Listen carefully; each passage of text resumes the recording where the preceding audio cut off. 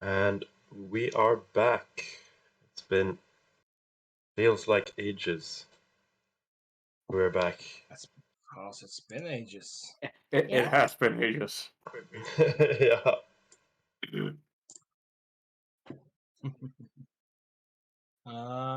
Right. I don't know even when the last time we played was. So it must have been like 2 months ago, it feels like. Yeah. Mm. Oh. I mean, You guys someone remember was where you suddenly are? busy with a new job. And was not only that, other people's had job-related stuff and other party stuff. I think we all had stuff. Turns out, guys, surprise, surprise, we do have a life, which is more than I was expecting, considering a hobby. So, hype, guys. Let's focus on getting some hype up because, as far as I know, you guys are heading into a big fight. You're heading into a showdown with like this huge mastermind that's been pulling stuff and moving stuff around, and you've invaded like the spaceship that he's on. You're on the moon. It's turning into quite something, I believe. How are you guys feeling about it? Where are you at? Well, let's go splatter some brain. Whoa. I should have pointed at somebody. Alistair. Yeah, as I remember, we were heading into a pretty big fight, but we did at least give ourselves the advantage of destroying what did we like? There was like one thing we managed to sneak in and kill or like destroy before the start. Yeah, right behind you guys, you noticed that there was a field of anti-magic in Right, the yes. entrance to this dome, but you managed to take that one out. Yeah. So You don't have that. I'm worried to say the least, based on what we saw last time. That's going to be very difficult. That's for sure. Yeah.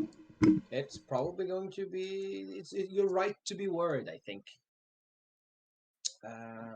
Yeah. Rune, your thoughts and feelings.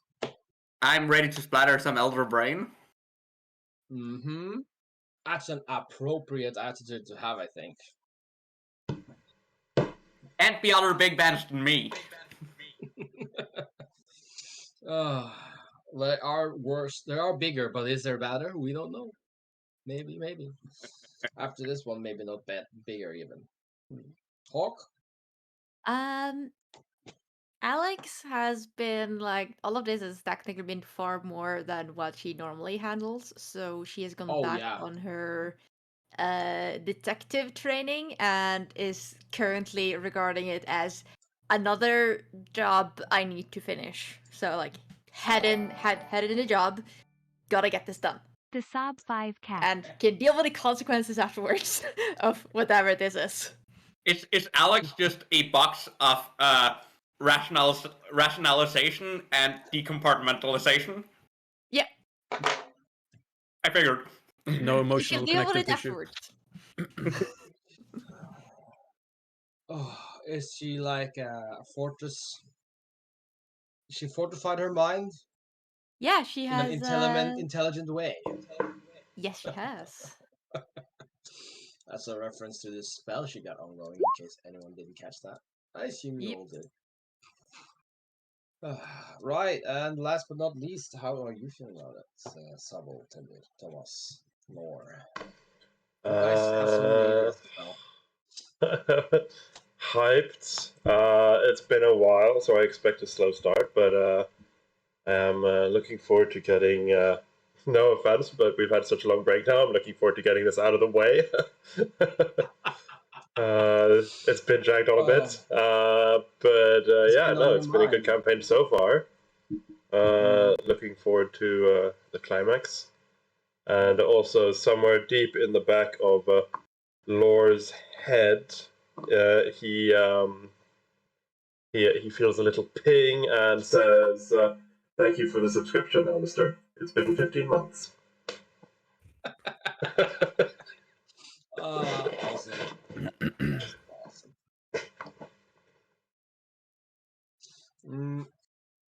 So, Yeah, so I mean that was a real sports commentary review of it, and I love it because this is heading into some activity.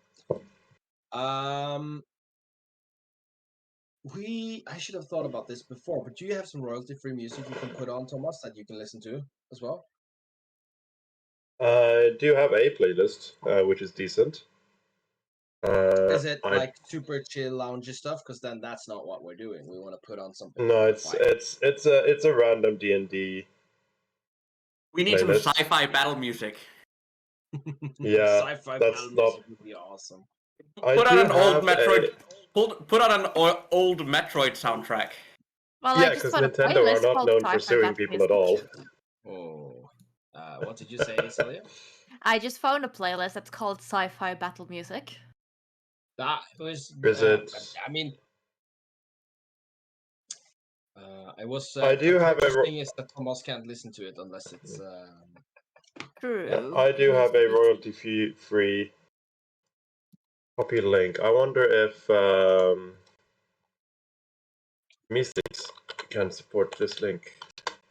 This is the one I found, though. So I'm just listening to the music from the game Guardians of the Galaxy. Jesus Christ, Suicide Mission is what you're starting with, Cecilia, and your link there. That's interesting. well, I don't know if it's fitting or not. You tell me. This is true. This is true. Okay. I think I should join you guys on the page you're on. So, together with us, we have, as always, the brave and intrepid detective Alex, right? Hello? Hello. Played by Celia. We have the On the brutal, yeah. but also dainty Iris Serge Sayonara. Hello. We have the ever-shifting, all unknowing Insomi. Hi. And we have, last but not least, we have the stranger from a different world. Lore. Greetings and salutations.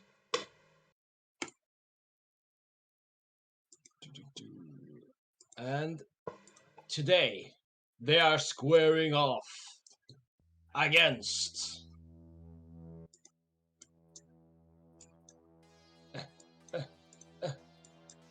Oh, my map is frozen. God damn it.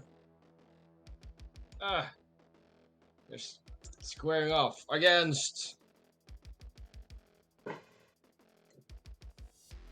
the Quella Razalar. The Quella Raz. Oh, I could the first time. I can't do more than It one. literally says at the bottom, Quella, oh screw it, big brain. The way the things are floating in the background is reminding me of Death Stranding. Mm-hmm. Yeah. That's what they do. They levitate around. Because can't be asked with walking. Lazy fucking mind flayers. Walking with the power of their mind. And the first point of order is to roll for initiative. Remember to select your tokens. God. Roll 20 is so unusual for me. I'm waiting to see the dice flit across the screen like in Foundry, and I'm like, oh. Gotten addicted to the dopamine. I see someone has written down, remember sneak attack, thank you.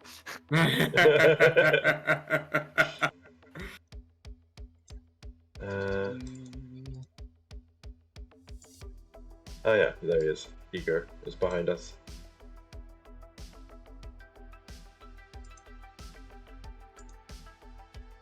I see you finally gotten a size appropriate token for the robot. Oh yeah. Yeah, technically it can be 2 sizes, so it does fit now. I think I specifically. Oh wait, I have advantage. Hang on, have I set that up? I resized him now cool. just before we started. Thank you.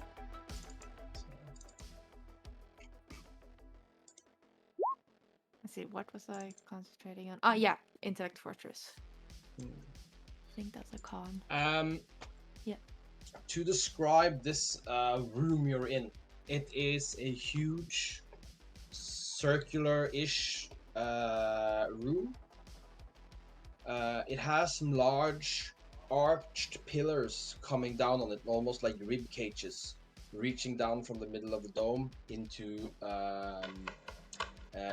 the floor. On the side of the room, there's some raised areas that looks down into the central pit. There is a number of what looks to be basins that contain some sort of liquid. The largest of them being in the back, where you can spot a huge pulsating brain mass with tentacles gliding across its surface. There's also a number of gith around the pool that seem to be not armed and giving it a gentle massage. Ah.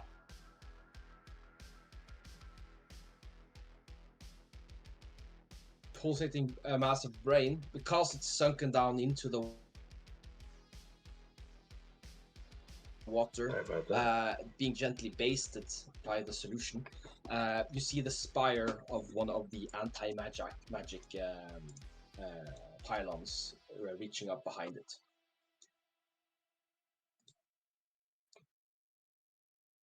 Well, for once, we don't need additional pylons. We need less. Destroy the additional pylons.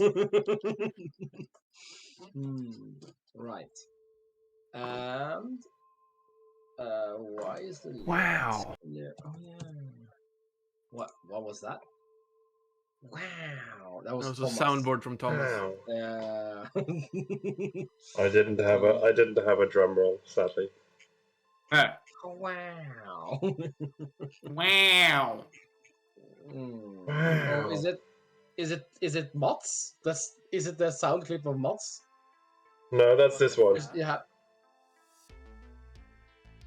Those are very quiet, I realized.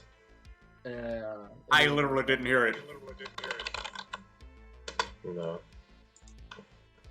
It's not important. I can fix it. And if I don't What the remember fuck? incorrectly, there it is. What the fuck? You guys are walking into this place, trying to be sneaky, but you're fighting an intelligence that can sense the very presence of your psionic waves. And throwing all caution to the wind, Iris, you reach into your pockets and you pull out a flash grenade, arming yourself and getting ready to throw it while shouting something epic. But it's not your turn yet. And Something so, epic! you're on the draw. Well, you have time to think about something epic. So, two things. One, I'm shedding bright and dim light. Also can't read my mind. Oh, yeah. And there's no idea where you are, except the fact that it can see you, because you're shedding bright and dim light. With what eyes? I am also invisible. How are you What getting ocular like lenses this does this brain have? I'm invisible but shedding light. Is it like a random spot on the ground that's just light? No, there's just six small stars. I mean, circling isn't an empty invisibility piece the of lack of space. light emission? I mean, should you be emitting light? No. He's clearly emitting light. It's just nothing. Inbounding light doesn't reflect off in Somi. This is.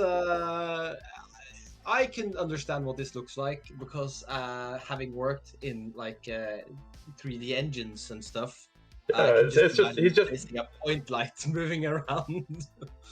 Exactly. Small point Obvious light, but source. yes. Yeah, there's no obvious source of this light at all. But yeah, it's you moved up over there. Yeah. And then. Oops. Oh, you look horrible, by the way. You have your horrible visage active. I am in dread shape, yes. Mm-hmm. Hey, can you add the actual emitting light? Because to him? yes, that would be very helpful for the human. I might The be two able to auras do that. I've added are. I will see what I can do. Just give me a quick moment. Let's see. GM notes, dynamic lighting. You have, but you also emit bright light. What was the distance of your bright light? I think it's 30 feet of bright and 60 feet of dim. So 30-30.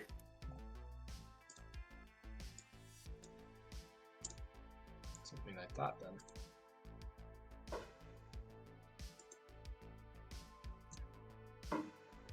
I think that should have done it, Alex. Yep, I can see it. Yep. It lights up this place pretty well, so that's pretty good. It does light up this place pretty well. Also, I can see something right there, and I don't need to be able to see more of it. Because spell sniper. Spell sniper, yes. So I'm gonna chuck some shit at it. Mm-hmm.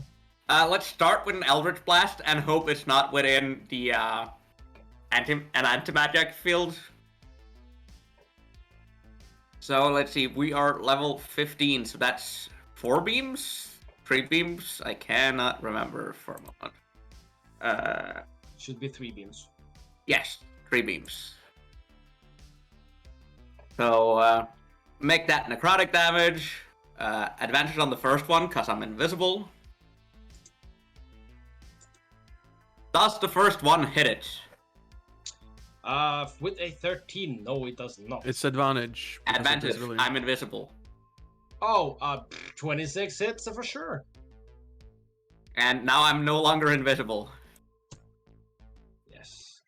That was, I just set its health to be the damage dealt. I hate when I do that.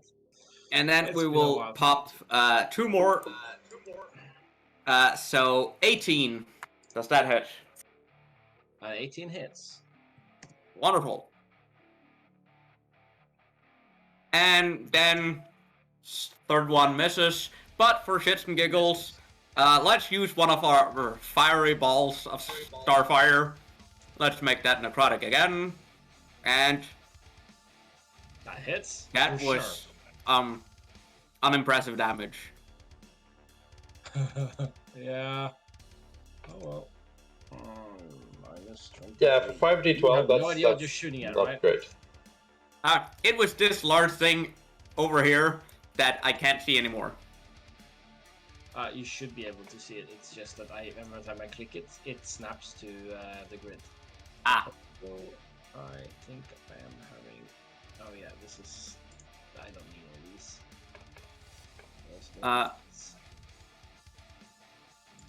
And after having done all of that, I will take the last 10 steps of my movement and move back behind the pillar again. Also, I would like it to take a wisdom saving throw and see if it gets scared of me. Sure. DC 19.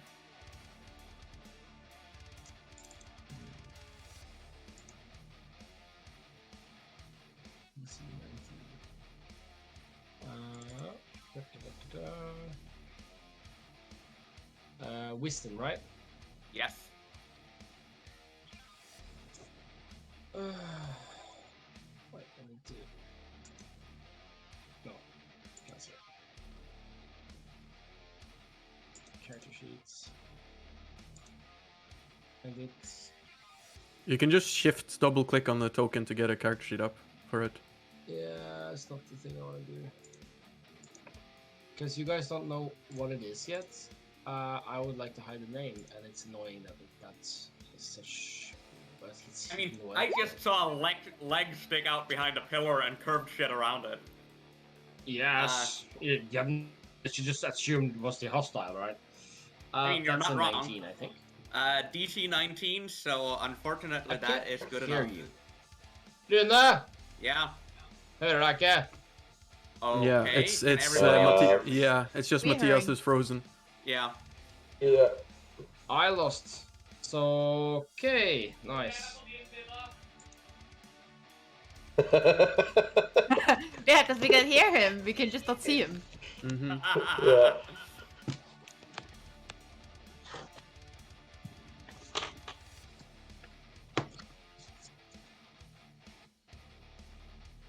Bye. Matthias turned very chesty for a moment there. Hmm.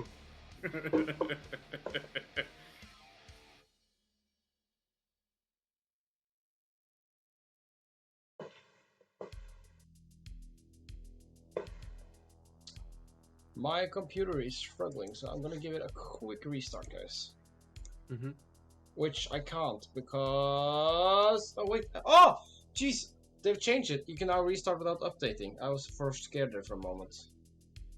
Wonderful. My computer Have you always been able to do that? No. Yeah. Yeah, you have. Yeah.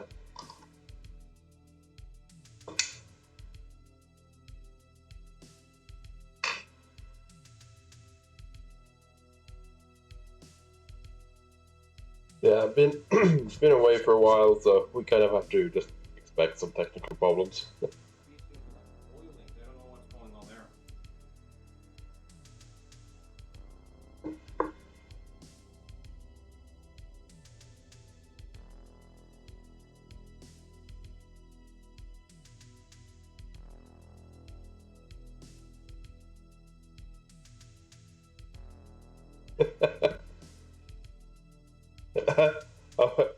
I was gonna say, like, if it was a problem with his mic, at least he could just shout really loud and we'd hear him through doing that. They should be able to hear you now. Yeah.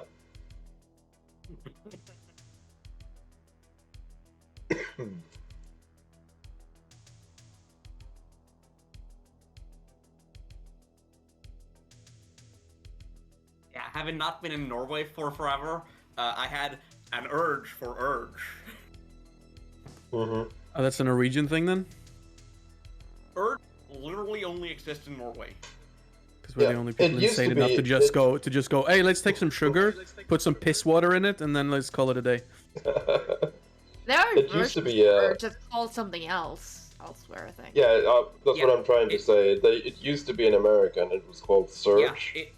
Yeah, it used to be called Surge, and then it came to, I think it came to Canada, Ireland, and Norway for a brief moment as well. And everybody but Norway hated it. But Norwegians was so angry when it stopped being produced that they re-released it as Urge in Norway only. Oh. Wow. Yeah. Hmm. And it looked like Matthias's PC is running again, so we should be back on track in a moment. Yay! You cannot see me putting my hands in the air because you can only see a head. I'm a disembodied head, so you know. You are a Limited disembodied expression. head. Yes, I am. You fucking crazy person. I am a floating head in space with galaxy eyes. So I hope you guys can't hear my fans. My fans on max. My computer's really hot for some reason, and it shouldn't be. So it's struggling a little bit, I think. Is it? It's a laptop, right? It's a laptop. Yeah. Well, maybe stop using that tab then. Motherfuckers can't but overheat. I'm using a laptop. I'm fine. Yeah, it's a bit of an outdated notion, and it's also quite elitist. I don't want any of that in my game, sir. You can just wait. You're still a player. I still want to play with you. I just realized. All right. Bye. No! I'll take my desktop computer and go bye bye. No, you can't. It's not mobile. No. Foiled by my laptop only is weakness. Definitely not happy with the amount of shit I have opened right now. Right.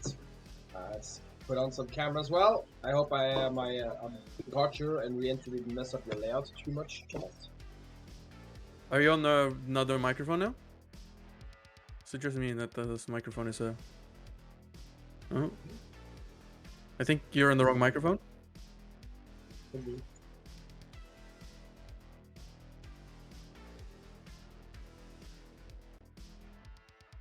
a good point. I don't actually think I have the... Been on the wrong microphone the whole time, so... Well, that's why we always thought it was weird. You said anything? We did! I said it when I first joined. Oh, didn't realize you said it. It's, Is it better now? A bunch of static. now there's a bunch of static as if the cable isn't in properly or something. Oh, don't know about that. Now I can't hear you at all. So whatever you just touched was correctly identified as the problem and then managed to complete its coup of your audio signals. Problem was exasperated. There is no sound.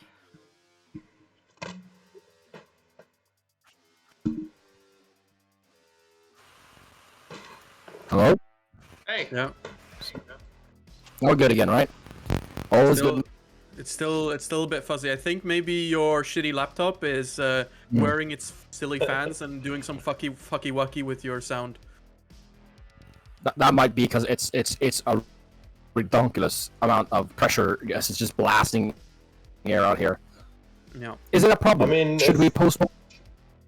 I couldn't hear the last part because you cut out. Because I think you have some software that is trying to stop. Is it better now? Yes. Yes. Yeah. This works then. Yeah. I mean, it's the previous since we version- played. It's The previous voice would have been good if you were playing a robot, because it was very robot-y. No, because you'd cut out words too. That's a problem. you're fighting the cyber elder brain. Yeah. Now your voice is good. Yeah, good. I'm going back to watching you guys down there with the game up there. Right, I believe, and Somi, you've moved. You've taken a main action, and you've also taken a bonus action. Correct. I have no more to do. Then the whole ship trembles, or the structure trembles, as the Elder Brain takes a layer action. This is a fun fact. I think it's the first time I've played a boss with layer actions properly. It is going to... It has shit for... Brains? Shit for brains? Come on, No, say it doesn't have Say shit it. yeah. What's the range of that?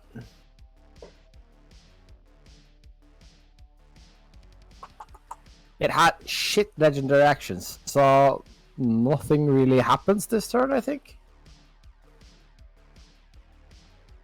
Well, nothing happens. Lair actions, Moves you on. mean? You can tell the Elder Brain that I promise to come Oh, closer yeah, if layer it takes down action. the anti-magic field. Never mind. There's a layer action going on. It's just where. Wait. I wrote those down. Where is that? There it is. Aha! Yes.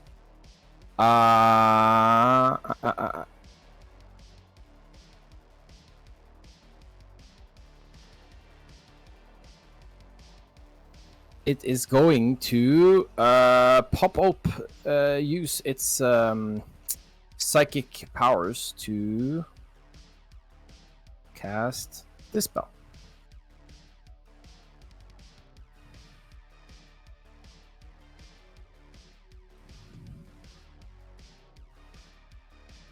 FYI, I can see invisible. Oh. Now you know. Where's the wall coming up though? The wall is coming up. That's why I was It's asking. an invisible because wall, of course, so only Laura can see it. hence Oh why I yeah, pointed it's that an out. invisible. Yes, huh? Right now I wish I could set visible too. Mhm. Um.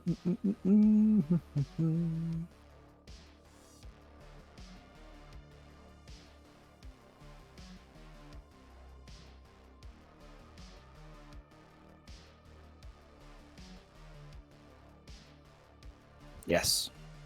I will say that lore. You notice that a shimmering wall appears in front of the elder brain about midway down the room.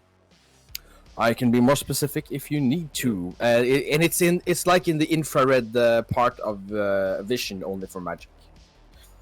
It's because that's why you can see it. Something like this. Yeah, that's what I gathered. And the rest of you can't see that wall.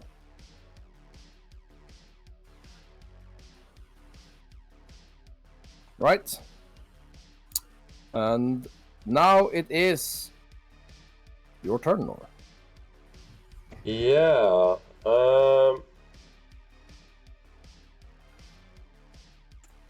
Lore is going to...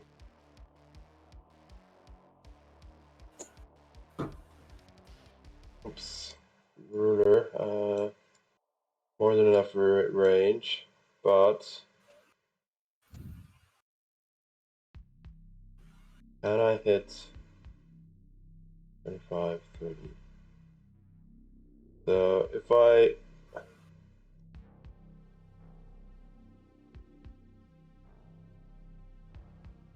Damn it, I can't get... Okay, so I am going to use a spell and pick down here, so it hits the brain, and to the left to Gith. Remember the anti-magic. We know that those things are anti-magic fields. True. I'm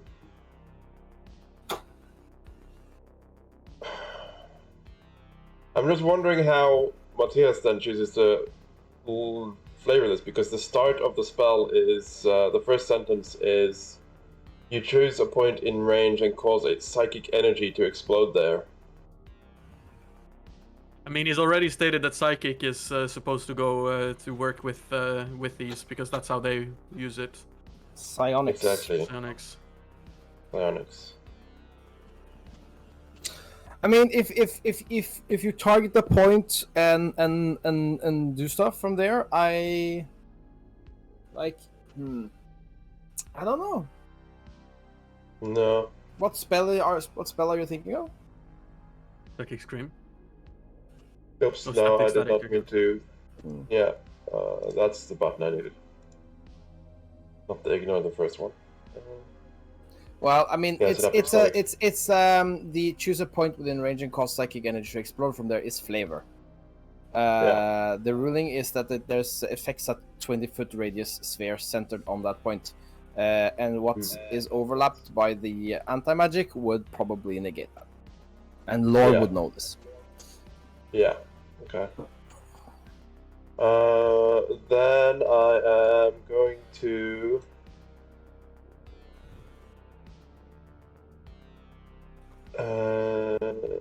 let's see, see invisibility is not concentration. My blue concentration is my construct, which I do want to keep. So I will move there and use my take cover action. A cover action? action? Yeah? Isn't that an What? action? No, this isn't Pathfinder. You just go behind the cover. Dodge, then? Dodge, yes. Dodge is... yeah. Where's his movement? 30 feet. I can't actually see him, but I managed to find his cursor. He is going to move there. And that is my turn. And he's going to yell to Alex, or not yell, because he's very common. Calm boy. He's going to say, I need you to take out that pylon. That was my plan. And I give you like a stern nod. That's my turn. Yeah. Question for the DM. Yeah. The purple anti-magic tower pylon thing. Yeah. Can I see it from behind the brain? Yeah. From where? You can see it. You can see it. It's a difficult shot because you have to curve the bullets almost. I said, but it's a very difficult shot. Yes. Okay. Then I will move with my bot because to a point where it's. I'll give you a hint. You can see it. Okay. I can see it. I don't know about the wall. So I will have my bot try and do if it does seem like I can hit the weak point, I will take a shot. Normally you have to do an analysis for that. Yeah, but I have shot one of these before. Alright, okay. The one outside, I was the one that figured that one out. Mm-hmm. Does this one look like the same, DM? Yes, it looks exactly the same. Then I will try and shoot it. And I'm gonna roll a Eldritch Blast, but it's not the Eldritch Blast. 24. And I'm shooting it with my bot, and my bot is Show of Force, which is not a physical attack, it's a force. Does that go through the wall? Let's see. The wall is an invisible wall of force. It can be free floating, resting, so. Nothing can physically pass through the wall. It's immune to all damage and can't be dispelled. Yeah, I don't know. Like, I'm doing what Alex would do because she's not aware of the wall. So I'm just pointing out it's force damage. No. So what you see is that a blast, the bolt flies forward, and it would have. You feel good about it, and then it just splatters across, and something that just halts its movement. Right about there. Okay. Does Iris see that? For a moment, you see the whole wall section shimmer into existence and then out again as the energy is being dispersed. Alright. Okay. Then I will. That was my bonus action, so I'm gonna use my action to first move. I'm moving up the stairs. There. And then I'm going to continue because I feel like I need a better. I start, but I see something on the edge of the pillar. And I stop. Because I see something. Yeah. You see a brown foot belonging to a creature that is probably 3 or 4 times your size. It looks to be wearing some sort of like an armed boot or carapace. Well, ain't that just nice? Yep, yeah, okay, so I do see it. I will then, I have that was my movement. I said action, but I meant movement, so I have my action left. And, I do not want to get closer to that freaking thing.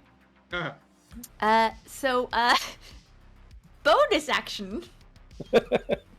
You've used the bonus action. I used my bonus action. I can't do this thing I wanted to do. Okay, that's a problem. Action. Oh, I do not have a good way of knowing. Okay, action dodge, because I am a rogue. So with all the dodges, this can fucking start. Action what an dodge. alpha, guys. I can't do anything. There are multiple enemies outside of this anti-magic zone. Yeah, because I can't hit it, I think, because it's too. Oh yeah. So Alex, you sprint in, and then you see the foot, and then you kind of like a pivot, and are on high alert to just like not get attacked. You get it. Okay, Iris, I believe we left you there, about to say something awesome. Well, now I'm wondering here, because are you gonna make me actually have to do my full turn doing that? No. I mean, it's if you want to throw it, that's an attack, I guess. Yeah, that's an attack with a weapon. No, if that was supposed to be the opener of the ambush. If this doesn't, this is not an ambush. This is not. You assumed you ever had the element of surprise. Yeah, but I mean, it's just weird continuity in my head. All my buddies just going around like having started without me. I'm like some slow-mo pulling a pin to like fucking do the opener. So guys are just walking around like, but I mean, this is like in the story of D&D. This is all happening pretty much instantaneously. You go in, you start throwing that, a wall of force get raised up. Your friends flank out on the side behind you. Like it's all in the story of the moment. The wall of force is gonna stop it. It's gonna stop it anyways.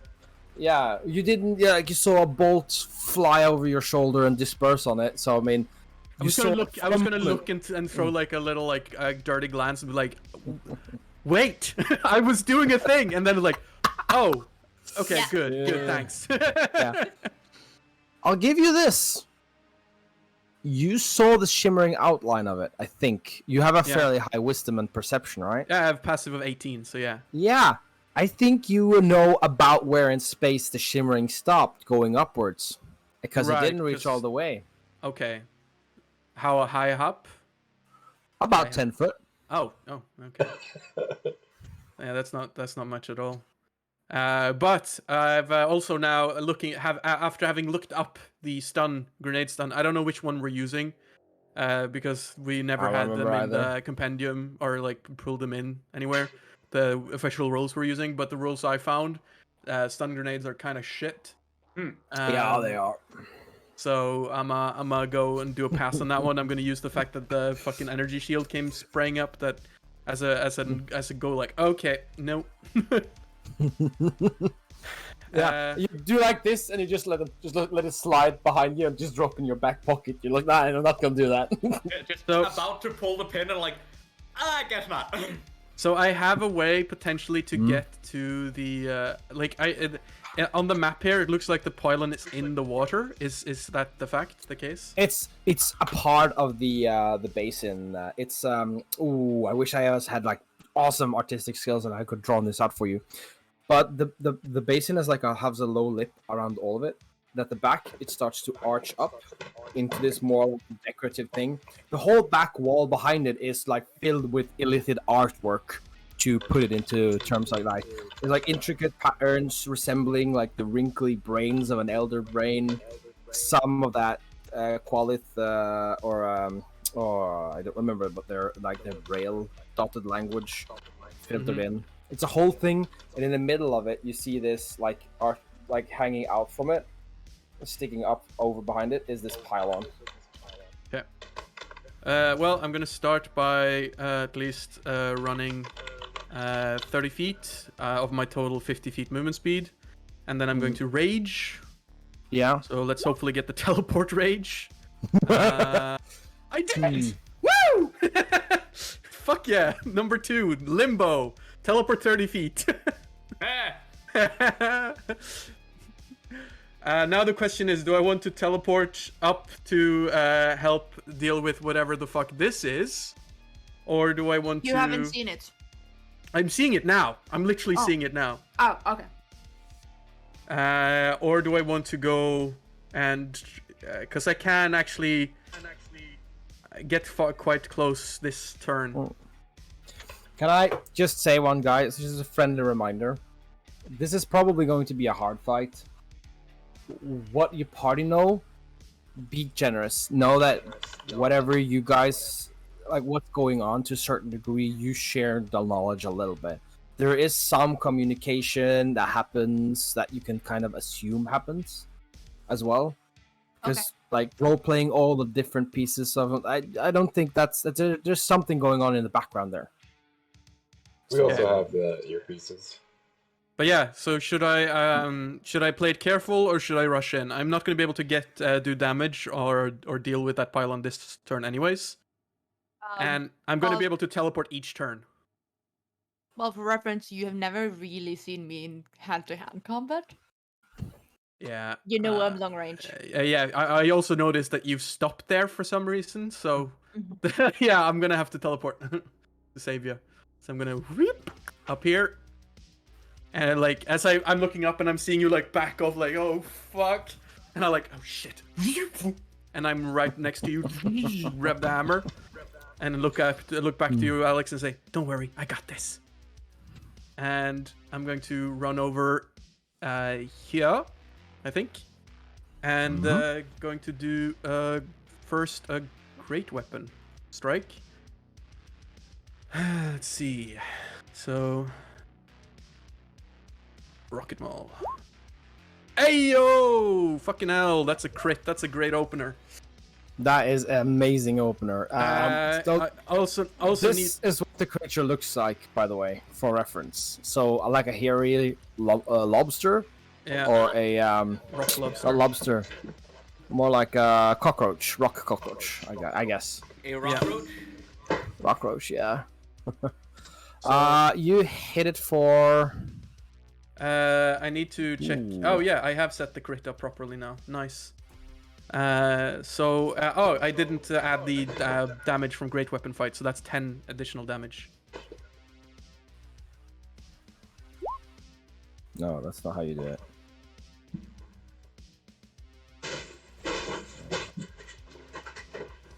$38. Yeah. That is a lot. As you just crack on it. And it's going to be shoved 5 feet. Awesome. Because of my actually, not just shoved. Because I crit, it also has attack rolls against that creature are made with advantage until the start of my next turn. Damn, that's on you to remember, but that's pretty good. Which direction do you want it to move? Down. Quick there? question. It's probably not going to get all the way down because it's a big boy and it's probably gets a chance of getting onto five feet is that. So you do show it over, and it kind of like steps back and it falls down and skids down, and now it's like just eye height. It's. And I'm gonna move one step closer and hit it again, and now with advantage. Yeah, the height difference isn't that great. It's like 5 feet, 7 feet, something like that. It's not much. Okay. Quick question: would you say this is what it looks like? Hard to say, but yes, that is what I said. Just the size is a bit off. So 25 to hit. Jesus Christ! Yeah, you keep bashing into it. Yeah. If you do also for 25 great weapon, damage. Yeah, is great weapon on now? Yeah, now it's on. Jesus Christ, and that just nets you -2 because of modifiers. Jesus Christ. Yep. That is another negative 25 damage. Jesus Christ. And that's my turn. Yeah. Lobster boy not looking good. I mean, both the lobster boys got a fair whomping.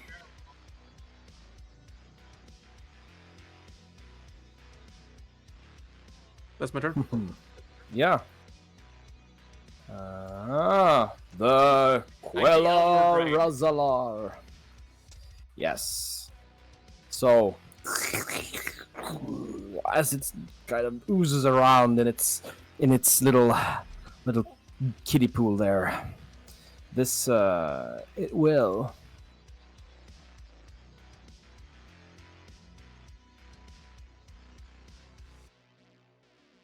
Oh yeah, that's true. Cool. It is going to use. Are you within 60 feet of it? I wonder. Yes, you are. Oh no. It is going to use Mind Blast on you.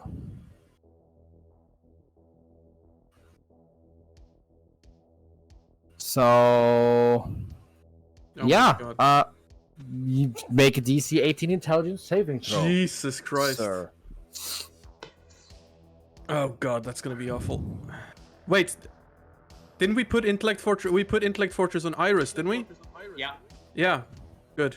So I have advantage on this. Yes, it literally says for Iris. Yeah.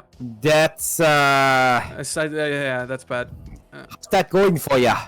But I mean, I'm resistant to psychic damage as well, so that's nice, at least. Yes. Are you resistant to being stunned? No, I'm not. No. Of course, this doesn't actually have the.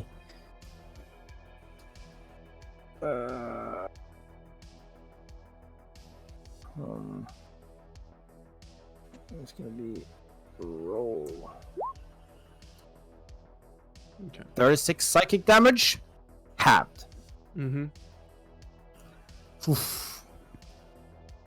Put this on a bear or a totem barbarian, and they are actually resistant to everything. That's pretty awesome. Yeah. I kind of forgot that I put it on Iris and not myself. It's probably a good idea though. It does specifically says Yeah. intellect force for Iris. Yeah, absolutely. I just forgot. Yeah. Yeah, because I'm the most vulnerable on that shit, as we've seen. You also have bolstering magic enabled in Longstrider, I think, Mats. Whatever Yes. that means for her. Doesn't mean anything for this intellect save. No. And right, I'm just gonna leave all those reminders in the middle here, and we can just have them conveniently somewhere where I can see them at least. I think you can too. Is there anything more it wants to do? It has the brain snake. Blah, blah, blah, blah, blah, blah. It does mind blast. Da, da, da, da, da, da, da, da. Just tentacles action. Yeah, some of their actions. That's okay. That's so interesting. Oh yes, it's of course going to speak into your stunned mind, Iris.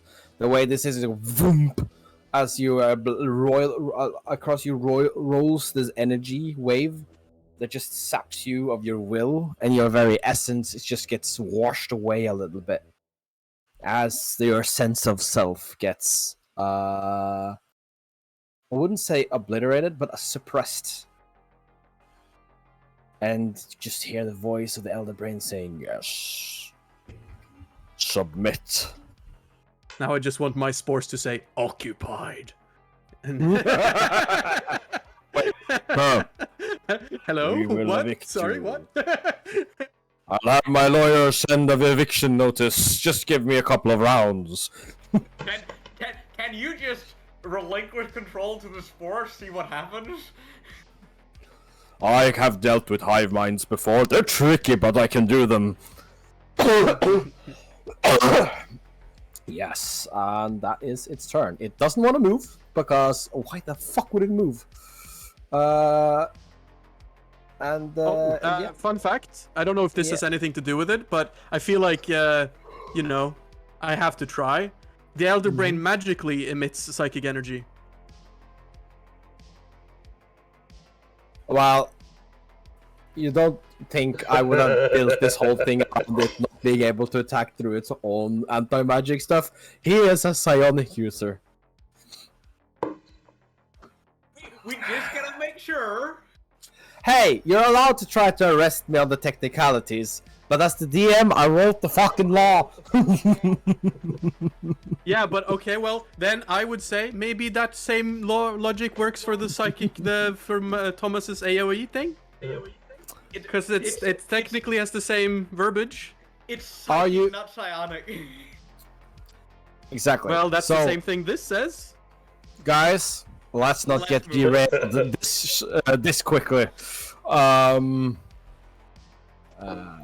mean, give us something. This is clearly a difficult fight. It is a difficult fight. I've given you something. This isn't it. Oh no. It is this guy over here. Saying this guy over here doesn't tell us anything. Yes, I realized that. I tried to ping that. There we are. This guy here, he will run his full movement. And I guess he will sprint. because that's what he does. Because you are annoyingly just out of reach of his walking. So he sprints around there. Perfectly planned. Yeah, and kind of crouches in front of you. He doesn't stop but you know, the fluid motion of the moment. He is about to crest the platform and come crashing down into you and Somi.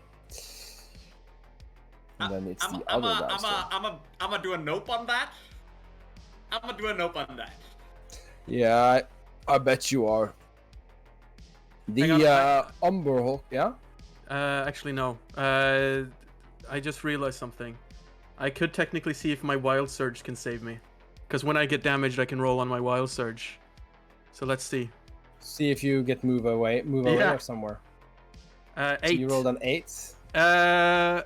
Okay, so this Umber Hulk now needs to take a con save, I guess. or be 1d6 blinded.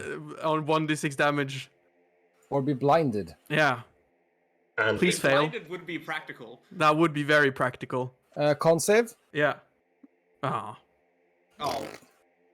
Yeah, you just like plinks off his armor, and he looks at you like, dude, I'm an underground creature. I have blind sense. And he cries up next to you, trying to swipe at you.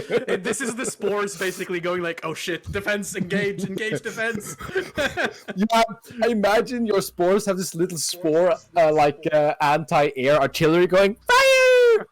I imagine tiny spores on top of Iris just hammering on Iris from the top. Evasive maneuvers!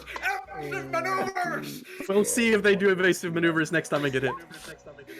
28 critical. That should hit you, right? Yeah. So half of that. You take 9 plus 8 and half it because you're raging. I don't think an 11 hits you, does it? Nope. And then the mandibles come crashing down. Oh, hang on. When I get hit, let's get another one. Is that every fucking time? Hang on. It's not once per round or it turn might or actually something? it might be once per turn. So never mind. Let me read. Yeah. Feel free to update us later. No, it's a reaction. So yeah, once. Yeah. And then you also take 14 slashing from the mandibles. Yep.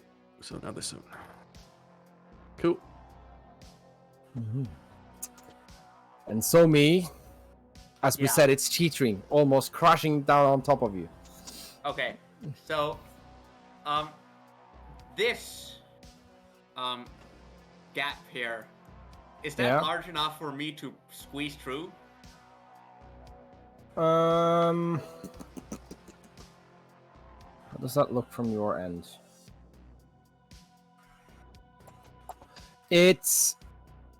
I would say no, and I'll just quickly post in our group what it looks from on the DM side, and maybe you'll understand why.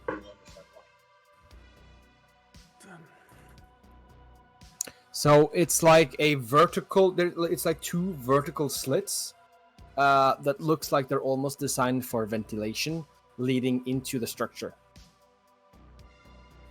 So they're each of them are about, I'd say, 5 or 6 inches wide, but there are 2 of them. It's not 1. By the way, quick retcon. I couldn't have done the reaction anyways because I'm apparently incapacitated when you're stunned. So, Right. Well, that's no for reactions. what it's worth, you still have the teleport then. Yeah, true. That's not a bad thing. You have the teleport, I think. Yeah. Cool. Yeah. Continue. Somebody should cure your stun. I don't know if that's How do possible. we do that? I don't know. How can you guys? Restoration, I would like to remind you this is D&D. We are open for creative uses of skills, so there might be ways that I haven't thought of. I'll leave that up to you.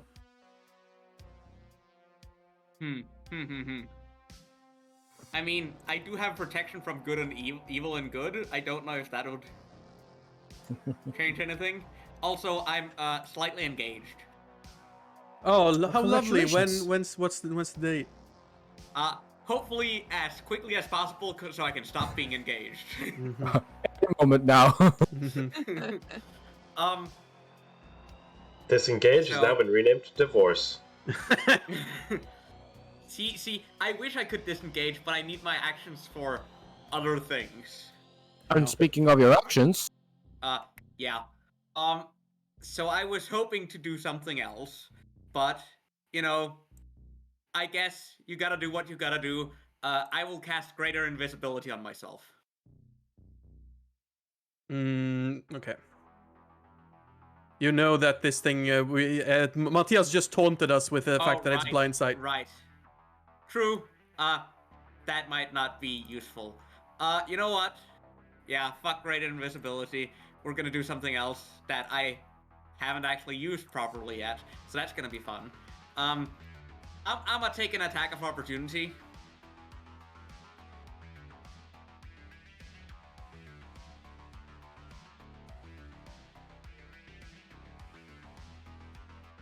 Yeah, roll damage on that.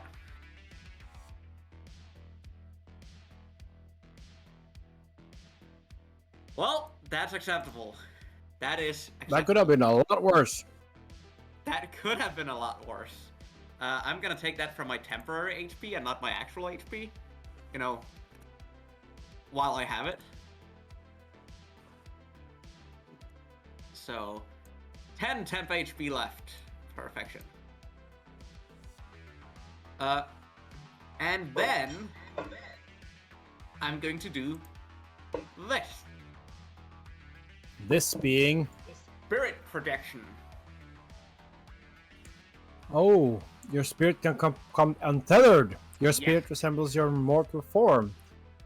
You gain a lot of benefits. I'm not gonna read all of that. You let me know what's relevant and when. Well, so I fly. I have resistance to all physical damage. Don't give a shit about it being magical or not. I don't need materials or verbal somatic components for necromancy conjuration spells. And I regain health whenever I kill something, whenever I shoot something. Also, I can move through walls. You are ghost walking. Yeah. Also, my body drops limp on the floor, and it looks like it's dead. Are you invisible as well? No. My body's lying there like it's dead.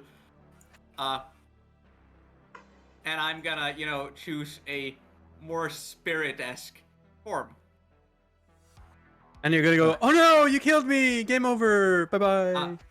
And then with the spirit form, I'm going to move over here. And then I'm gonna blast this shit in the fucking face with one of my fireballs.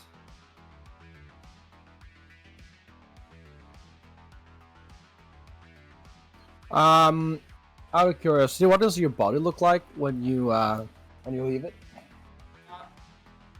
Probably the same, right?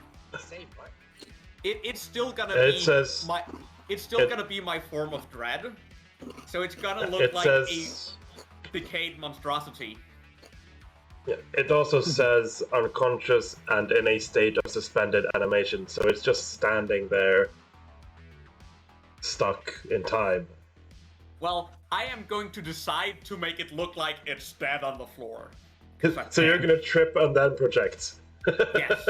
I'm gonna just splatter and project, and then the spirit's gonna fly out from where I just ran and do a necrotic star in the face of this piece of shit. Right. Okay. What did you do? Crown of Stars? Yes. You should. Necrotic damage. Yes. I'm going to allow this because I think it's clearly part of the intention that the Crown of Stars follows your spirit and not your body. But that is a strange interaction. Yeah, that clearly hits, and it takes a whole bunch of necrotic. Minus 32. 34. 34? Oh. Yeah, it's still standing. As you blast dark light, right, as it washes over its carapace. Yeah, I think that's your turn, if I'm not mistaken, right? That is all the things I can do.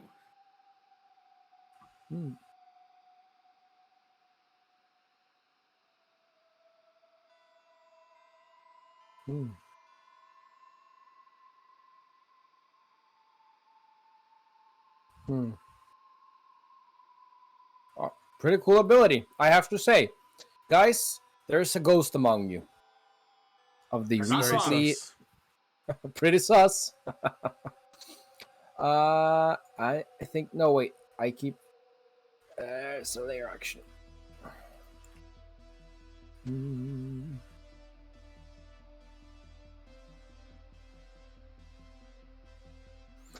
Yes. So, can sense within 120 feet of it. Like, who is within 120 feet? That is almost everybody. Lore. Right? Yeah. Also, no, you know, just Alex. Yeah. You feel an oppressive feeling bearing down on you, and you have to make a DC 18 Charisma saving throw. Or be unable to move from your current space. Okay. Charisma saving throw. Which is not something I'm good at. No. What did you say was happening? In place. You You're rooted. cannot move. You can move, you just can't move from your current location. At the end of your turns, you can repeat the saving throw to end the effect. She has to roll a 19 or 20 to save. Oh boy. No, I need to roll 20 because I have a -1. No, 19. DC 18. Yeah, but I have a -1 in my... Yeah, I know. That's why 19 minus 1 is 18. We can deal with that when it comes. Lore, your turn. Yeah. Fun fact as well about that spirit projection of Musomi. The spirit doesn't have your equipment, so you are technically targetable by mind spells now. And also, you cannot hear the earpiece. Well, my body and my spirits have the same statistics, so I would assume that the mind protection being on my body affects my spirit. Any damage or other effects that apply to your spirit or physical body affects the other. Yeah. So yes, while the ring of non-detection affects your body, it does affect your spirit. But you can't use your equipment, and I think to activate or deactivate or interact with the earpiece, that would be using equipment. Agreed. That's not how I would rule it, but we can move on. Right, yeah. I can probably move on. Good. Yeah. Because game statistics and possessions are not the same. But anyway, moving on. Laura is going to say through the headset that it looks like Nozomi has fallen, but replicated into a spirit of some sort. As Laura is updating the party on the situation and not knowing that Nozomi is not dead. Laura is going to... I mean, we're running out of spell slots. He needs to save spell slots for the brain, so he is gonna try and... What's the range on this? Infest the Umber Hulk you can see, 30 foot. Ah, damn it, he needs to get closer for that. He is going to hold an action. If the Ember Hulk gets within 30 feet, he is going to cast Infestation. Okay. And then as awesome. a bonus action, I'm going to move. Before you commit to that action, I would like to remind you, as your friendly DM, concentrate. Holding an action to cast a spell requires concentration, even though it's a cantrip. True. Fine, he's not going to do that. He is going to... Moving and doing something can be part of the same reaction, so if you want to order your he's summon gonna or move yourself... After... My summon is a bonus action, not an action. He's going to move after Alex. There. Still not really have any good range. How far is he gone? 20. He can move one more. This one is also not. No, that one is exactly in range. Okay, so he's going to infest that one instead. The one next to Iris. Mm.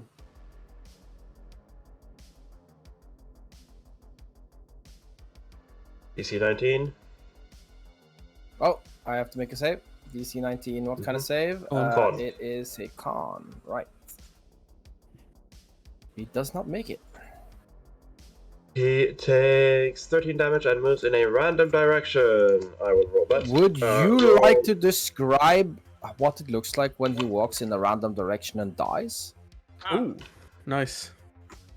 I want to know which direction he goes first. 5 is a... Oh no, it's D4. Can I have can I suggest how this looks? Something to how this looks? He walks south. Yeah. Sure. So he's gonna jump off. Like he's gonna look like. It's gonna look like little bugs are crawling out through the carapace, and it's gonna be like scratching and clawing as it like steps back off the balcony. Because isn't that a balcony? Yeah, it's a ledge. Yeah. Because he's moving south, so he's gonna like jump, fall off, and splat. and ooh, of course, because this is the killing blow, it's like the Mummy movie where the scarabs just eat the flesh from inside the carapace. So it's a hollow husk that lands to the floor in the central area. You want to do anything else, Laura? Yeah, I want to move my bot. I'm just gonna move. No, I found him. He's gonna go after and defend, and that's my turn.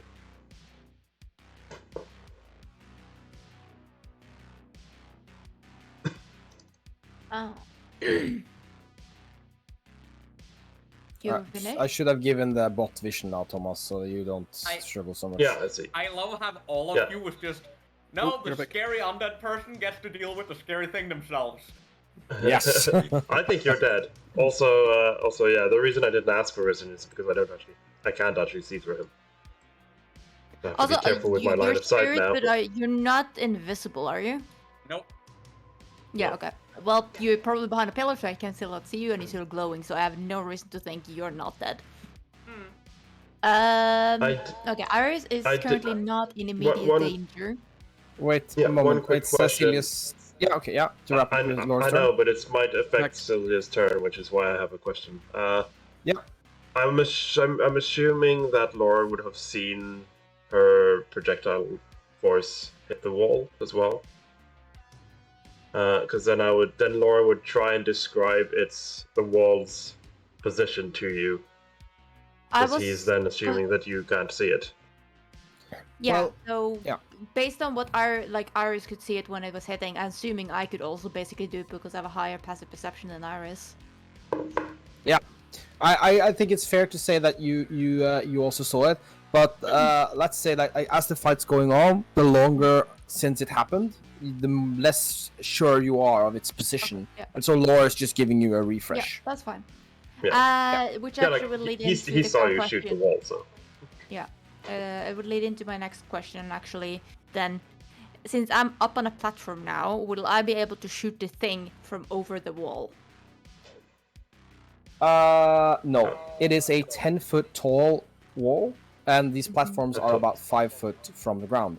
So that would be a no. That would be a no. Okay, I cannot fucking move. Because the thingy is making me stand still. Oh, that is not working the way I wanted it to. I'm going to let my little bot down. There. Because the bot isn't rooted in place. The bot is not rooted in place, and it can move 15 feet. Huh. Which is not a lot. But it's gonna go there. Yes? Was there a question? I'm not sure. I don't think we really heard what you said, Runa. I said anything helps. Oh, okay. I thought you said anything else, so I was a little bit confused. Ah.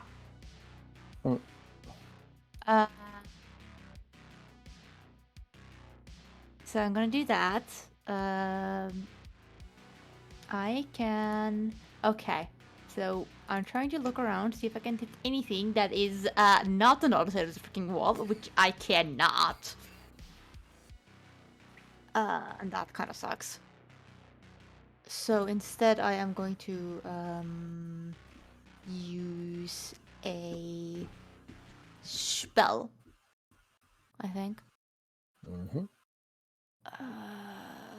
Freaking. No, I cannot. Dang it. Okay, take care wounds. Fuck, I can't do anything. I'm going to hold my action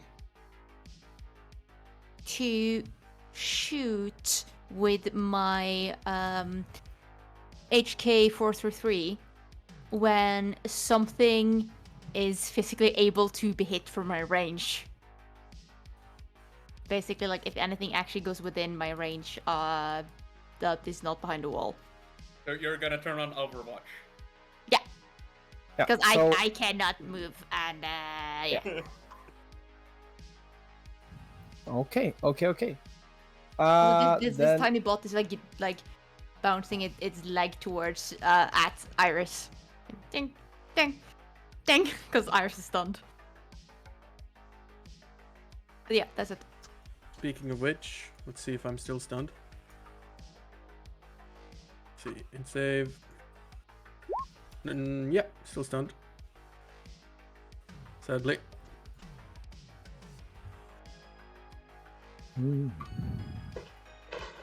That is a great sadness.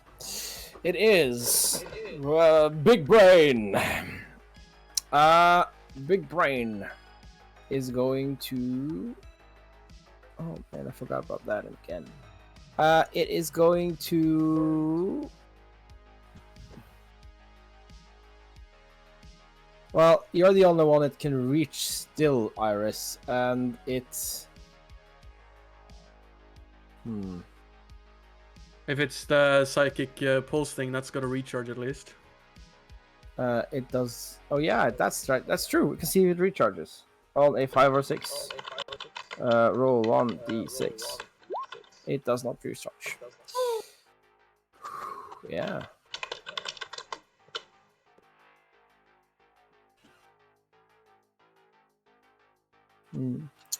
It is going to try to.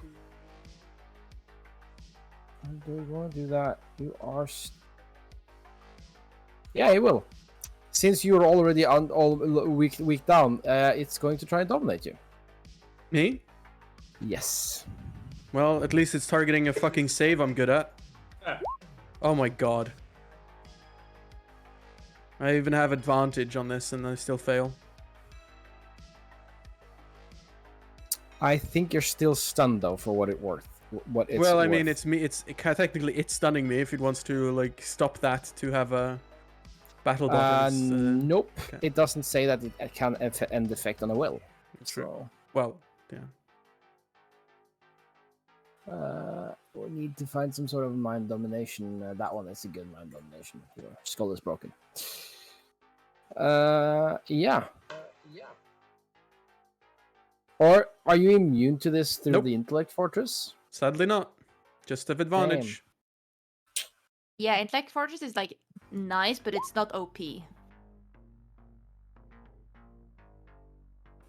I mean, Well, it is quite OP because it doesn't it's advantage on all like int, whiz, and charisma saves. My point is it's not the same thing that Nozomi has. It's not a counter, like what like your protection from good and evil is.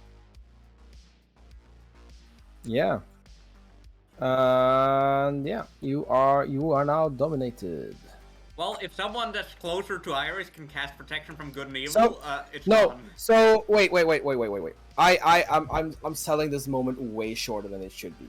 Iris, you are fighting this like this eldritch abomination together with your allies and friends, when suddenly you have a hard time understanding where you are or what is going on or who you are, basically. And then it all snaps back at you. You're alone. Your parents are not what was it? Yeah, your parents are gone in a way. You wanna prove yourself. You're angry. All around you, you see next to you is like a huge mushroom fruit going up from the ground. You're in a cave. It's full of bioluminescent. It's spores everywhere. In front of you are some of these horrible myconid creatures that you've decided to take on. Am I, instead of my hammer, do I have my baseball bat from way back in the day when I first went in? You have a baseball bat. You have been... And I'm looking down on myself and it's me in like the 90s, yes. just sort of like... It is the 90s. You're not back in the 90s. This is the 90s. Yeah. This is modern day, current time 90s. So all of the past was just the myconids fucking with me, whatever... The iris going to space to fight. Oh yes, you've and just all of a sudden now effects. I've been able to break their effects. Absolutely, you everything up until now was just a mindfuck by the myconids. That's probably, gotta say, that's probably the best dominate person kind of lore or like RP reasoning I've heard. Thanks. Great. So yeah, you're not just dominated, you are back in now the game. This makes me as a player able to justify doing things without being under strict control, so that's nice. Exactly. I would apologize, but that's what demands the story. Yeah, you would apologize, but you won't. Yeah. Yes, something along those lines. And then it is this guy who was crashing down. He will continue crashing down. Smash. What's his name? And he will walk over to this spirit and try and attack it. You are resistant to all sort of stuff, but we'll do this. So the second claw and the mandibles hit. Yes. The second claw and the mandibles. Yeah. I also realized that they have disability, so I believe you didn't start within your turn and were able to see it. We'll deal with that next time. We will deal with that from now on. It's on me as a DM. I should have remembered it. Half damage is rounded down or up? In D&D, it's rounded down. Wonderful. Yeah. Then this only takes my temporary HP. Nice. You're doing... I mean, I would say you're doing well, but you're just fighting your own little battle up in the corner there. Yes. And that ends its turn. Before it's your turn, the Elder Brain is going to make a legendary action. It is going to use Psychic Pulse. I think, right? I'm not being stupid. Yep. It has to have a psychic link to something. Oh yeah, it probably does to that thing. It has a psychic link to its minion. Yeah. And so this guy up over here, and Somi, is going to... Sploosh. Enemies of the Elder Brain, it's going to deal you 3d6 psychic damage. So that's 4. Rounded down? Question mark? I do not have resistance to psychic damage, only physical damage. Yes. And then it's your turn. Okay, wonderful. Do I need to do anything at the start of my turn? At the start of your turn, yes, because you are able to, when a creature starts its turn within 30 eyes, and you are, the Umber Hawk can magically force you to make a DC 15 Charisma saving throw unless the Umber Hawk is incapacitated. It chooses to do so. Okay. So, Charisma so saving throw. I have plus 11 on Charisma saving throw. It's gonna do this. Plus 11? That didn't work out too well for you. Mean you can still roll a 2. Yes. In the failed saving throw, the creature can't take reaction until the start of its next turn and rolls a d8 to determine what it does during that turn. On a 1 to 4, the creature does nothing. Right. Boom, boom, boom. Then it is a lair action, and the lair action it is going to take. He's gonna roll the see if it gets the thing back. Is that the lair? Is that it? When it's it? Oh, that's The lair. Yeah, the lair is its own thing. Yeah, I just couldn't remember if it was on the lair action or on the Elder Brain action.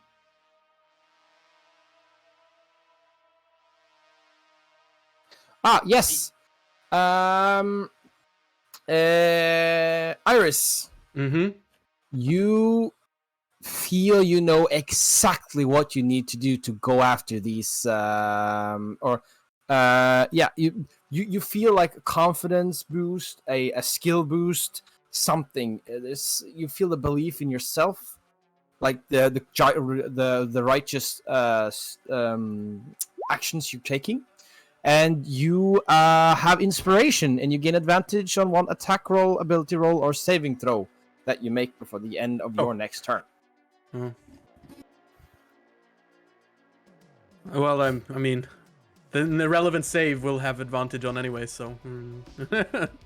Huh? Never Oh yeah, mind. you'll have save on the anyway. Yeah. Yeah. Well, But thank that's you, Daddy Brain.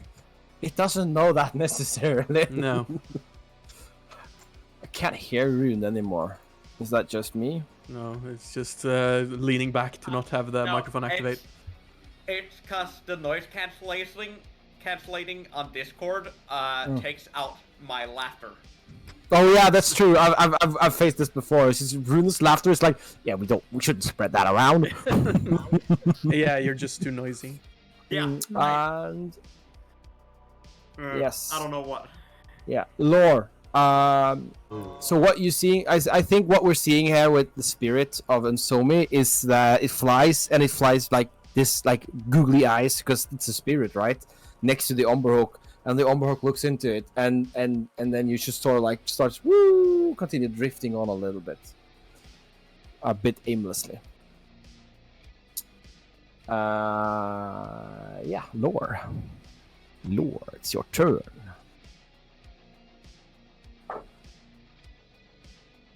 I think Lore is going to change concentration because the bot isn't really doing much now since there's not really that many melee attackers around. So Lore is you didn't communicate anything that you were doing, you just flopped on the floor. I know. Also, I can't see around the pillar, so I know that there is a Umberhawk there, but I think like Lore's priority now is to protect Alex and prepare for the pylon going down. You can also probably see that I have trouble moving. You can see can't also, do by the way, that anything the about that. wall isn't there. Now that you mention it, the wall isn't there.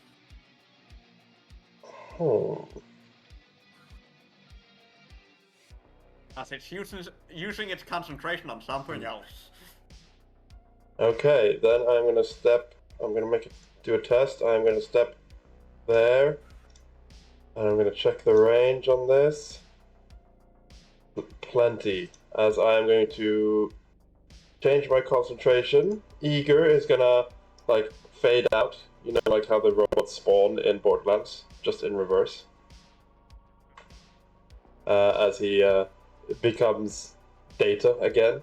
And I am going to cast Mouse Minute Meteors and fling one at the brain immediately.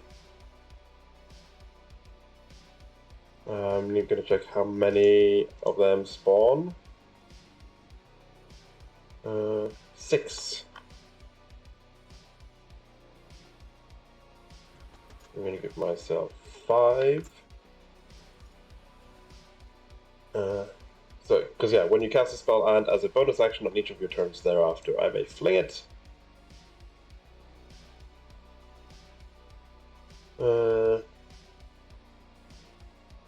Actually, yeah, higher casting increases the number of meteors by 2 for each slot. Do I want to... Means you'll have to maintain concentration for longer. That's true, but it's free damage. Yeah, I am going... Yeah. I am going to cast it as a 4th level, so I get 2 more spheres. Actually, it's not free damage. It's at the cost of a very much higher level spell. Yeah, or a boat, yeah. But still, free damage. Because I don't have any much damage on level 4. Then I have 7 left. And because I am upcasting it, I'm also going to change the damage type to electricity, because that's my theme. So if you have electric meteors floating around you, that's pretty cool. Yeah. They're like tiny little spark spheres. The damage doesn't increase though, so it's still the same. But yeah, Elder Brain has to take a dex save, assuming there's no wall. Yeah, so you want to fling a meteor at the Elder Brain? That is what I said, yes. Fine. You see a meteor go soaring across the room, and as it crosses this threshold, it winks out of its existence. Okay. Unless you think there's something you've done that should mean that didn't happen. No. Good. I might have misunderstood what the spell does, though. So I'm actually saying. No, I don't. From my. I think it's all correct. And then my remaining movement, I'm going to step behind the pillar again. Bonus action this turn.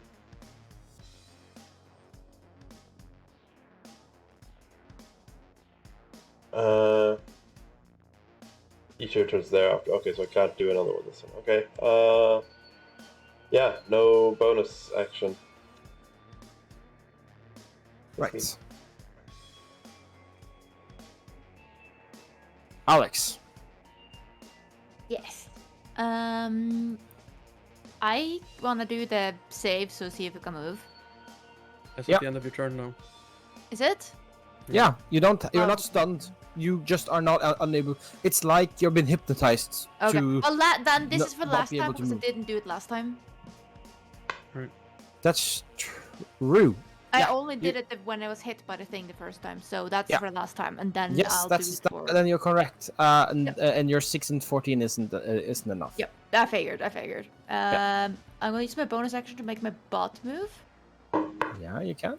in position, and it's gonna shoot at that thing. Yes, feel free to do it. I think it's a DC AC 15, if I don't remember for you. Yeah, I'm gonna roll just Eldritch Blast. So 20. That is enough. You've made a study of this one. You fire it, grazes the Elder Brain, hits it in the arcane psionic contraption that is at the top, and it drops down to nothing. I'll go lure now, and cue next round. Then for I cannot move, so for my actual action, I'm gonna throw a fireball at it. Ah. What? You've got fireball. Throw a fireball at it. Isn't that the radius is like Nobody's 20 feet, right? So you can kind of hit Oh wait, some... wait. Let me. Yeah. That might actually be no. So you well, can it's hit. 150. But you can't hit all of the other small boys. Basically, is what I'm saying. No, but I can hit most of them. Yes. It's a 20-foot radius. Yeah, I know. But there's there's 50 feet to some of them, right? So you're only gonna hit 3. That's diameter. You're doing the diameter. Yeah, 20 feet. In radius is 40 feet before diameter. we let the discussion go further, can you just post the spell description in the chat? Yes, and I will. And then- I can do the measurements for my own spell. Thank you very much. And I'll This. figure out where I'm gonna put it. Exactly. This is Alex's spell. Let's see what she does with it. Yeah, I cannot see wherever the last one there is. I assume there's one there. So I will instead throw it like in the middle between and do these ones. Yeah. I was gonna say it's the exact same size as the one I wanted to do earlier. Yeah. You can choose basically the left or the right side, which ones you want to hit. Yeah. You know, Yeah, like I cannot see three it. targets. I'm telling you guys, I'm doing it here. Yeah. That's done. That's we fine. know. That's fine. That's fine. Yeah. Mm.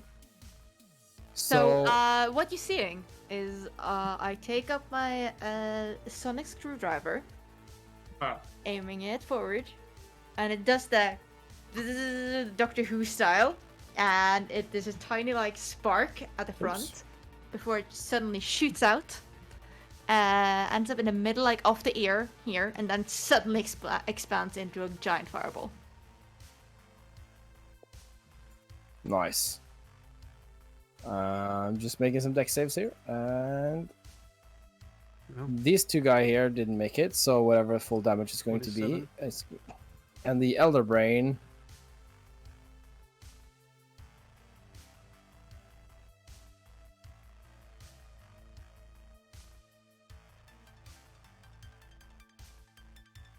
Well, in some ways, it does actually have movement speed, but it does fail. So it takes is unable to dodge. I would wanted to have seen how this thing had dodged a fireball, though. Yes, I think it's one of those cases where it should actually not. That one shouldn't roll with the dexterity. It should do some other. So that is 27 fire damage, right? Yes. Yes. Minus. Also, that's to do a 27. con save now. Yes, it does. Minus Right. Yeah, 'cause it's 27. concentrating. Yes. And that one is. The thing is, though, as fire sears across its its wrinkly skin, you don't see it like being horribly burned by the fire. It's like hot steamings rising from it, but it doesn't look terribly burnt. Okay. As in, does it have resistance? That could definitely be Like construed damage that way. resistance? It's too damp. It has. It knows adventurer's greatest spell is fireball. It has what? It's not that it is damp, but it did seem like it had some sort of resistance to this attack. It'd have to make a concentration save. That is absolutely correct. It fails. You're no longer dominated, Iris. Oh, wow. Nice. Are you sad you can't attack us anymore? Well, I can't attack anyone right now, so I mean. So suddenly, the whole for a split second, it's not a Myconid in front of you. It's your future friend Alex again, and a robot fungus behind what happened, and all of the conflicting illusion just sort of like slips away from you. Not that you're fighting it, but it slips away as if someone else was unable to concentrate on it. Mm-hmm. I'm done. And I think that was a pretty impressive round, Alex, if I have to be honest with you. Oh, wait, one thing. I do need to do a charisma save. Right. Yes, to see if you can move. Nope. Nope. Alex is never gonna move from that spot ever again. Yeah. Iris, I'm still stunned. you're still stunned, but you can save to be unstunned. Yeah, I failed. That's what I said. Is- I'm still stunned. Yeah. So, yeah. A minute is 10 rounds, right? Yep. You've done this 3 rounds, so that's Mm-hmm. yes. 2. I hope you don't sit stunned for 10 rounds. That would be terrible. DC 18 was pretty likely. Yeah.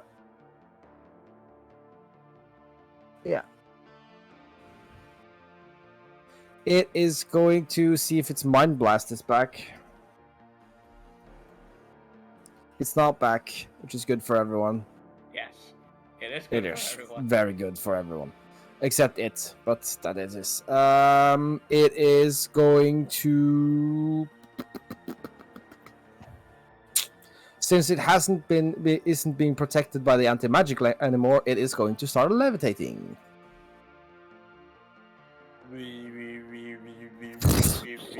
Yeah, and that the brine just sloshes of it, and you can see beneath it more of the, like, tentacles hanging down. It is this image here. Gross. Yeah, it is gross. It's an elder brain. And when it levitates, it can rise vertically 20 feet. But So it has levitating movement of 20 feet, and it is going to start levitating this direction.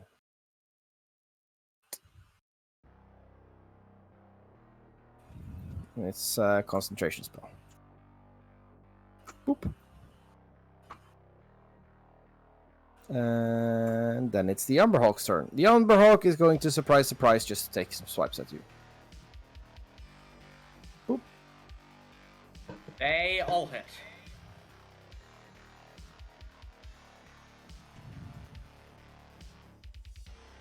But you have a lot of it. I have all of it. So, at least there's that. And so me. Yeah, let me just remove some HP first. So, why is this not cooperating? At the end of your turn, it's going to take the lair action where it psychically pulses the its At minion. Rare or legendary? At the end of my turn or at the end of its Legend. turn? Oh yeah, wait, yeah, never mind, that didn't happen. Sorry, it can only take legendary actions at the end of other creature's turn. So he hasn't done it yet. Wonderful. How high is there till the roof? It's sort of like a flat dome. I would say it is about at the middle area here. Yeah. It's about 40 feet, I think. Yeah, I'd say so. Okay. Well, great. I'm going to choose not to look at the fucking Umbral Hulk. Because I can. Yeah, you can just close your eyes. Yeah. That's fine. And then I'm gonna dash over here and 35 feet up in the air. Okay. Because I got flight and hover, so fuck that Umbral Hulk. It can go die in a ditch on fire. How did we used to denote height again? There's like wings, and we did like how Wings in a number. yeah. Run quickly to the bathroom. Somebody else do the save for me if I'm not here. Be right back. Yeah, I don't think you can do 35. But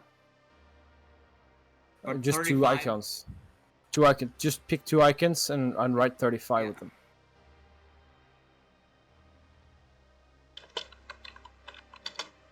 I might be blind, but I can't see the fucking wing icon that you just used. Mm-hmm.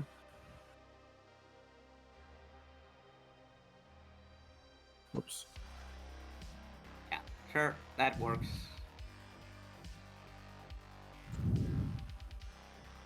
You know what? Let's just you'll Yeah. make it work. I know how high I am. Yes. And you are also blind because you closed your eyes. No, I specifically didn't look at the Umbral Hulk. That's all it says.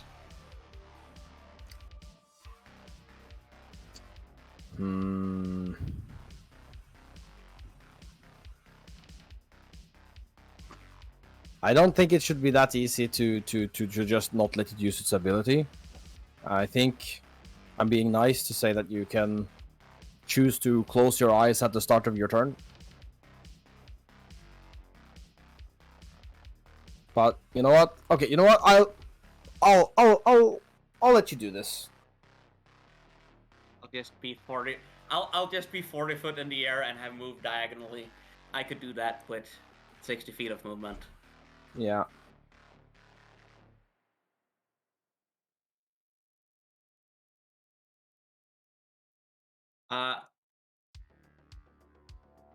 And then for my bonus action,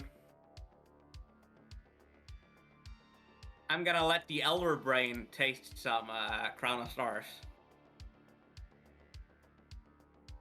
Go for it.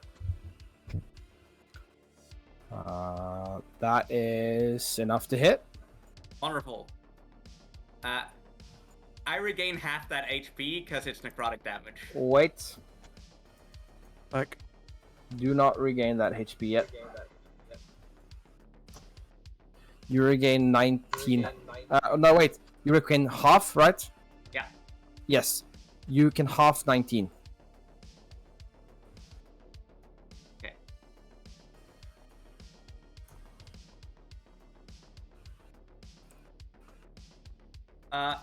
Also, I ignore resistances to necrotic damage. It's not specifically resistant to necrotic damage.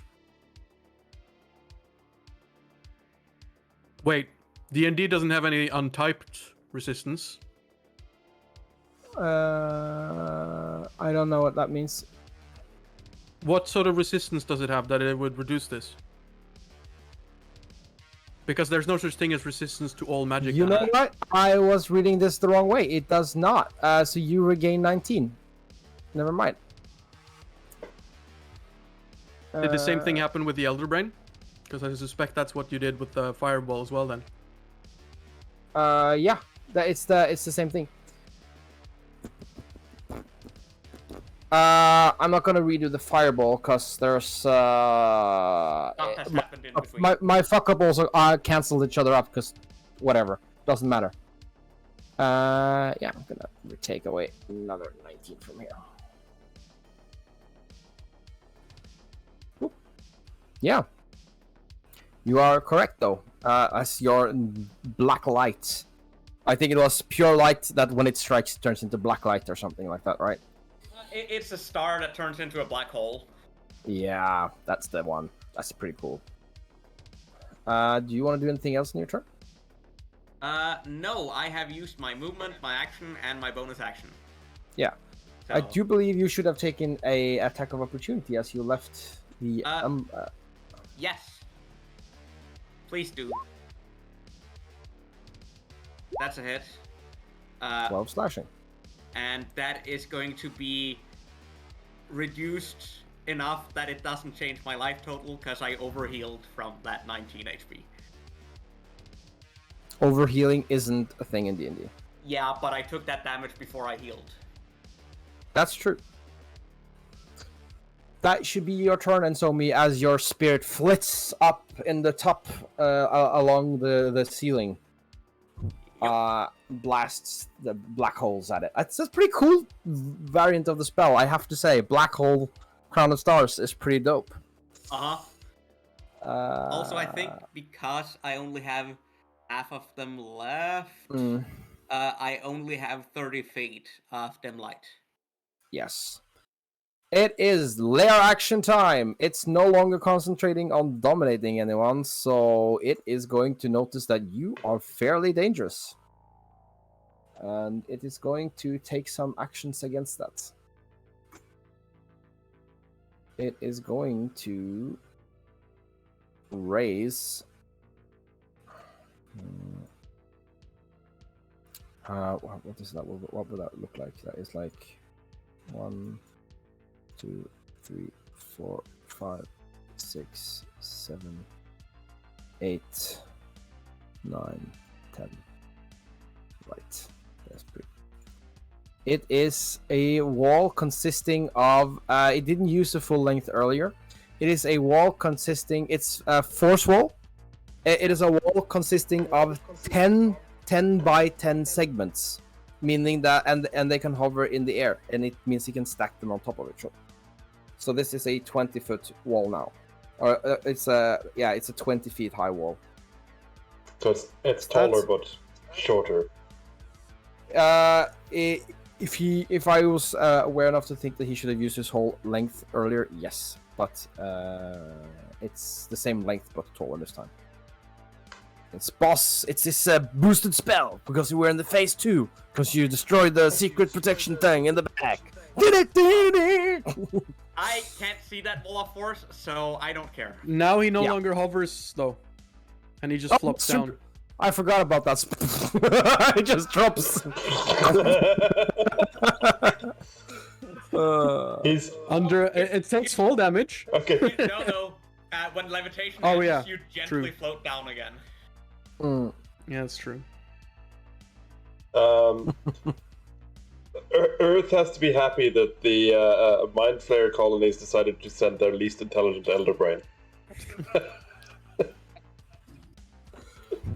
He's adapting, right? He's adapting. It suddenly had different priorities. Exactly. Lore, it is your turn. Laura's then gonna step out, see the wall back, and go. Damn it! But you can cause effects to occur behind it, though, like synaptic static. Yeah, I can. I know I can, and it is also my turn.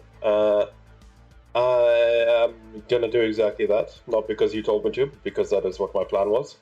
I'm also gonna up the level. I'm also gonna up the level to 7th level. Jesus Christ! I forget we're higher level.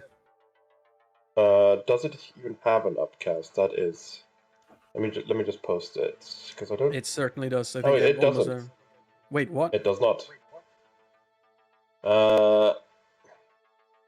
Then I might as well just use my 5th level slot on it. You're not wrong. Synaptic static. I think since he has moved, I can probably hit more now. Maybe. I can't see this guy. Yeah, no, I can only hit 2. So yeah, I'm gonna plop it right here so that I hit the brain and the 2 front gith.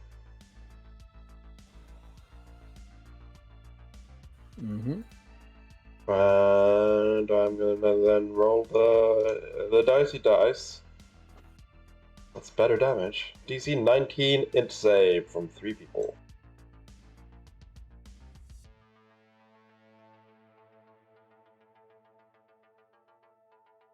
And these people have had turns? Saves. They haven't done anything. No. Which one did you target? Everyone on the right? Nope. You were clearly not paying attention to that. No, I was reading a spell description stuff.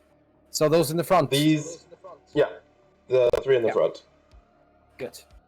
We will start with the one on the right, and it is an intelligence saving throw. No, yes, no. It is a yes. That's what it says. Oh, that does not make it. In the other guy on the right does also not make it, and the Elder Brain. I wish. Has crossed. Oh, so close. Wow. Yeah. Actually, yeah. Jesus. He has half damage on a. Yes, it does say half damage. Sadly, he has not muddled thoughts, which would have been so good against him. Since my meteors don't work, my bonus action will be to summon my VI. Can you do the Umber? Isn't there an Umber Hulk behind you still? I can't see any. Haven't you been like? Haven't that been You fighting can't see any. proximity? You may not be able to see any. I think we should just leave it at He that. cannot see the other Umber Hulk. But hear it? Mm-hmm. I'm still gonna summon my VI because that's what I want to do. I'm checking the range of it though. Don't worry about the Umber Hulk. I got it. Okay. Yeah. Okay. It is Master Scrivener? No. Manifest Mind, that's the one. Because I think it's 60 feet. Nice. Because then I can just go ahead and summon him behind there. I am supposed to be able to see from his side. Yeah. FYI. I will then give you vision. Thank you. I would like to place him.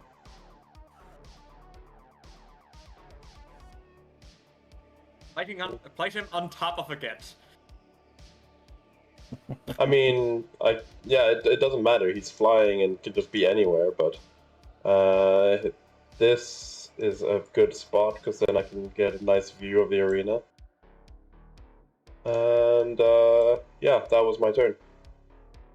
I sort of lost The my initiative initiative just back, right? Yeah, Matthias turned it off. Thank you. Just that's cleaning up my screen every now and then sometimes it's murdered in the process. Mm-hmm. Sometimes fixing it up too much. That's my turn. Yes, that was your turn. Okay, Right. I'm also gonna step back because I didn't use my entire movement. We've been going for a while. Do people want to have a break? Let's soon? finish this turn and then take a break. Round, I think. Yeah. Okay. Let's wrap around until the top of the turn order. That is a good idea. Alex. Yeah, I have a question, by the way. Yeah. Are these people in the turn order? They are not in the turn order. It's not like doesn't seem like they're acting in any sensible way that is pertaining to the fight. Okay. They've been sitting there taking a beating. Yeah. Now that the Elder Brain moved, they're just sitting there on their back, on like they're sitting like on their knees, patiently waiting for the Elder Brain to return so they can continue giving it a massage. Oh, okay. Yeah, I interrupted you. I'm not sure if you said the thing you wanted to say. Ooh, no, I think I'm good. Okay. You got a question? Oh yeah, no, I remember what I said. You remember how you can't move? I realized that what that is like for you is that you look down, and you can see like just two kobold faces looking up at you, and they're just holding your legs, and then they vanish. It's just the impression. It's so weird. What Alex was thinking. Laura's probably gonna say the wall's back, and it's taller. Dang it. Okay. Yeah, you can see like I was about to do something, but like I'm lowering it a little bit as you said that. So bonus action, my bot is gonna attack because it should still be able to attack. Yeah, probably. You don't necessarily know where the wall is. Nope. I'm gonna try with my bonus action. Yeah, you should try. 23. Okay. Yeah. Okay, I'm gonna actually roll the actual damage now because I did the wrong one. So my force, that is that like correct? 2d8 plus 5. Yes. So 12 damage. It takes 12 damage. Yes. Yeah. And then as I switched my like some settings on my screwdriver, and I pointed at the Elder Brain again, and I cast Shatter because that is a target at a point, so it doesn't go from me.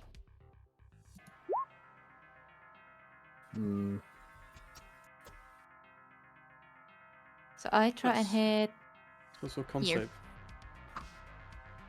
What's up with us just like wanting to massacre these poor slaves? Huh?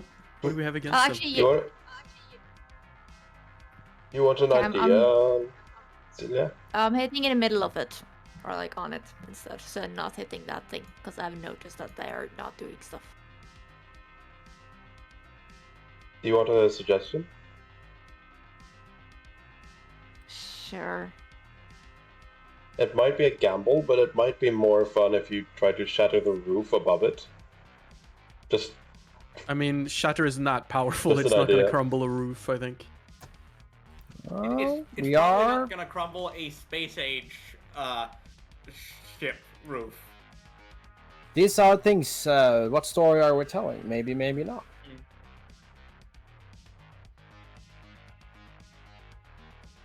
So you guys are giving me like a lot of different options right now. That are you confusing me a little bit? Yeah. So let's just pare it down a little bit here. Celia, if you want to, you can cast your spell at the Elebrain, no problem. It's you should be aware of one thing though. That is, I think most spells do require a clear path to the target. Meaning that if you target a point where the spell originates from, you have to be able to hit that point. Not physically. No. Yes, you do. No. I think. No. You have to be able to see that point. Clear line of sight. That's it. There's no physical object traveling between her and the location. Nope. Same with a fireball. Says so in the description. Yep. Erupts from a point you choose within range. Yeah. And I cannot see the wall, so I do have clear sight. Mm-hmm. It's exactly the same as my synaptic static did. Mm-hmm. Yes, and I was kind of wondering if you should have been allowed to do that. Yeah. There is no projectile.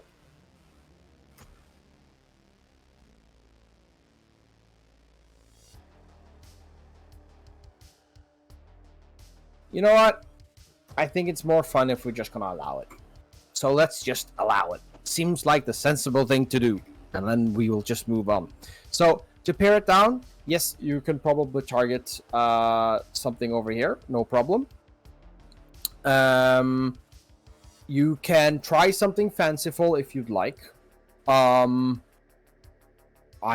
encourage thinking out of the box. Just want to let you know that. But what does We are here to have fun and do the improbable and impossible, and it's okay to bend the rules a little bit for that. What does the edge of the pool basin kind of seem to be made of? Some sort of the same, like this whole structure is sort of, it's made of a strange metallic surface, but also organic and barnacly, and it's very alien. It's like organic technology. It's barnacles, it's rough surfaces, it's clear blank planes. Did you use the with. word organic very deliberately there, or? I didn't see the pun. No. So pun not intended. I mean, it's very specifically a non-inorganic material that it affects better. Oh, I didn't think of it as being part of. It's not made of flesh, no. I would say that shatter works on a carapace creature better than it does on a fleshy creature, for example. But either way, Silja, with where you were going, I think it's a good idea because you can test the waters a bit. You can hit it and the rim. So if you actually deal damage to the rim, you can tell, my shatter is good for that. And then you can, because I believe you have more of these, right? Yeah, sure. Because then you can see if it actually harms the material here enough to do any substantial damage. And it's also useful to do, as you say, to sort of like ruin the ring. Let's give her a moment to make up her mind.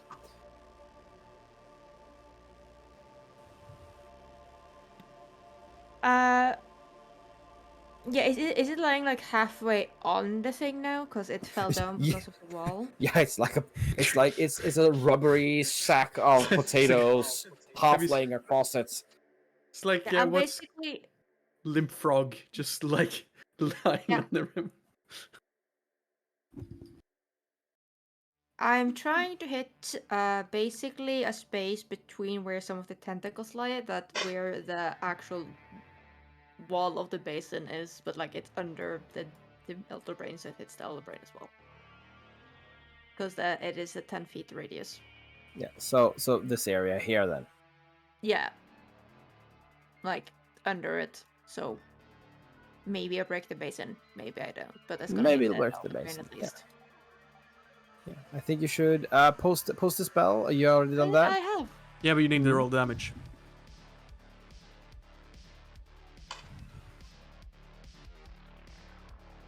And the brain needs to save as well. Fun save.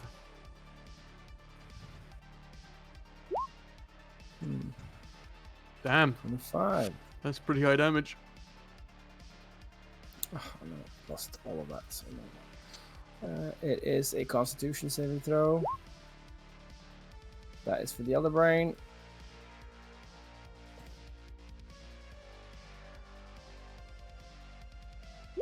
That is for the poor guy. And your DC is 19, so he makes it. Placed it so it didn't hit any of the gets. Was that correct, Celia? Yeah. I was trying to not hit them. Okay, well then he's fine. And I am going to say that with 25 of damage, you shatter this low wall here. It's on a little bit. You hear a crumbling sound, and briny water starts running out on the floor here. Nice. Cool. I'm gonna do my save for movement. Yep. We're both struggling with impossible saves here. End of our turn. No. I'm finished. Okay. But at least you can still do things. Don't get too salty. Let's see. It is your turn, Iris. Yeah. And wait, before you do anything else, I'm gonna ask you, Iris. Mm-hmm. What is going on in Iris's head to fight this suppression of her mind? I think give us something to work with that lifts her up and past beyond this impossible save. Like, this is a hard challenge, and how is she trying to overcome it? I think because of the domination, she's currently struggling with like reality right now. Trying to sort of like, you know, the feeling of you have a really realistic dream, and you wake up, and then you wake up again because that waking up was part of that realistic dream. So you're sort of really a bit like shocked. She's looking at this like massacre going on right now. This brain threatening her friends. She's just consigned to standing there frozen, like a spectator, unable to move. And she remembers doing the same thing when she saw the Myconid colony that she had put on fire with a Molotov cocktail in her teens. And she saw this young Myconid on fire, running in its dying sort of move. It fell down to its little Myconid knees next to Iris, and Iris understood the true horrors of what she had done. And she looks at this thing that once this thing is essentially what she thought the Myconids were back in the farm barnyard. This is the true insidious enemy. And as she stands there, she strains.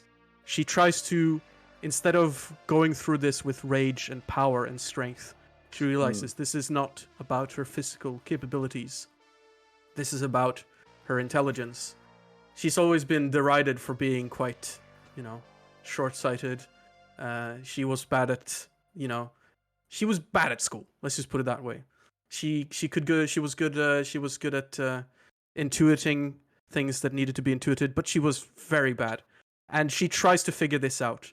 And she tries to think and calm herself down. Does she try to like figure out like who she is again? Like put back, like reach in and grab out like the nuggets that is her personality that is currently been torn away and floating around. She's trying to reclaim her power. Yes. Okay. And she also is trying to reach out to her symbiotic entity for help. She's asking for help. So, do I roll my intelligence? I think you should roll. If you're reaching out for your spores, Yeah. I think we can make an argument for you making a wisdom save instead of an intelligence save. Ooh. Now that's a lot better. That's spicy. So, can we do the flavoring here that essentially this is me using symbiotic entity? The feature where I kind of activate my spores and they kind of take control of it. You're asking for help from your from the symbiotes, and I think the argument is you can make a wisdom saving throw, and let's see where the dice falls. 22. 22. Yeah. Well. Yeah. What was the flavoring you want to go with? Yeah. So I'm like, come on, I need to help my friends, please. Friends. And little sort of sparks. Friends. And just to sort of kick the emotional bucket a bit, when I say friend, I get these memories of these myconids again, dotting up and on fire, and sort of like these were my friends. I could not help them, but I will help yours. As she kind of regains control, and you see the spores kind of have lit up around her arms. Yeah, you're not just covered in bioluminescent spores now. Yeah. You are, I believe, no longer raging, technically. Yes, that's true. You haven't attacked anyone the last rounds. No. Because I don't have been attacked. Yeah. Yep. Because I have persistent rage, but that's not about my rage being persistent. It's me being persistent in my rage. While raging. I get it. Yes. But yeah, that's my turn. Yeah. That is your turn. You're no longer stunned. Yeah. It is the Elder Brain. Let's see if it recovers its 6 thing. It does not. So it can't just immediately subsume your no fucking name. Yeah, and it is going to actually it is going to command its thralls to run forward because it realized it can do that. So well, it's just blocked off access though, hasn't it? Yeah, but this one is going to run over there. Do they have to get up the little, like the 7 foot or whatever incline? He's standing just beneath it, like this. Okay. And my map isn't that great always, so yeah. This guy's gonna run over here. And he's going to run over there. Yeah, like this. Okay. Yeah. I believe that it's going to be its turn. Now there's an Umber Hulk here. The Umber Hulk can't reach the... It's going to go like... after the spirit that's up in the sky. Can't do anything about that. So it's going to... Wait, that's how intelligence is it? Cancel. The Umber Hulk has an intelligence rating of 9, which means it's not stupid, but it's not mega smart. It does realize a futile project, so it's going to run project. It's going to walk over here, Hulk over here, and spot Alex. Hi, Alex. Oh, no. Yeah, it does. Luckily for you, spend all its time walking up to you. Oh, boy. Okay. And then... I can't move. It is Insomi's turn, but that is also top of the round, so I think we should have a break. Mm-hmm. Do people want to do anything particularly in the break, like make food, have a longer break for other reasons? What do people How want? long are we planning on playing? Because if we are going to play late, I would need to make some food now. I think we should make time for food then. I've played with some of you before, and I've made the mistake before of having like a rushed ending, and it was some of the worst experience I've had. Really galled with me. So if it's okay with you guys, I would like to take the time it takes. Not play. I don't have work massively tomorrow, late. so I'm fine. Yeah, we do, some of us have work tomorrow, I think. So I do. let's plan for staying late, but we don't have to play for late. We'll see how it works out. Yeah. So I'm saying let's make food now. Half an hour now. Is that time enough, Celia? Yeah, I have some hot dogs I am gonna fry in a pan. Nice. Then half an hour. Feel free to come back before that if everybody's back sooner. We'll just start, but like now it is so 10 minutes past 8. That's yeah. Fantastic. Okay.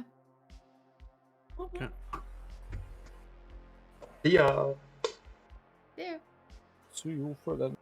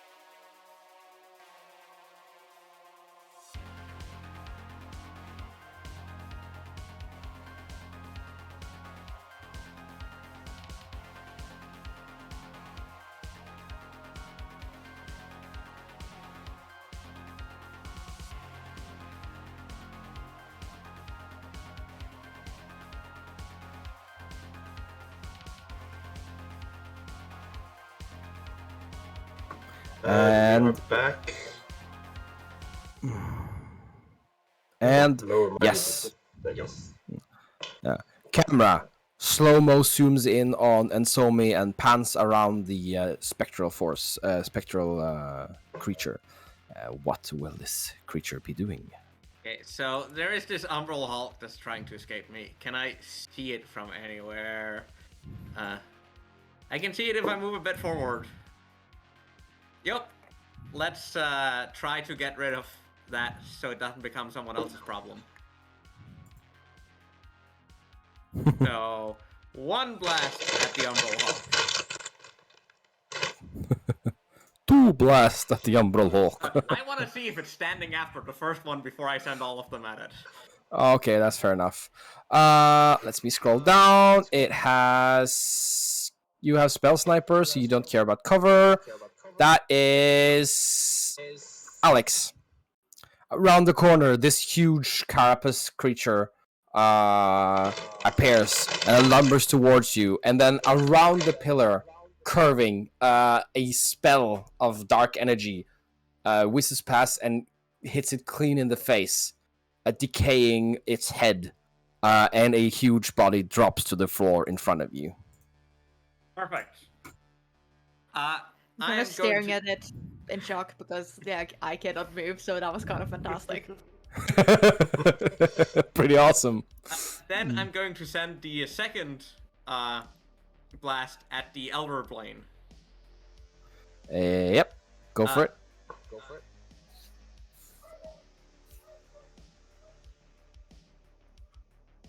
How does my height affect targeting it? Well, you would have cover. So for what that's worth, which is exactly nothing in your case, so it takes 9 necrotic damage. Wonderful. Then I also do a save as well to see if it can maintain concentration. Oh, that's true. It's true. It's Elder Brain time. Concentration time.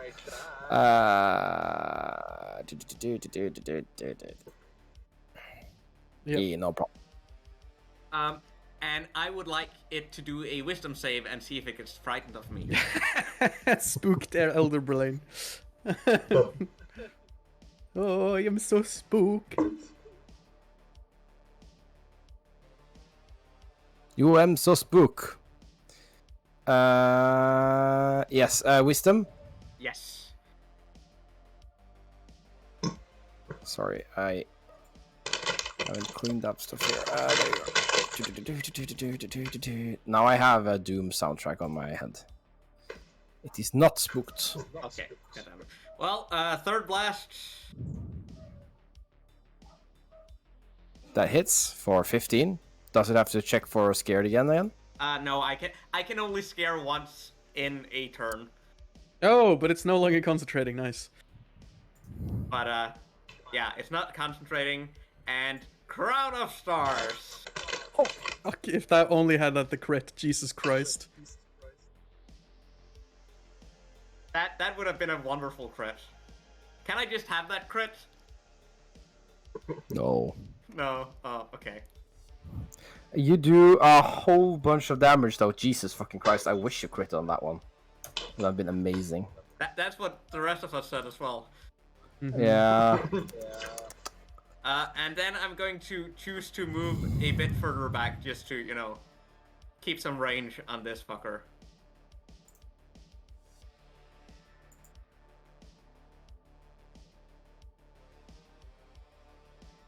And that is all I can do. Yeah. And good. Then you do that. And it, let's see if it has anything it wants to do.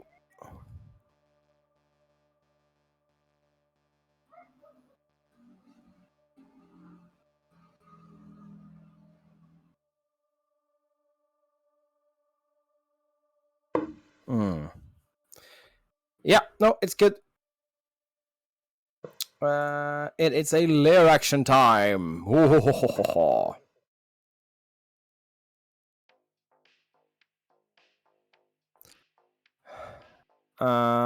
It is going to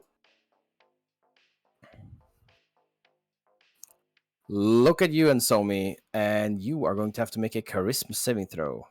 DC 18. Chose the wrong target for that. Don't you have advantage because of your thing, your ring? If it's Oh charm? wait. I am mistaken. It does not target you and Somi. Okay. It cannot target you Can't read because my it mind. cannot sense you. Ah, wonderful. Instead, it is going to see you, Lore. You are going to have to make the charisma save. Oh, that's a better Does target. it? I think you're the only one who doesn't have any effect protecting him right now, right? Yeah.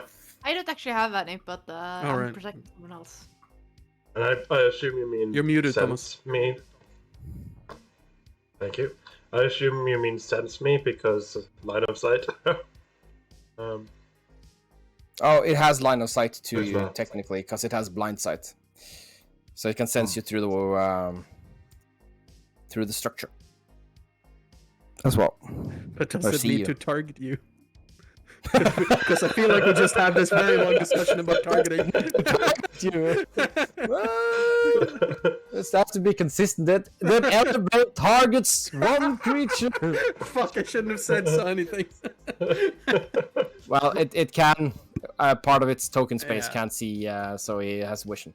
I was only joking, honestly. Yeah, but it was a good yoke. Yeah. You are rooted in place. God, Lord. this Same effect as fucking Alex. effect. That's so scary I because don't. it's.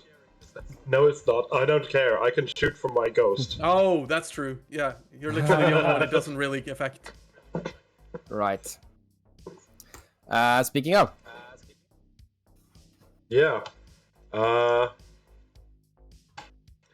Since you just told me that that a part of his square, that means I also have line of sight. It does not have total cover from you, so this is true. Nope. So I am going to bonus action release one of my meteors at him. Yeah. Did I click?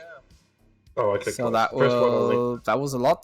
That is a dex save, right? So His best Yep. save. it is a dex best save. damage. In your DC is 19, so that is hit. Mhm. For 9 9 damage. Yeah. And then with my main action, I am going Yeah. to.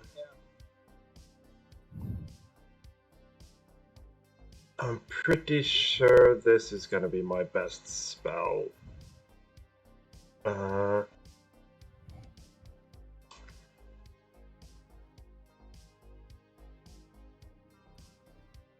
Wait, does this upscale? It does upscale. Okay, I've never used this before, but it sounds cool and it could be cast higher, so I'm going to cast it at level 7. And I'm casting it from my ghost, so all line of sight questions go out the window. Storm You shouldn't Sphere. open a window in space. Oh, jeebus. But Save. it's Yes, really brains wording are very edge. good at strength saves.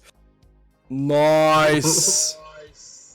And like smack middle of the brain, because then if it moves in any direction, it will have the longest journey.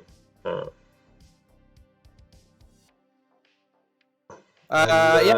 you give me what is the what thing am I going to do and what save? Tell me. What save? Is it? Yeah. This drops the Each creature concentration in on the your sphere- mouth, though. Yeah, I know. Each creature in the sphere appears and its turn arrow must set a strength save. When it appears, yeah. So it's a strength save versus 19. Or take 2d6, and that is increased. This is a level 3, so 2, 3, 4, 5. 5d6.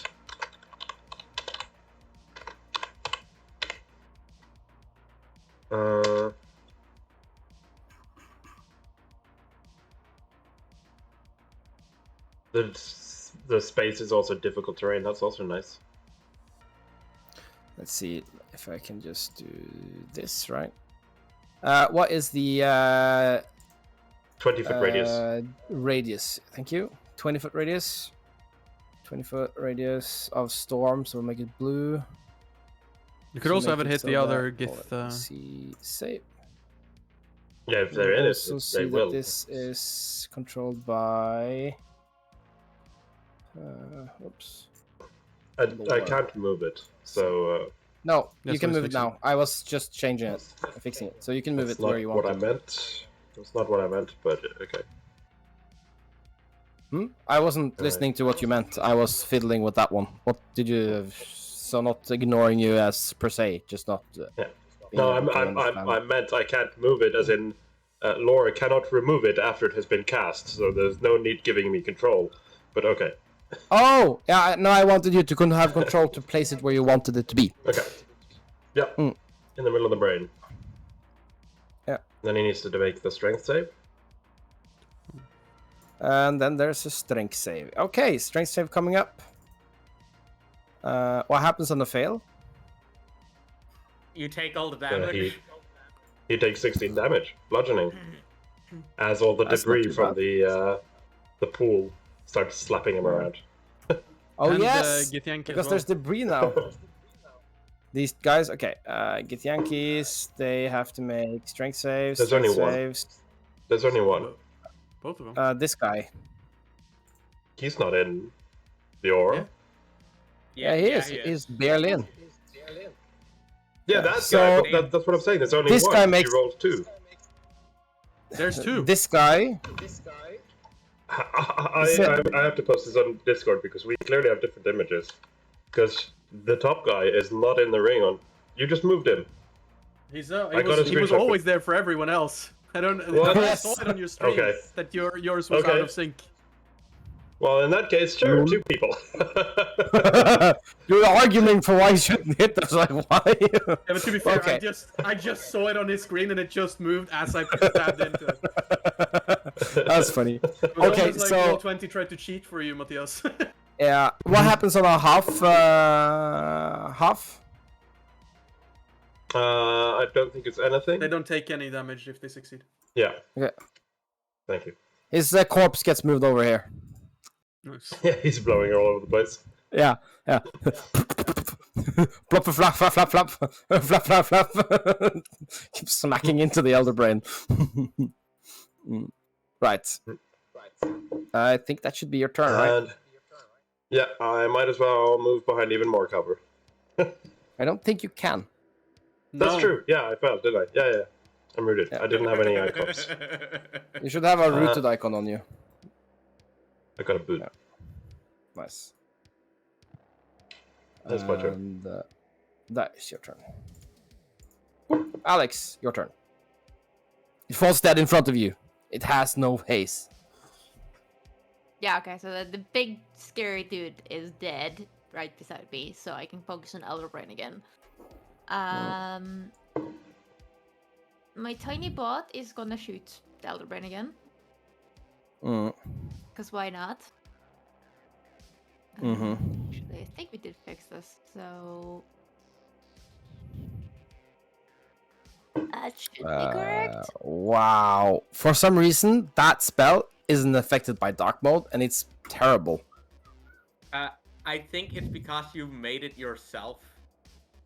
But we don't need to fix it now. I'll I just undarken it to don't read it. So understand that's a what? 21 to hit. 21 to hit hits, and you deal 18 damage. Nice. Yep. Then I am gonna start shooting a couple of Eldritch Blast at it. No, I cannot, because that is not the spell I chose to have prepared today. Ah. Oops. No, I chose Mind Sliver. Ah. It's probably very intelligent though, isn't it? Yeah, I think that's like the only good save it has. It's a giant pulsating brain. Yeah, I should have gotten Mind Sliver, but like it's too late now. Okay. I guess You can shoot it. instead, I can't shoot it. I'm thinking about just shooting it. I think I will just shoot it. I'm just thinking of her like sitting there thinking, what spells should I choose? Fuck it! Bang, bang, bang! Yeah, basically. Gun. Just gun. Gun. Yeah, that's hits for 8 ballistic. Yep. Yeah, as it... And it's this gross sound when it hits too, right? As he just Yeah. sucks it up. Just soaks Yeah, up I the also bullet. assume I do not have a sneak attack on it, so Nope, you do not. no. There's no reason you should have advantage on this Nope, guy. no, I figured. And then I want to do a charisma saving throw. That's enough! Hey! You are free! So I shoot, Wow. and it, like, that you can move next turn. Yeah. yeah, basically, like I aim and then I shoot, and then suddenly, like my feet are actually able, like, move up. I was like, oh shit, I can move. That's my turn.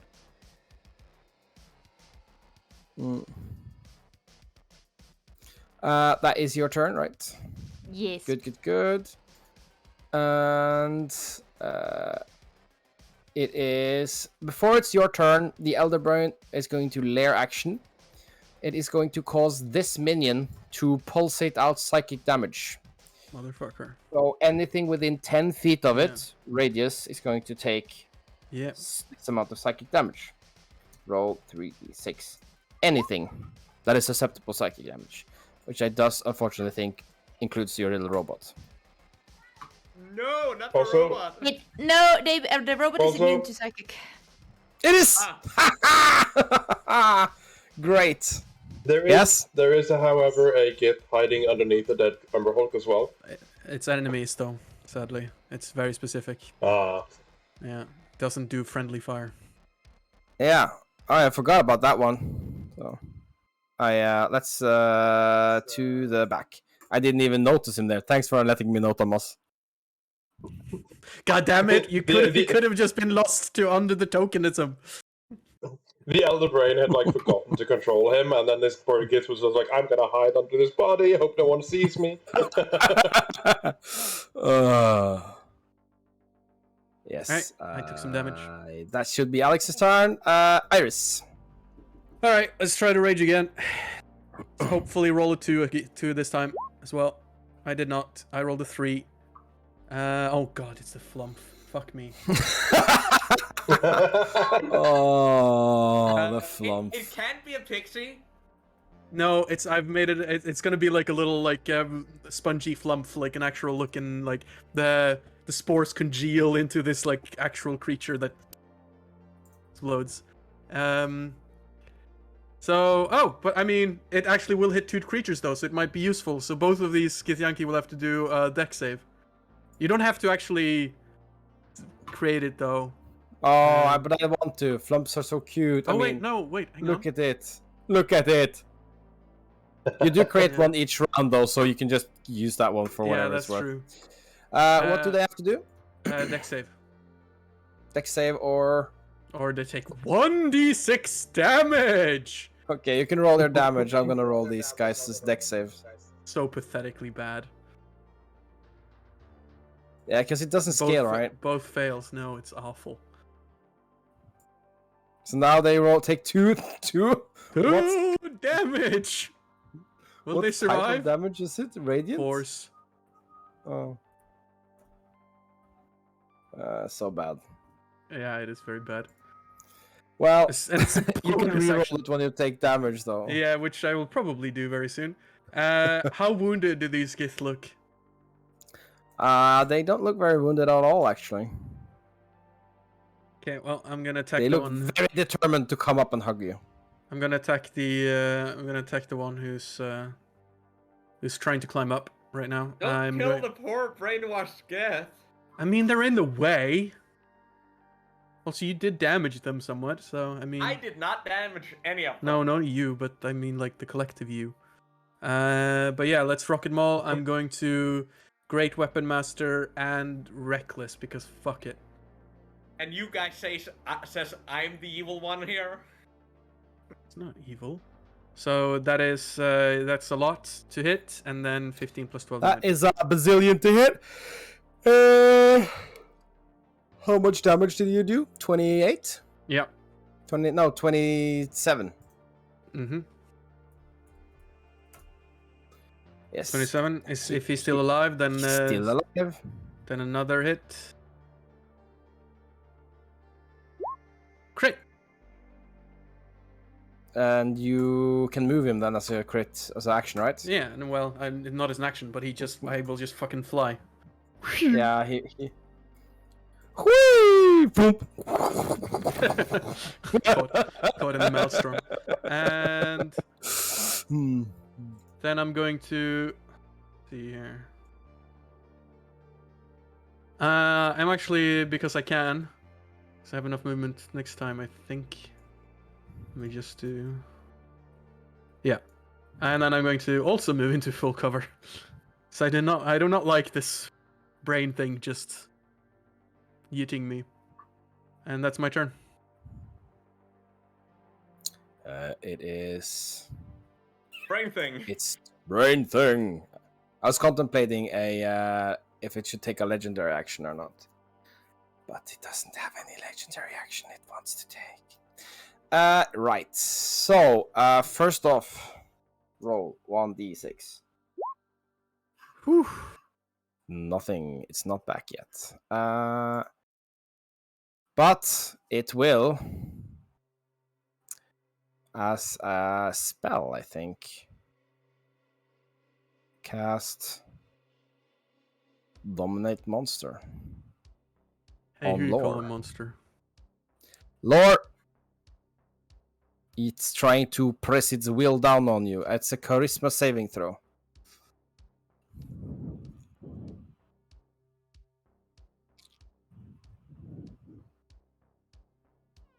Hang on a sec. Yeah. Yeah. Nope. Yep. Charisma save. Wow. Yeah. Nope. So, what is the perfect world for lore? It's A massive dusty library that no one's been in for centuries. Is this his perfect world, or is it the world where the Majority is back? There is people inside the library perusing the different tomes and databanks and holographic crystals. And that would be fine. The only problem is that the main doors are open and there are illithids entering through the main door. They're there all around you, in front of you, also reading from the tomes, and everybody's ignoring them. You're the only one who can take action against this incursion.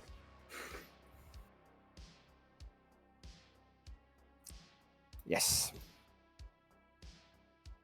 So this is the mind controlling, mind eating, horrible, ancient evil.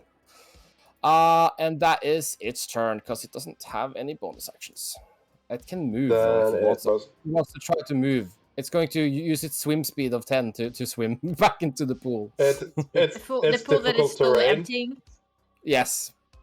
Wait, I said yes It's to also Celia. What did you say, Thomas? It's difficult terrain. Ah, okay, so it uses its fully 5 feet of movement. Yeah. If it tried to walk, it couldn't walk because it got 5 feet of movement, but it got 10 swim speed. So yeah, does it do anything because of the pool or what? It takes not the pool, but the sphere, the storm sphere. It takes 2d6 bludgeoning. Still a save though, I believe, right? Well, more than plus- 2. You upscaled it. Yeah, 5. Yeah, I was still reading. Does it do it at the end of its turn or at the start? And And end of What its turn. did at the start? No, when it not the end, appears I at the end of double-clicked. its turn. You're Please, correct, I it's can't. end. Yeah. It's okay. end. Yes. So does it save or Also does it save. just take the damage? I think it still saves. Yeah. Strength saving throw, yeah. So it takes the damage. And then it has the con 15. save. Oh, You're still oh, that would have been dominated. very fun. Yeah.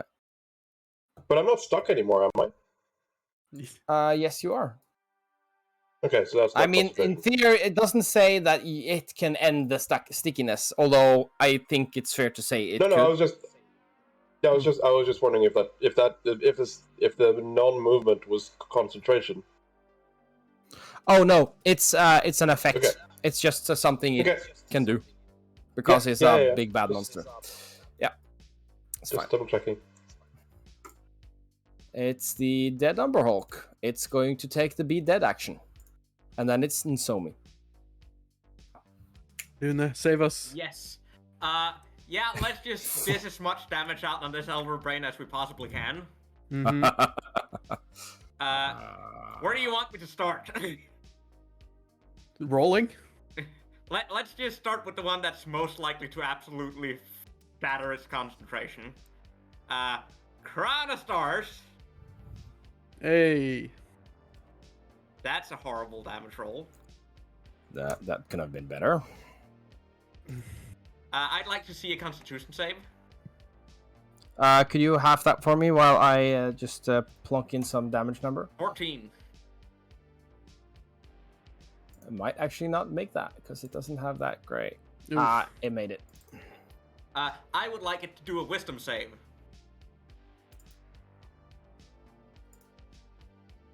Hey. It is scared of me. Booked. It is not scared of you. Bah, humbug. Yes. Ah. Humbug.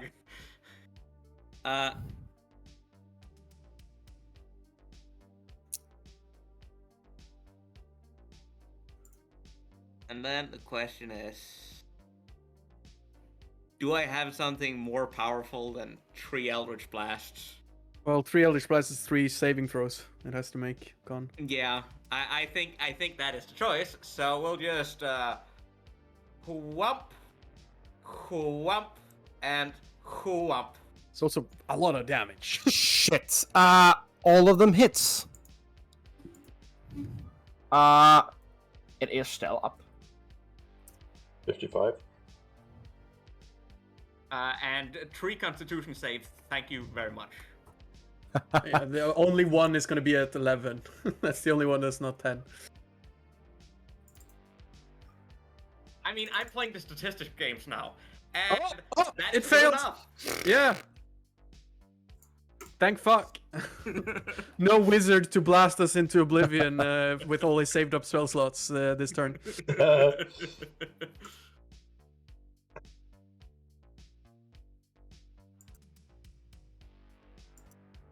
And that's pretty much all I can do.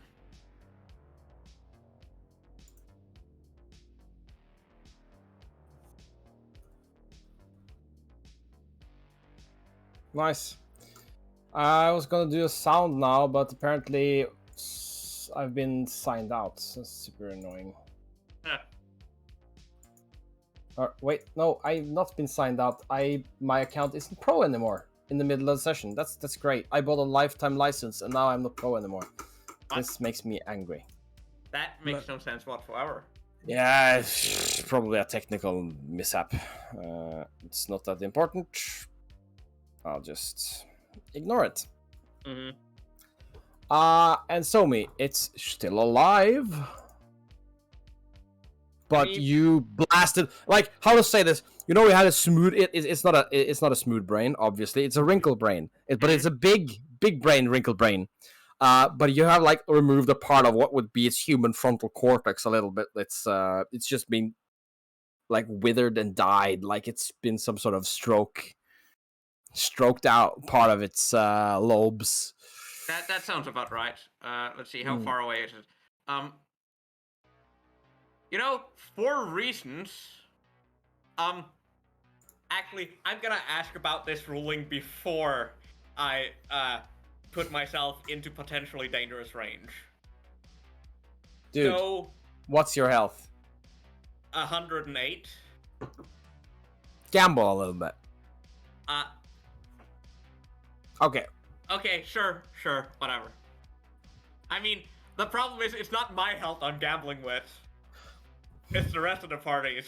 Because if I get taken over, that's a whole ton of damage. But sure, we'll just... But to be That's fair, you're part of also you, the though. hardest one to take over. That's true. That's close enough. That's been 60 feet. And then we'll see if it becomes relevant or not. Also, there's the question of if he can target you at all with some of his stuff because of your ring. Right. It couldn't before, so it probably cannot dominate me. Wonderful. Perfect. I am safe. Lair action? This is true. There's a lair action. I'm going to go...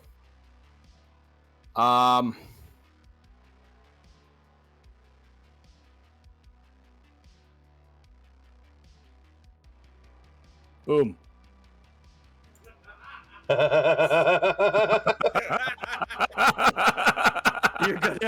You're gonna block him in. Nice. I can understand that. Right, you'll ask at something I cannot see. There is Yeah. more to it when I as a DM realize something that is hilarious. The Elder Being don't. It is Lore's turn. You are no longer taken over. Like, your data got corrupted there, but your backup processes saw the corrupted memory and restored it from backups. I assume. Would that be correct? Something like something like that. Like, I need to do a defrag. My memories are all jumbled. Yes.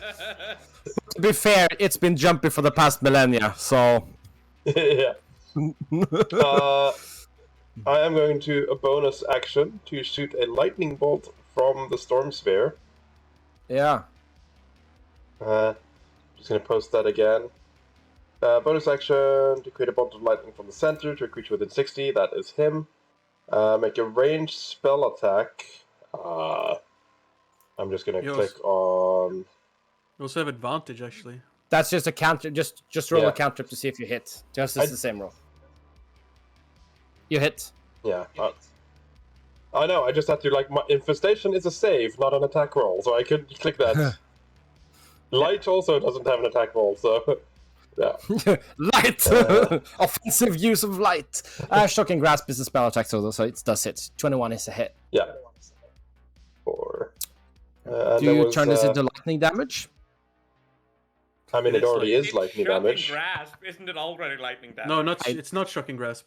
No, It's a storm sphere. I'm but it's joking. The joke is he always turns into lightning, and now it's already lightning, so the answer is going to be no for once. This is 7d6. Woo! I have a question. This storm sphere, does it kind of obscure vision as well? It doesn't say that. No. It's just like violent debris flying around. Well, it It's not even says that if the thick. target is in the sphere, you have advantage on it. Wow. That's not what he's asking, but yeah, I'm asking because I want to figure out how this looks when and set the scene a bit when I ask you how do you want to do this? Because your lightning strike from inside this storm sphere, which implies storm clouds in my mind, it. I mean, you there is pierce some. it, I guess. Mm. There is some obscurity, I guess, because of the debris and stuff getting violently thrown around. But it's I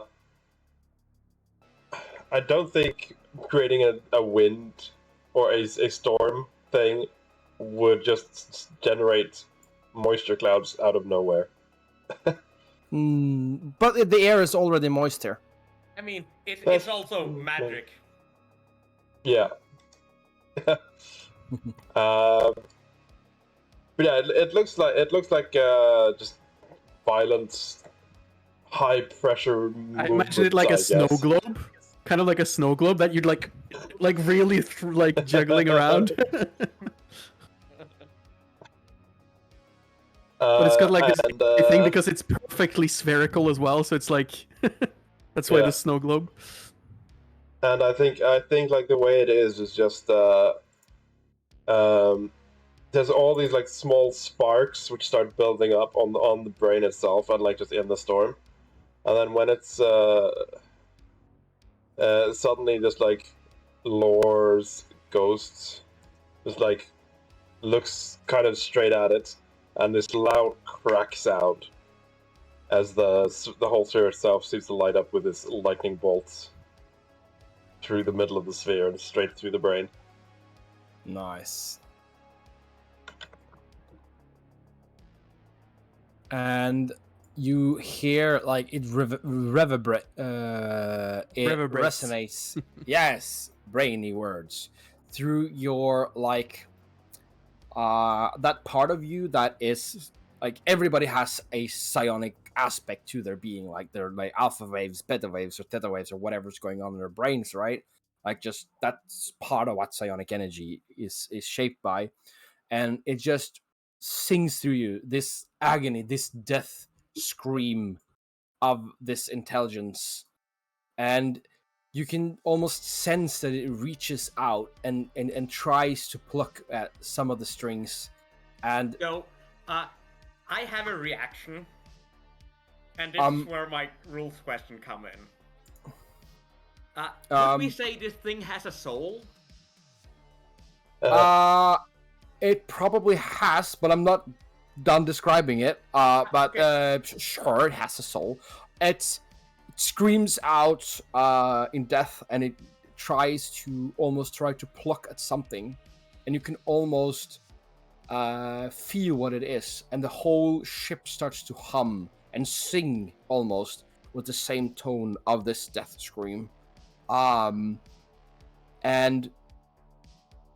you suddenly feel like the bottom of your stomach drops out as you're falling in free fall. And the whole ship is just shaking, and the scream is growing in intensity before it slowly fades. There's no dramatic crescendo. There's no last cry and surge of power where it defies all odds. It is a sad death. It is the death of a tyrant that is alone and dies in ignominy. But the feeling of the bottom of your stomach dropping out does not disappear. You are weightless. Luckily, I'm stuck to the floor. You're not stuck to the floor because his effects end. Again, yes. It's important because I can only do this as a reaction. I know. I was being dramatic and cinematic. Your reaction, I assume, is to capture his soul. Yes. The spell technically says humanoid. But... Yeah, I feel like that sort of excludes a big fucking brain aberration. Let's hear the argument. I'm with Mats on this one so far. I just wanna, capture and consume its soul. I don't want to use it for the rest of the spell. So I only want to grab the spell, grab the soul bit, and then consume the soul. Is this something you can do as a reaction? This That's is it? pure flavor. No, I mean, with a humanoid, would you be able to just do it? Yes. With a humanoid, I would just cast this spell. Soul is in this cage now. Can you post the spell? I will allow this, right? Okay. but you'll have to make a charisma casting spell thing.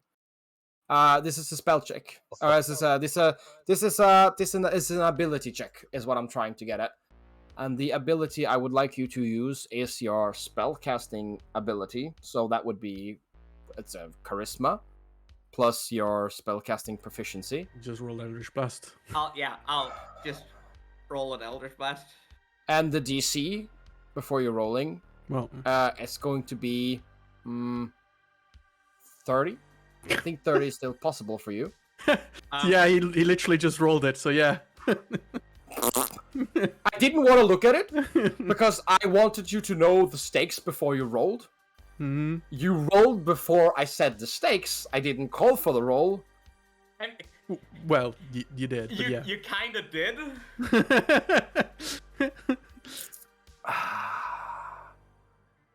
You know what? It's the last session. It is the boss. What do you guys say? Over here. I think you get him. You get it. You get a fraction of it. You don't get all of it. Because this is an eldritch being of immense psionic power. And you get more, you get some of it. Yeah, sure. That's good enough. For daddy, the other daddy eldritch being in your life. So, if you didn't know it, if you ever found Insomi strange, it's because she dabbled in medicine at some point. Oh god. Some of you, I suspect all of you, should be able to get that reference. If you find her not- strange. It's for the post credits scene. We'll talk more about it if it's still funny. Yeah. But yes, you guys are all floating around in free fall. Wait, is the moon falling or is the spaceship? Because spaceship is You're underground. inside. You don't know. How would you know? I mean, the moon doesn't have a lot of gravity. Oh right, yeah, these artificial gravity and stuff. Iris is gonna quickly take the fucking mask and sort of like put it in and get everything with the face going correctly for breathing potential. Put the mask on. Yeah. I am after having, slurped down this soul. I am going to fly over and numb a bit on the physical matter of the brain itself as well. It's rubbery. I might not want to enter my storm sphere as well. Yeah. He doesn't You drop might the spell also- because he can't. You might not want to enter the storm sphere. Oh, right. The storms are ace concentration though, you can't drop it. I know, but I'm not gonna. Does this place have like a control center here? Of any sort?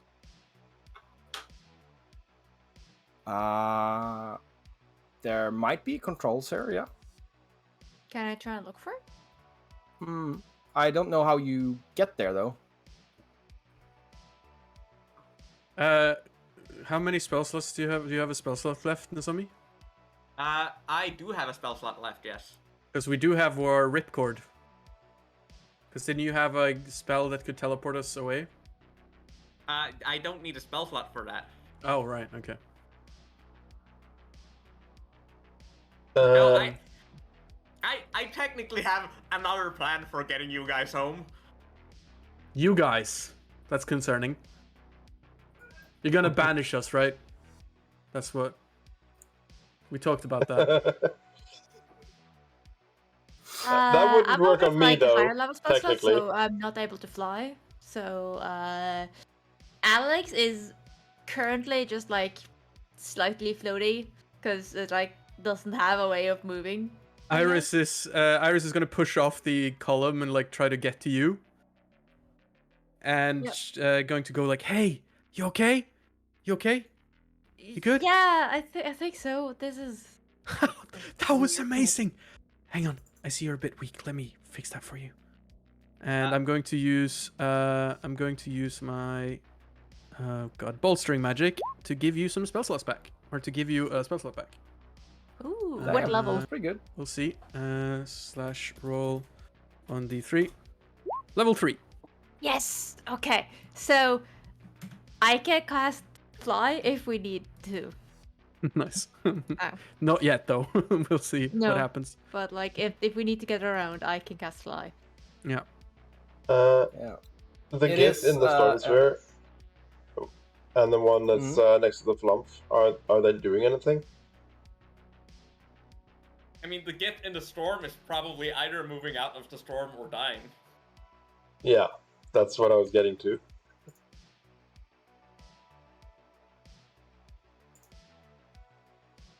They might also die from the psychic feedback of the Elder Brain dying. It looks a bit like that's what happened.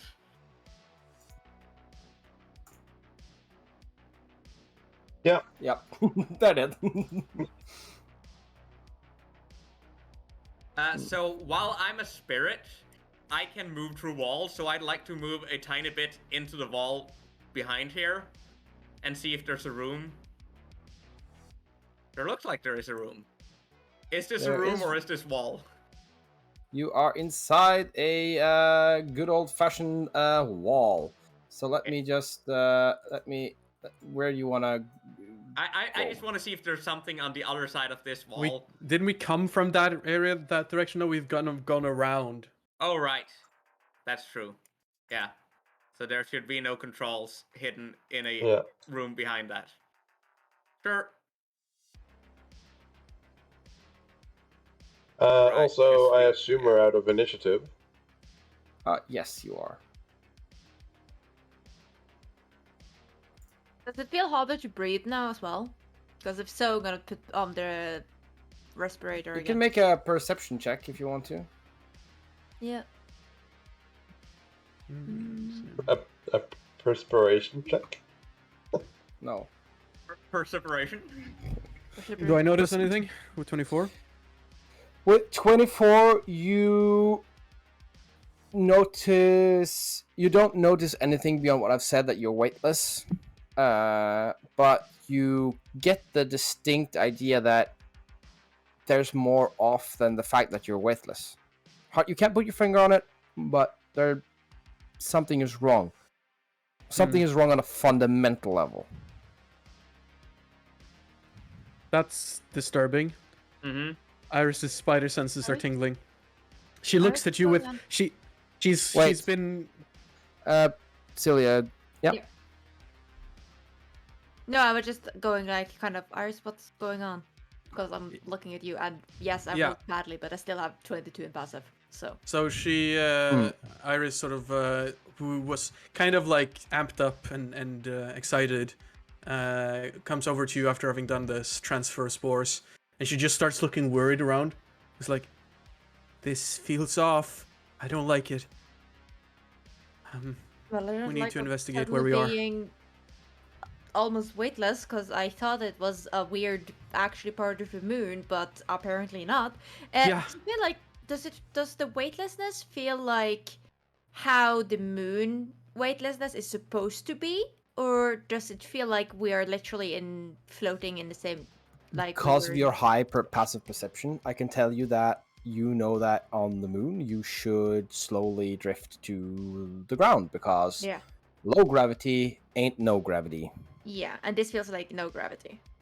Yeah. I think we need to check the window, because this gravity is not the moon's gravity. Yeah, that's what I'm thinking too. Okay. Guys, and I shout out to the rest, to Laura and to Nozomi. Yeah? The gravity's wrong. Laura, can you, I don't know, GPS us or something? Are we still on the moon, Laura? Yeah, I'm checking something.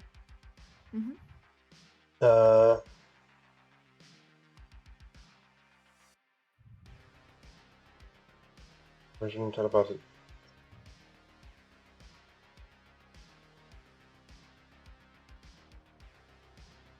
Okay, right. So yeah, I don't really think there's much I can do to find out. I have keen mind, but that doesn't give me GPS coordinates. Yeah. That lets me know which way is north, but that's about it. Has which way is north changed?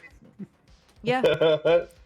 That's true. Is there a north Do You I can't tell which way north is. No. I will send my ghostly form, or spirit friend, all the way through the ship back down to this area, down there. to see if he sees anything with the ramp, like the entrance. Can I also take out the alien compass? Oh, over by the entrance. Yeah. Yeah. Let me just do something real quick.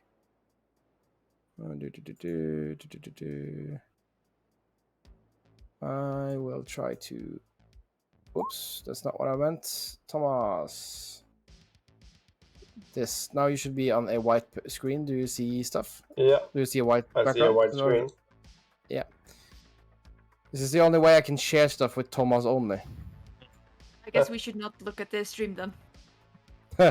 You can if you want to, but this is for Thomas's character. Okay. Thomas, this is what you see.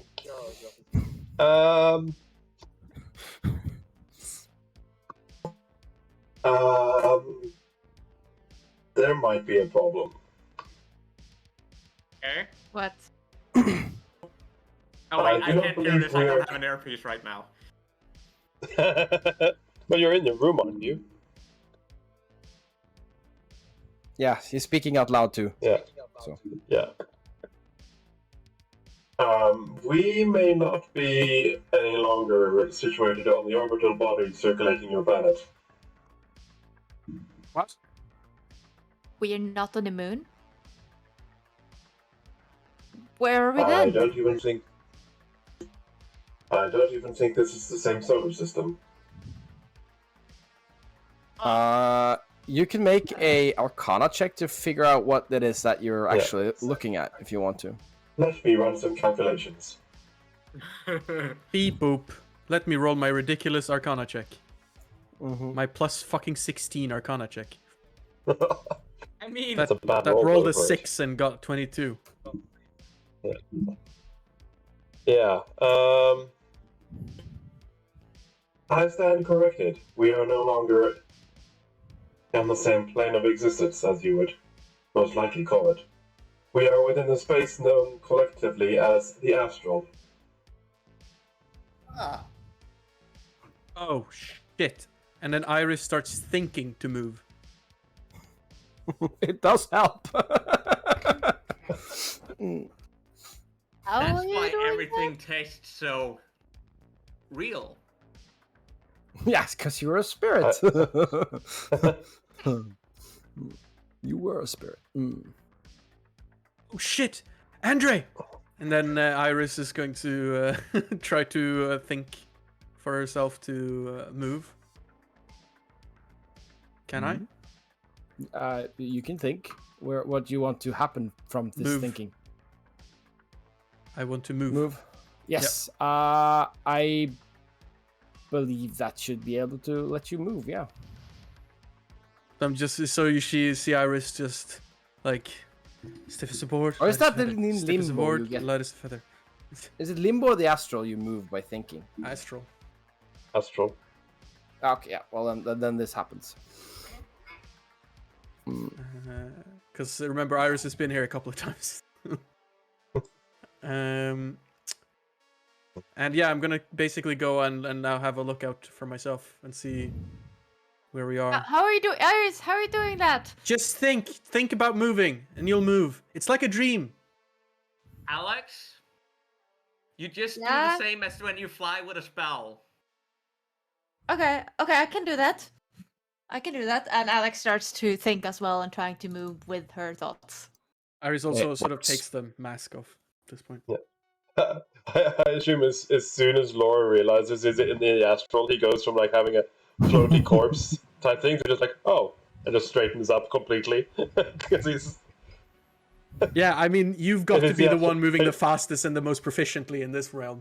he starts hovering around like Illithid, just like... Oh, I Pretty imagine. good at that. Do you also make a comment? Do you think about how profane this is? Like, this doesn't feel right. What did you say, Celia? No, I just I don't know if it's the intelligence or wisdom that makes people move faster, but Int. I think it's the intelligence. Int. oh, okay, well then I'm doing well because I have a 5, Yeah. like 20, Nice. so +5. So I'm following Iris. basically. Yeah, you're gonna be slowed down if you do that. Because Iris is like, whoa. I would think that high either of the mental stats would be good for this, because it's either pure bane power, the power of observing the world around you, or the power of being one with yourself. No, it is the power of imposing your will upon the universe, not accepting the universe as it is. Wouldn't that be charisma? Because that sounds like a sorcerer thing. Anyway, it's intelligence. Just whatever. You are not impeded in your flight in any important ways. It's I know. flavor, but it's good flavor. I think Iris is going to say, we haven't seen what's on the other side of this ship. So let's go together. Yeah. That's where Laura's going to start exploring as well. Give me a moment. I'll be right there. So, but before you go further, I just want to say, I think there is opportunities for fighting and combat there if you want to, but I don't think it's necessary. So you can explore. That depends how many tentacles they have. Oh, I mean, I can't Laura's really find a reason raise... to go like, oh no, never mind right now. Yeah. Laura's gonna raise one of his hands to stop and try and analyze the situation which he sees. Yeah. So here you see an Umber Hulk floating dead in the corridor. Oh, he's dead. Okay. Weak-willed, I'll let you know this. Weak-willed creatures have a harder time surviving this. The after effects of the Elder Brain's death. It's like one of those space horror scenes where this corpse appears and you think it's a monster, and it's just oh, he's already dead. Yeah, that's exactly what's going on. There's also a pylon down there, but it doesn't look powered on. Okay. What's in here? It's one of the gravity pylons. Just for information, I have reverted to my actual body again. Yes. I will remove your body that was on the ground, and you can move around with your. Yes. Yeah. So lore. The area you've entered now, I would describe as a sort of living quarter area. There is beds. There's bookshelves. There's an urn here with inscriptions. It's an open urn with nothing in it, or a jar filled with brine. That's what you see. On the top here, you can see that it's a room, but it has been packed down, and in the middle is a what looks like another bed that just hasn't been cleaned away. So it looks like a recently vacated room. And he's going to continue with the group. I think if there is no combat, I think we could do this in macro. Matthias? What does that mean? As in, we don't have to move our tokens around? Oh yeah, you don't necessarily need to move your tokens around, but if you do, I get to show you my map. But anyway, it's you walk through the different rooms. This is the living quarters of the Illithids. They are surprisingly roomy. Not roomy, but they're surprisingly luxurious, you might think. They contain furniture that doesn't resemble necessarily the rest of the furniture in the spaceship. It is clearly individualized to different rooms. They express different tastes, different preferences. Some of them have artworks on the walls. Some of them have mirror, as if the Illithid who lived there cared about looking at their own reflection. That is an unusual amount of vanity from an Illithid. Also, unusual amount of identity. Yeah. All of the rooms are this way. expressing, like giving expression to some degree of individuality, not necessarily independence. How would you know that without actually talking to an illithid? But there's definitely these rooms definitely belong to different people. What's this? Before we move on too much, What? Yeah. I would like to try and identify the gravity pylon. Not actually identify, but like this one we haven't blown up. So, is there like any useful tech that we might salvage to? I mean, the answer is yes, but you wouldn't be able to do that now. You might be able to turn it on if you tried. I don't know if you want to try that though. That doesn't sound like the obvious thing to do right now. Follow-up question: does it seem like this spaceship is also on the astral plane? This spaceship is on the astral plane. From the exploration of the holographic thing of lore, going to the looking through the open hatch. At the open hatch, you are on. This spaceship is floating through the astral right now. Okay. Drifting. Yeah, I think I'm mixing it a little bit up with some of the ways that ethereal plane works versus astral. So, yep. That's fine. But yeah, what is this? This is a small stuffed creature. What? Stuffed as in cuddly or stuffed as in taxidermy?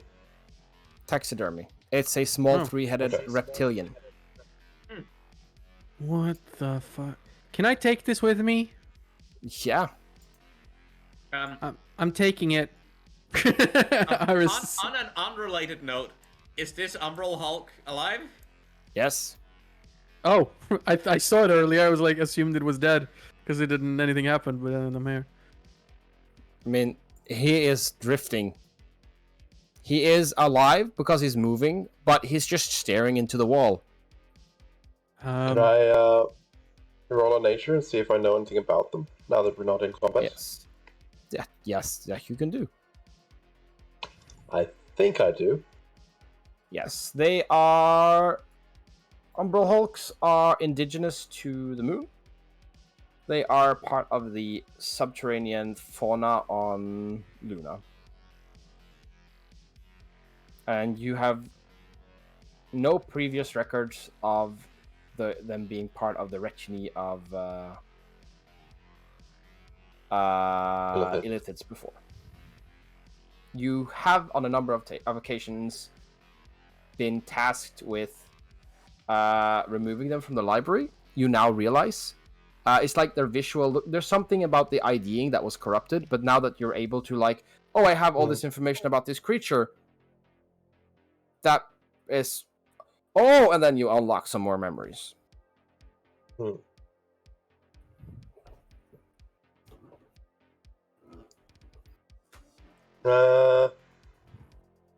Yeah, I will tell this to the party that they're native to the moon, basically. Okay, well, I mean, let's try not to kill it. It could be an endangered species or something, right? The way you're treating them, yeah. Hello. The way you're going through them. Oh, what's this? Let's see, Iris. There you have it. I gave you control of the token, so you can have to carry it around now with you. There you go. Why? You can because you wanted to carry it around, and I'm being stupid.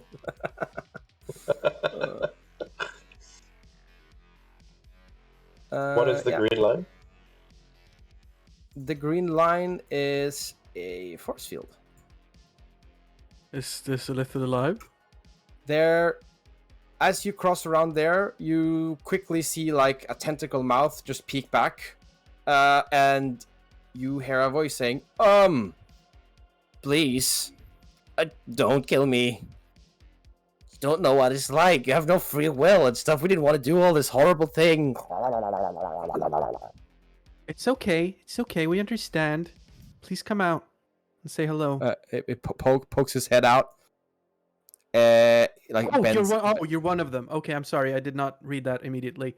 You're not gonna do anything to us, are you? He looks you up and down. It's like, no, please. Why is there a force field? Were you a prisoner? I have a question.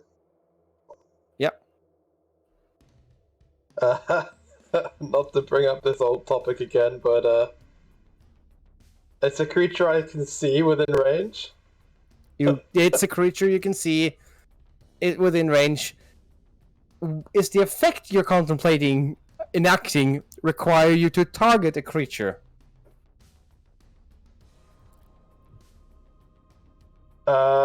It just says one creature you can see within range must make an intelligence saving throw. This I'm gonna cast it. mental prison. Jesus Christ. Sure. Wow. That is an intelligence save, right? There you go. Oh, damn it. Oh! You cast the spell on it. Iris does some weird shit. I'm trying to see what the spell does when it fails. What, mental Or prison? succeeds. Yeah. Oh, there you go. Yeah, so he does take full damage. Huh? Even though he saves. He takes full damage if- regardless? Yeah. Yeah, if he succeeds, he takes full damage and the spell ends. If he fails, he takes full damage and then he's trapped in the mental prison. Okay. So he does take the full damage. Yeah, so you can... Which was 27. Yeah. 27 psychic. That's not very nice of you. Mm. To be fair, they are his mortal enemy. It would have been nicer if he failed his save, and I agree. He drops the concentration. Yeah, he drops the concentration on the wall because he lost concentration. Uh-oh. Oh, you're not a prisoner then. he is he goes back and he's like, please. Oh, if you want to kill me, but I don't want to fight you. I look back to Lore and say, give me like a minute. His red light is on. Yeah, cool, gotcha. And then kind of quickly, okay, listen. If you're gonna have any chance here, you gotta tell us. We are in the astral right now. What happened? Is this some sort of contingency by the brain thing? How do we get out of here? Oh, out of here? I'd like to use... I can get you out of here. What did you do? For fuck's sake. I'm preparing some meteors. You're not casting them, you're just preparing them? Yeah, they're not circling around him. Yeah. It starts at 6. I can get you out of here if that's what it takes. Just keep... We don't need help from the illithid to get back home. I can do that. Yeah, but look at it. It's so lost, alone, and pathetic. I mean, we've already won. Doesn't mean we need its help. I can send it home as well. Probably wanted some help to get out of here, right? No, we don't really. I mean, could you at least explain what's going on? Why are we in the astral? You must make a intelligence saving throw, Iris. Yeah. Yeah, target the one person who's trying to save you. He's fucked anyway, right? He wants to eat brain. He's fucked anyway. You are stunned, and you take the 44. Let's see, roll 48 actually. 8 plus 4 psychic damage. 19 psychic damage. I take half of that. Yeah, and I'm gonna say that Lore, if you had any planned actions up your sleeve, I think your character would be on the watch for them right now. I think both Lore and me absolutely blast this thing to smithereens. Yeah, well, I'm thinking Lore gets to try first because he had the meteors up and going. I mean, I still have a crown of stars rolling. Oh, that's true. But let's. So I want to give it to Lore because he of mortal course, enemy and stuff. Lore gets to go first. I am completely fine with that. I think like this if thing gets much else. if you're fine with us just killing it, then I'm like, I can easily imagine both me and Nozomi both launching a tiny meteor at the same time, and then just looking at each other with approval. Yeah. Yes, he's just smeared over the inside of this cabin. And Iris, being stunned, drops the little stuffed toy on the ground, and like his stuffed creature on the ground, and like, no.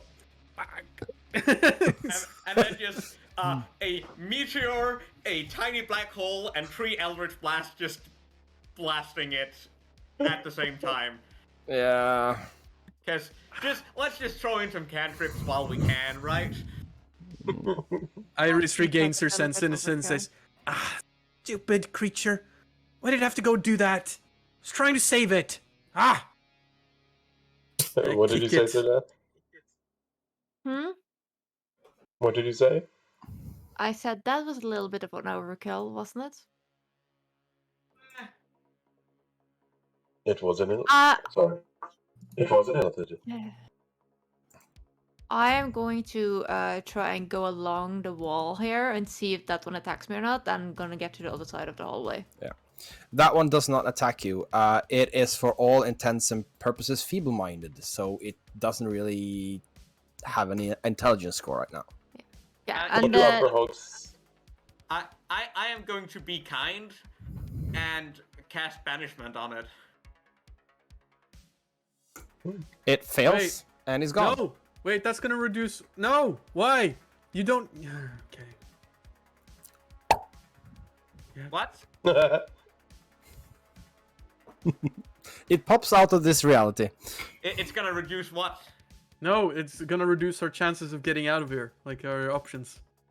I mean, I'm just going to short rest and get my spell slots back. Oh, that's a nice assumption. There Yeah, is so- another. time for a short rest. Yeah. There's another pylon there. It is also powered down. And now we're getting to the pylons we've ruined. Yes. Oh, hey, there's someone there. Okay, so let me see. I realized I have a bunch of stuff on the. Okay, this is gonna be interesting. This is gonna be fun. Let me there's just. no more light on me. Okay, I'll deal with one thing at a time here, sir. Sure. Sir, one thing at a time, sir. Let's see. There you Yes, are. Dear sir, yes, character sheets. There's for you. Oops. Character sheets for you. And let's see. So you are dead. You are dead. You are dead. You are dead. Okay.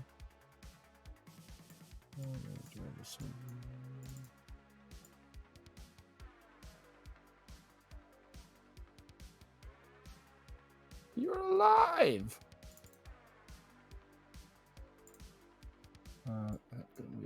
Soul Blade still has a soul to blade.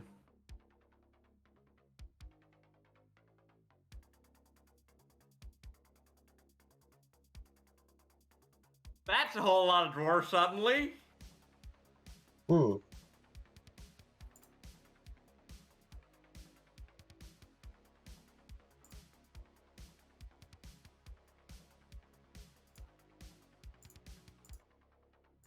Does anyone still have see invisibility on? It doesn't matter too much. Yes. As you walk in, you see one short, gray-skinned humanoid leaning against the wall here. Over here. He looks up at you, and he tries to scramble forward on his knees to grab a knife of some sort, and gets up and holds it, pointing at you guys. The blade is made of some sort of dull metal that seems hollow and incomplete. It looks more like an antenna. A knife-shaped antenna, to be honest. Hey now, we mean you no harm. He's invisible. Was he invisible or was he not? No, I decided that the shock of the brain dying also ruined his concentration, so he is not invisible. Okay.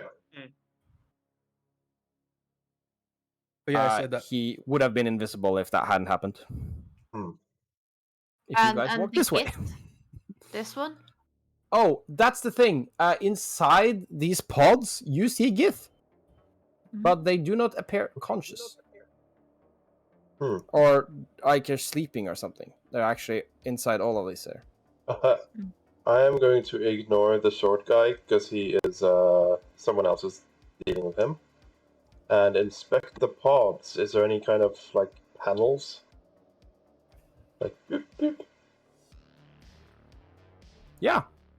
There's something that to your understanding of universal user interfaces, there's an open button. Okay. Is there a check vitals button? Sure, there's a check vitals button. Are they still alive? Yeah, it's in Illithid speak interface. Right. So I don't know if you understand it. I mean, if you want to wait 10 minutes, I can cast comprehend language. This guy here is going to slowly back away because he's kind of he isn't going to wait for you guys to figure out what's going on. Well, I was going to try to say some stuff before you're gonna leave. Well, you can talk to him. I did say something to him earlier, but I don't think any one of you heard me. Our apologies. Would you care to repeat it? We can take it from there. Yeah. I think I said something about like, I don't think that's gonna help, but your boss is dead. Right. Which you do not understand. Right, that was a problem. Which one of you guys could understand other languages? I can understand other languages in an hour or in 10 minutes if you. No, wait. Comprehend languages last an hour. I still should have that running. Yeah. Oh. You when Alex kind of draws your attention back to the Draugr, he looks at you and narrows his eyes. He doesn't repeat his question, and since you didn't pay attention the first time, I'll just turn to him and excuse me. Damn useless no speakers. I don't. Okay, so do you understand us? Because I understand you. Can't even speak properly. Look at all this. Oh no! And just Kroklar is dead. Blork is on. I don't even know what to do. Where even am I? He seems to speak to himself, and then he's like, "You guys don't even obviously not understand what I'm saying. I think I'm just gonna slide away here." So the guy doesn't understand us, and he's in for a rude awakening when he gets to the exit. Because he has no clue where he is. Good luck, guys! Is he moving? I'll just wave at him as he leaves. He threateningly returns the wave with his knife. By the way, he has to know where he is because he's moving. In the astral. Oh, yes, but he doesn't know that, so he thinks he has gravity. It was in the transition phase where you actually didn't have gravity yet, that you got convinced there was no gravity. This guy's walking away.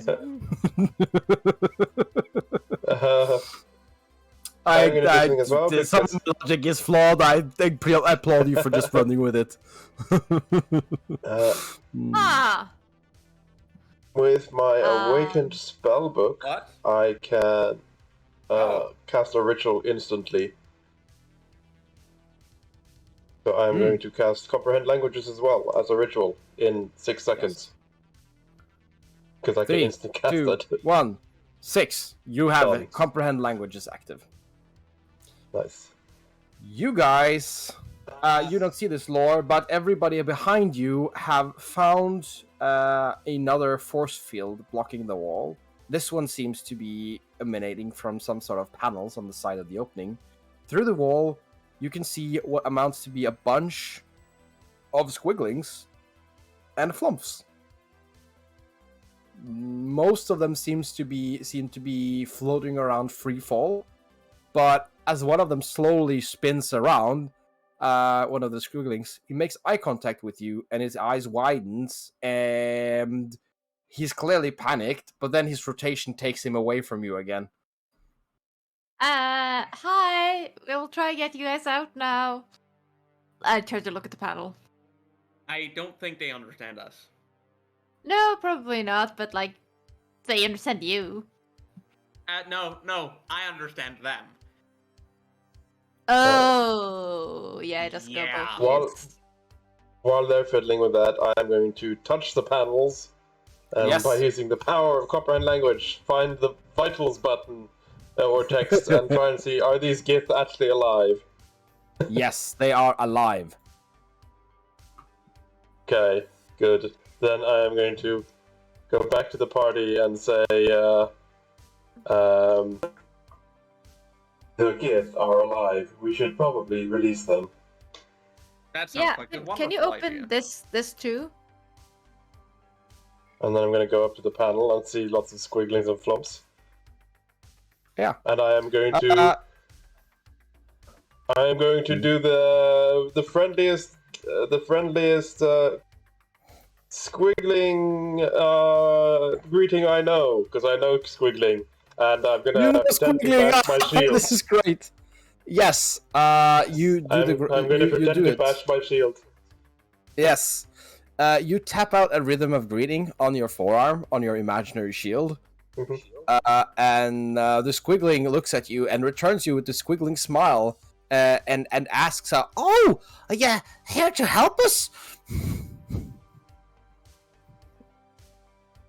It would be quick if you could get us down from here as a start." Yeah, I am going to have a fiddle with the panel and see if I can open the door. Yeah.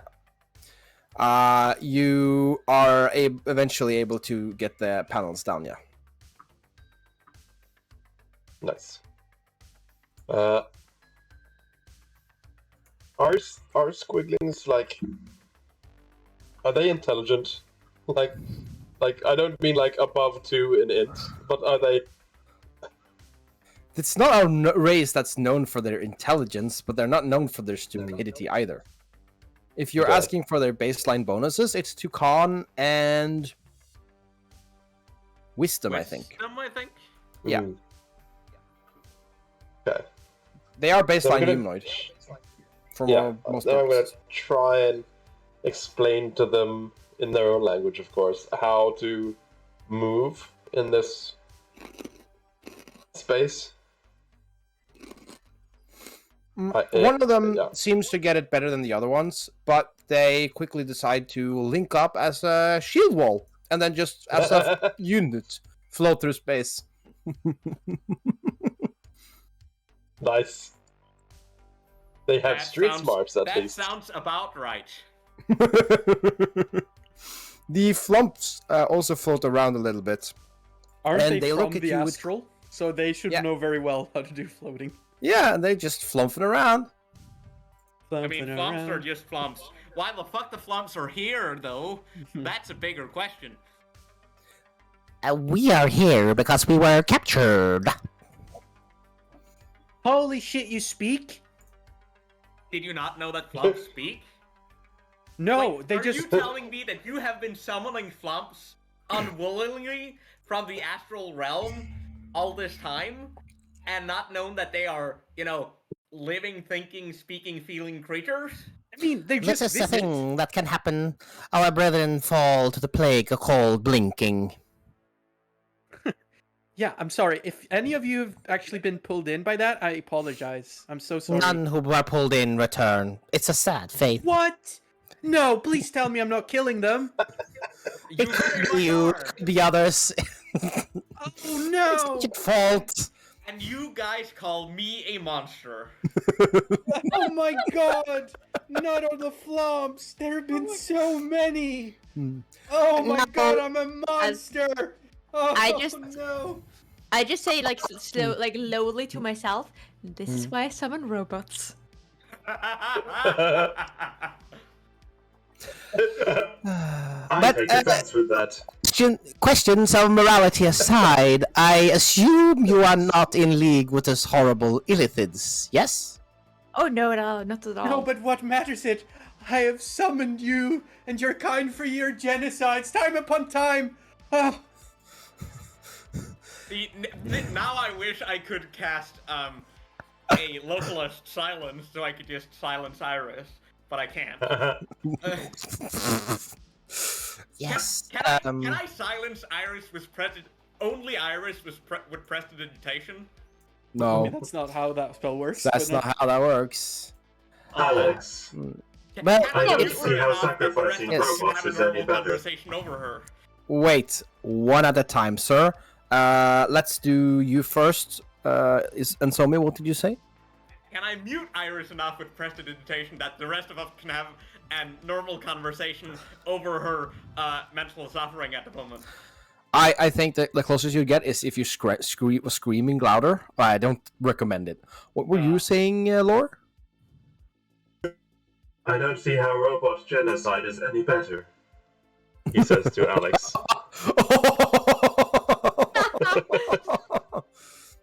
Yikes. You seem to have your own internal discussions, but you have left the door open, so we will make our exit. Goodbye. Goodbye. Excuse Goodbye. me, can you please... I know I have no right to answer this, but we found ourselves in the astral and, you know a little bit about it. Could you help us? We will think about it. Best of luck. They ran away from me because they know I killed them. You are correct, Iris. You are a flump mass murderer. Hey now, at least I'm not the You're an demon all-star. thing that eats souls, okay? Hey, Let's hey, not throw stones in glass houses. I only eat dead things. What do most other carnivores do? Guys, we are having a bit of a practical question over here. You seem like a reasonable fella. The other guys, like, we can't understand what they're saying. It's addressing you, Lore. Oh, right. Yeah, he's gonna hover over towards the Gith again, and while speaking back. Excuse me. While saying to them like, we are currently trapped in the astral, and trying to figure out a way how to return. Of reality, we ought to get out of here. You would often call it the place where your shamans go for their spirit walks. Oh, that'd be bad, Mojo. We don't want to be here no more. You happen to know where the tunnel out of here is? How do we get out of this place? I mean, That I is have what we are one way trying of to getting work us out. all out, but it's gonna take. Delay. What did you say, Lore? You're the only one that can understand them. I can understand them. We- They just can't You understand can't- me. This is true. Well, what were you saying, Lore? We are trying to find a way back. I do not recommend leaving the vessel. Vessel? What's a vessel?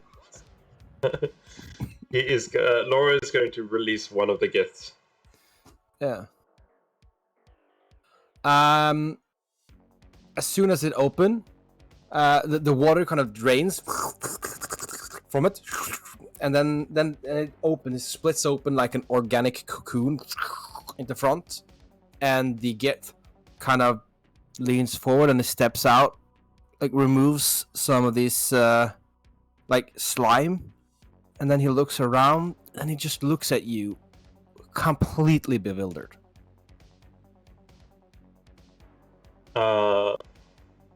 Very unsure. He looks around, cocks his head, looks up and down the corridor. Yeah. Laura's just gonna try greeting him in all the languages he knows. He does not know any form of Gith language. Does he know Illithid? Oh wait, Illithid don't speak. knows... They do telepathy. So they don't have a language. They use, or I Traditionally, believe there's a language. Yeah. But Undercommon they wouldn't know because that's lunar speak here. So. He would speak. He would say greetings in Myriti, Common, which is English, Squiggling, and Qualith. Qualith is a written Qualith language. is the Illithid. Yeah, that's the Illithid language. Yeah. Yeah. I forgot that I actually had the language. I didn't use comprehend. Yeah. It's just a written language. I don't think you can speak it. Yeah. So, but he looks at you, and when you greet him in Madriti, he kind of like cocks his head a little bit, and then kind of shrugs, and then he speaks to you. Do you have comprehend language? I do actually, because I did cast it. Nice. And he says, "Hi."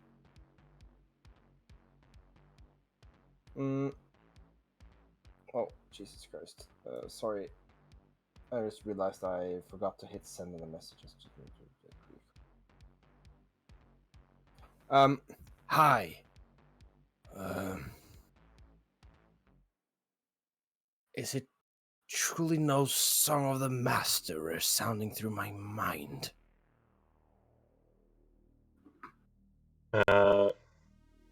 Laura's you do gonna not look like any servants I've seen. Laura's gonna try and like nod and say in Myriti again because he seemed to react a bit to that. That is correct. The Elder Brain has been dealt with. I did a legend, Laura. I don't understand your words. But you do not seem like you are one who wants to fight. Sorry.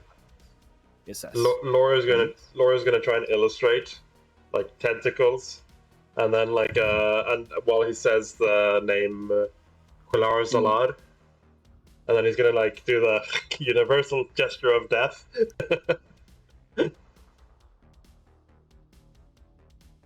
He nods. And then he says,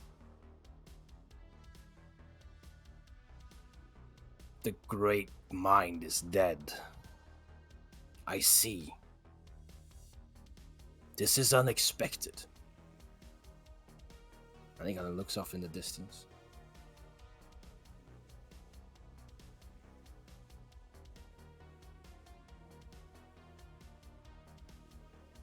Do you happen to know what now? He turns to the party, and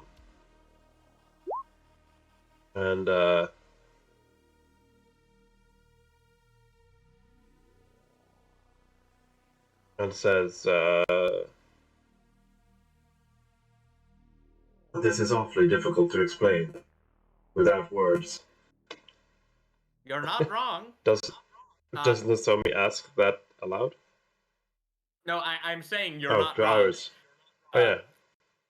I whisper at Iris, what's the longest you've been in the astral before? Because, if I short rest, I can cast tongues, and this won't really be a problem, but I don't want to start short resting here and...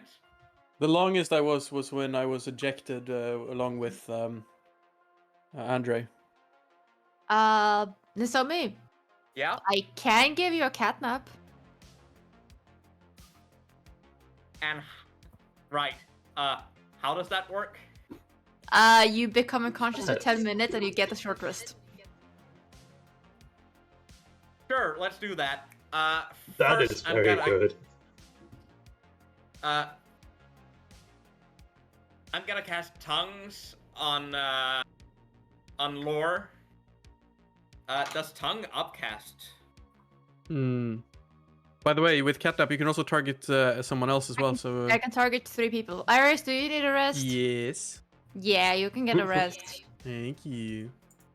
But yeah, I'll cast tongues at lore, because that lasts for an hour and doesn't require concentration.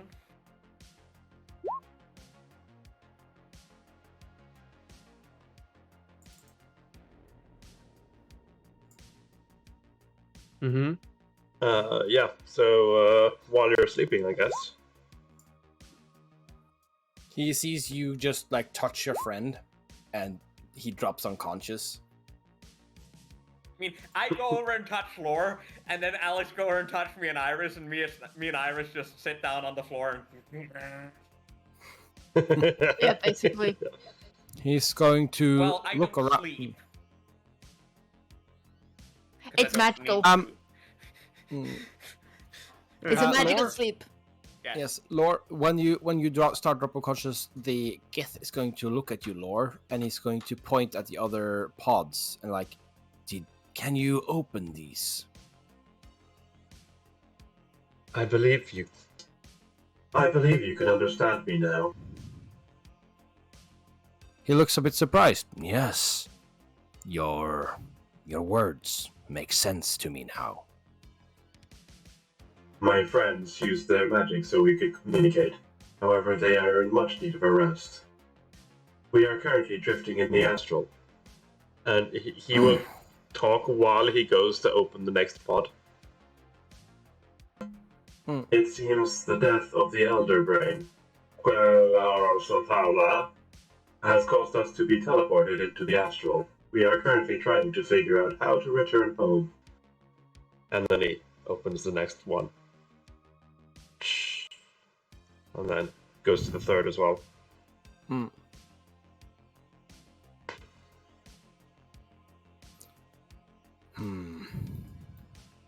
And looks at you. Well, let me start by saying, if what you say is true, and that the mind, the tyrant is not merely gone, and will return, but truly dead, we owe you a great thanks. But this remains to be seen. Yes. In the meantime, we should rouse for battle and get away from here. You say you want to get away from here? We should get to where the controls are. There should be around here somewhere. Thanks. It's a place of great psionic power. No thanks is needed. The Illithid are the arch enemies of my people. However, if you do wish to show appreciation, any support in maneuvering this vessel would be greatly appreciated. He bows deeply to you and says, my great ally, we shall offer our services. And then he reaches out a hand and grabs the hand of one of the Gith that is emerging from one of the now drained and opened pods.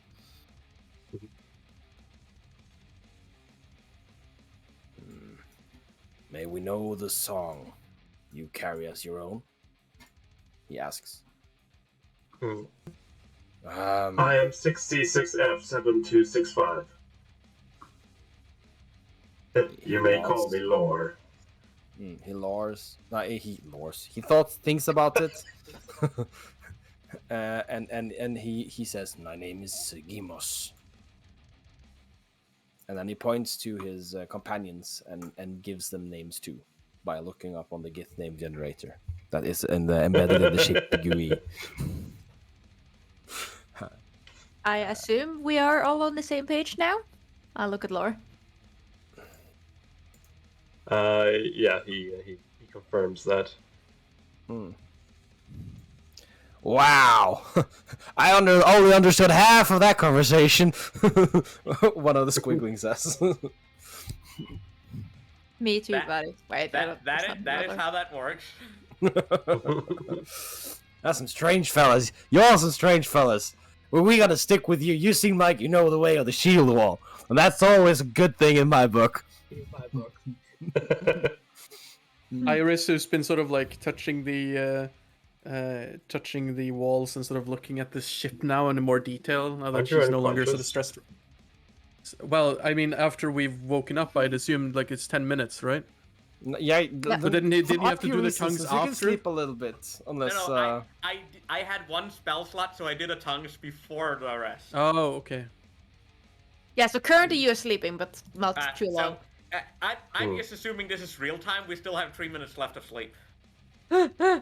Nice, keeping track of that. Guys?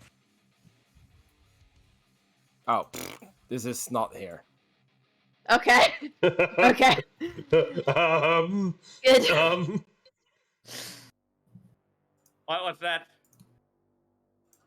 Is that there? Apparently not. There's a dead brain on the floor. It's a dead brain on the floor. This does not look good. In the middle of the room. It's a swirling vortex of energy, and suspended inside it is a squiggling. Can we do something about that, Lore? Laura's going to immediately start checking out the panels. Also, it looks like there's 2 pods Oh, here. that's Chicknar. We should get him out of there. I don't know why we're texting. Well, something vaguely similar. This is terrible. What does the thing Alex is by? Alex is next to it's gems. This seems to be some sort of indoctrination chamber or mind-breaking chamber, like a chaining chamber. It is a place where psionic domination energy can be amplified. I take some of the gems. Yes. They are cut to easily they're cut to be useful for a number of psionic applications. Cool. You want to try and turn off this swirling vortex of energy? Yes. Yes. Roll me an Have you rolled an Arcana now, or is that an old one? No, that was just now because I asked to look at the panel. Okay. So I did actually roll it just now. Yeah, let's use that as a roll for trying to turn off this energy. Yeah. I also forgot that because of my Awakened Spellbook, I have advantage on Intelligence Arcana checks, as the book helps me remember our magical lore. So it's actually a 22. Nice.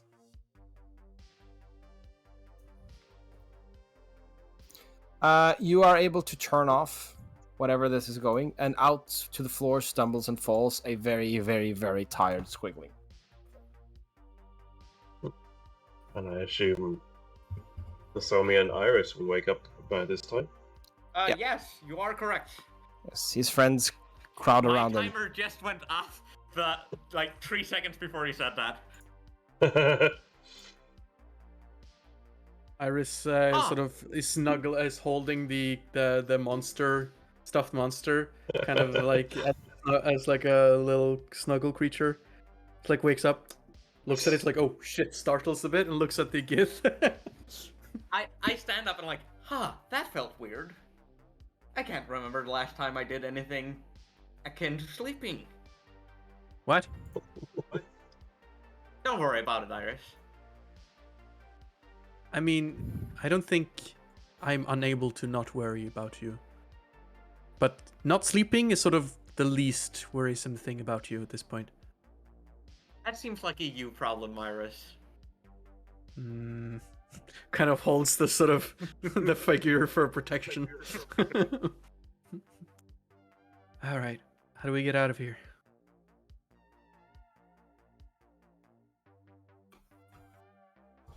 Oh, what's happening over here? Guys, we're here.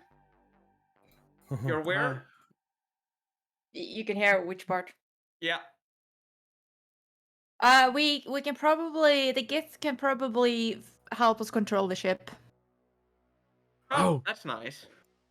Oh my god, can we take the ship for ourselves and be like intergalactic spacefaring adventurers? And they can join our crew? Oh my god, let's do that, please. Iris, Ish. I am going to send you home to your home plane right now, if you don't stop with that.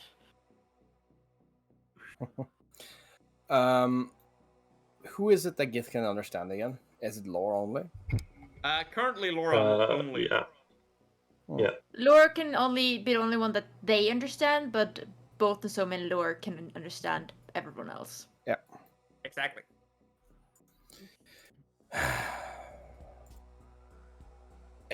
You guys, as I asked earlier, I wasn't really. We weren't really paying attention to it when you said we were in the astral, and you said we needed to get out of here. I wonder if could we maybe look into the tunnel now?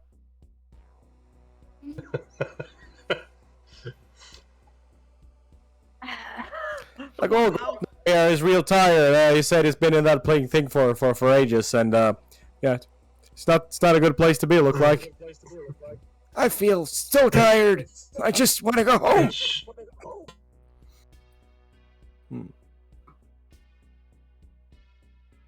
It looks like he's just. No idea. Yeah, but I can't understand him. I guess people are getting a little bit antsy about leaving. Like, she doesn't understand what they're saying, but like, yeah, sentiment is. You are correct. They're body languages. Okay, sorry, Thomas, go. It's the delay is fucking us over. You are correct, Alex. It seems we must find a way out as soon as possible. Yep. I guess we asked the Gith to take us to. I don't know for you guys, of course, but we would like to get back. Okay, we're floating this way. Come on, floating sheet wall. Woohoo! Yeah, the Gith is Could probably. you please taking us instruct our first. Git friends to take us to the control room so we can get out of here? We saw someone. It seems this vessel is somewhat symmetrical in layout. The opposite side seemed to have some controls. If you could understand how to steer this vessel, he says to the Gith.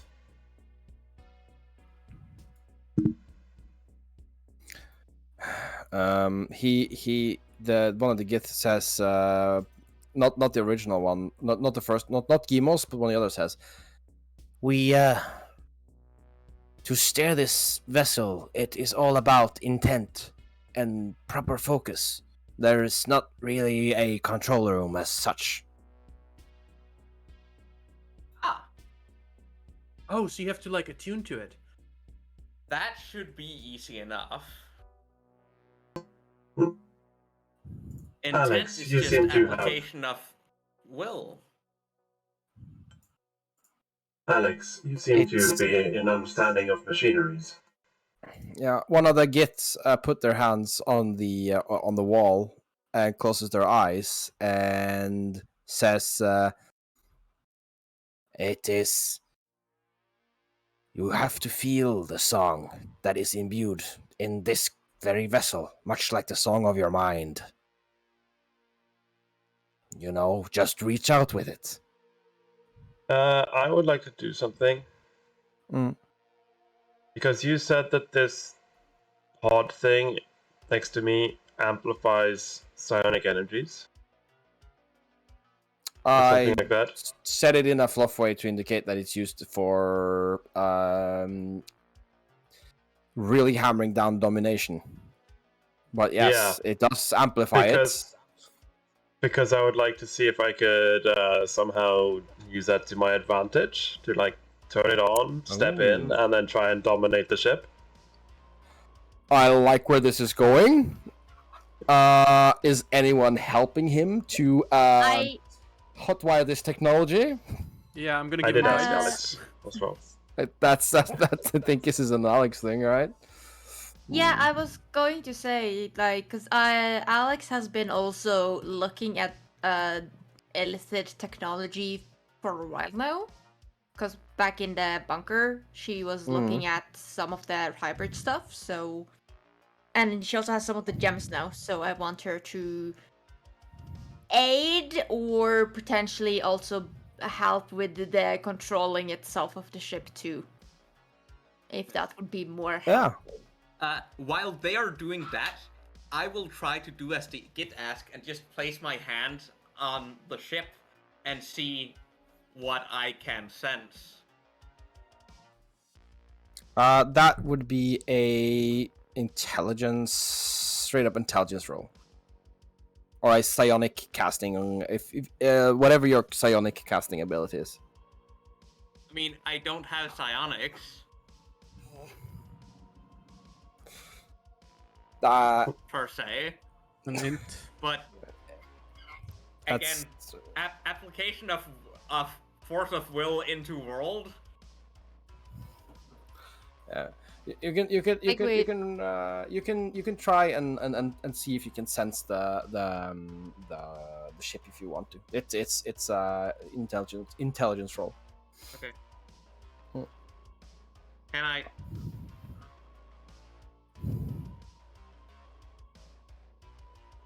Can I use Arcana for it, or is it just intelligence? No. If you have psionics, you would be proficient in it, because that's what you're trying to do. You're trying to use psionic technology. Okay. I'll just use nature, because I'm not proficient in that. Nope. You know you can just click on your int. The wall is cold and hard. I tried, but it didn't work. It's fine. We got a result. We can work with it. It's the walls are unyielding and unpenetrating beneath your touch. Another thing that I can do is with lore is I can give him bolstering magic. So you now have 1d3 and a d4 to add to each roll, to the next roll you make. I am sorry. Nice. I know that's a bother. As basically, when you sort of go in and Iris goes, okay, I know you got this, but I have noticed that my spores tend to react somewhat to the psychic energies. So I don't know, maybe they'll help. Here you go, little ones. Help our friend. And then she kind of takes a hand on your shoulder and the spores fly over to you. And little sparks of energy come off your chassis as they sort of like interact with the spores in the air. Okay. Nice. So I got an idea how this is going to go down. So first off, I would like an Arcana with proficiency roll from Alex to see how well you're modifying this technology. Still not proficient in Arcana.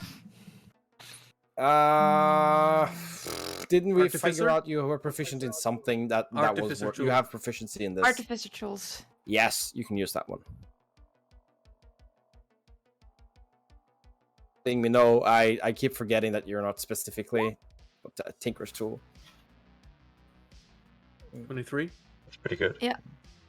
I'm also holding the psionic gems in my hand as well at the same time. Yeah, the psionic, nice. Psionic gems are like screwdrivers and screws for this technology, so they do come in handy as you're modifying it. Yeah, and like actually due to my artificer thing, I have automatic proficiency in certain tools. So. You mean the hardware, like USB-C to USB. Yeah. Thing, Oh yeah. Okay, you're able to make that happen with the crystals. Yeah. Okay. You're able to modify the technology quite well. Do you want lore? I think you can step into it if you wanna. If there's something else you don't wanna, because you wanna attune to the ship, right? Yep. And if anyone tries to stop him, his argument is that he can live and breathe for close to indefinite amounts of time. So if anyone is going to get stuck in here, it should be him.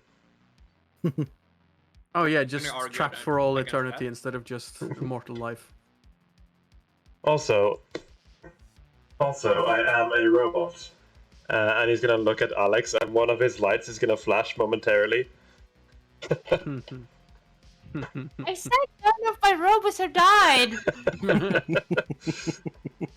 I think Guys, that's Very his good point. towards them. I think that was his point.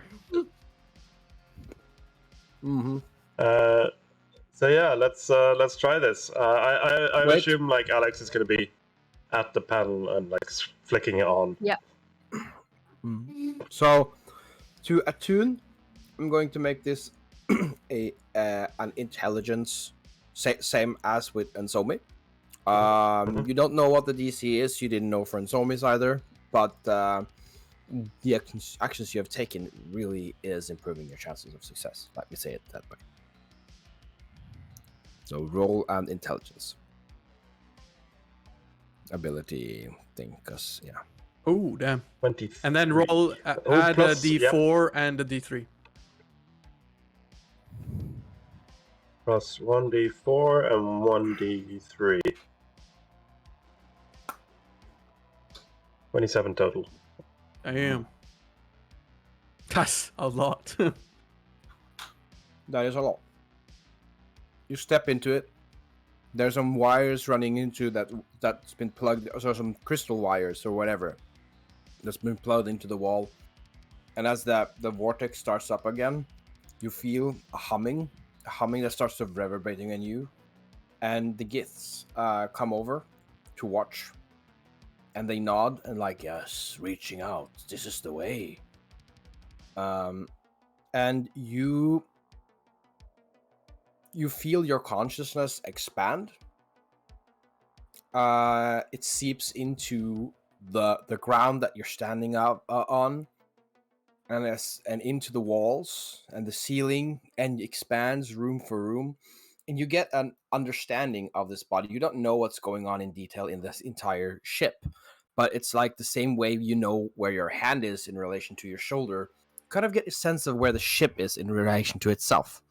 You are able to attune to the ship, and this is a process that takes you about 10 minutes as you're just standing there. Alex, you are adjusting knobs and tweaking and watching lights that increase in strength and fade as you adjust the feedback cycle so it doesn't turn into too much energy and isn't too little energy, etc., etc. And after about 10 minutes has passed, Lore, you are familiar with the ship. You know how much fuel it has left. This is a psionic ship. It runs on psionic energy. Its main energy source is missing. It's not generating any more energy. It's running on fumes. The main energy source would have been the Elder Brain.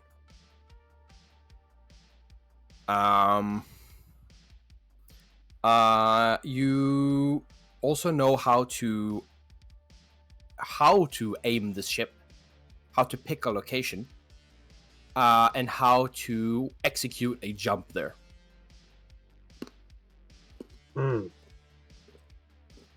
Those are two actions you can take. You can aim and you can execute. You can also... Is there like a star chart as well, so I know what I'm aiming for? I'm gonna leave that a bit up to you, because the fuck if I know how to navigate the astral sea in this world. That's true. I think it's more like the aiming part is just like, yeah, orbiting Earth, kind of. That's my aiming. I'm gonna focus on like the memory of Earth. Yeah. I Because mean, it's all if willpower based. as someone who's run an astral exploration campaign for a bit, I can tell you a Sure. bit about how the canonical astral is supposed to work. But it might not be as such in this realm, in this universe. I'm just remembering how we traveled, or well, not traveled, but how we, my character looked at the astral plane in the main campaign. So, which is probably the most canon kind of part, since it's the same universe. It is the same astral. I think, I think you could describe how Lyssa did it.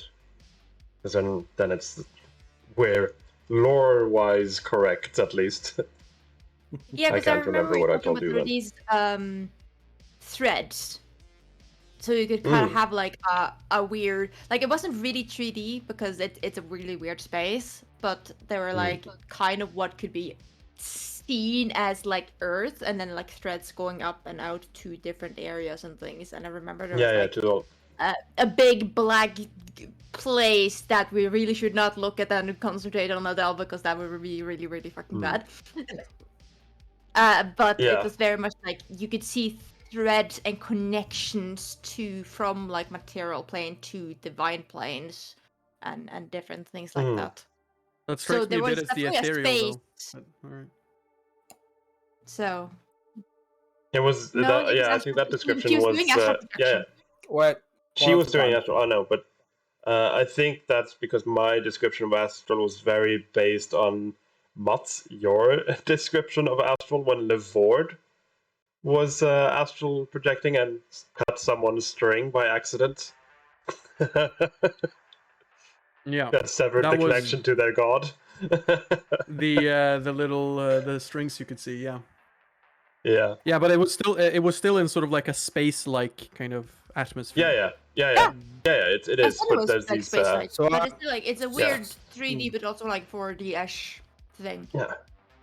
Yeah. So I remember now that my explanation of what those strings were was basically the divine magic going from the astral, from the gods, to their worshippers. Sort of. You could see it. Like, you didn't really know that's what it was, but it was more like... How do you call it? Like space dust. That is not necessarily, though, the standard modus operandi for the astral. However, that is... No. I think for me, that's akin of somebody having like different vision, like true sight, while in the astral. They would see sort of like the threads of the foundational kind of realm, and that's sort of how I envisioned it when with that, where you could see, because otherwise, right, if you'd look at a planet and a lot of them were religious, would just be a fucking heap of threads, right? Just impossible to see anything else. Point was still just that's what I remember from that, and Thomas, you can extrapolate what you're doing from that. Yeah. I think it sounds like it's this chaos, and people perceive it a bit differently, and there may be some way markers to follow. But for example, those planar connections. But it sounds like it still boils down to intent and will.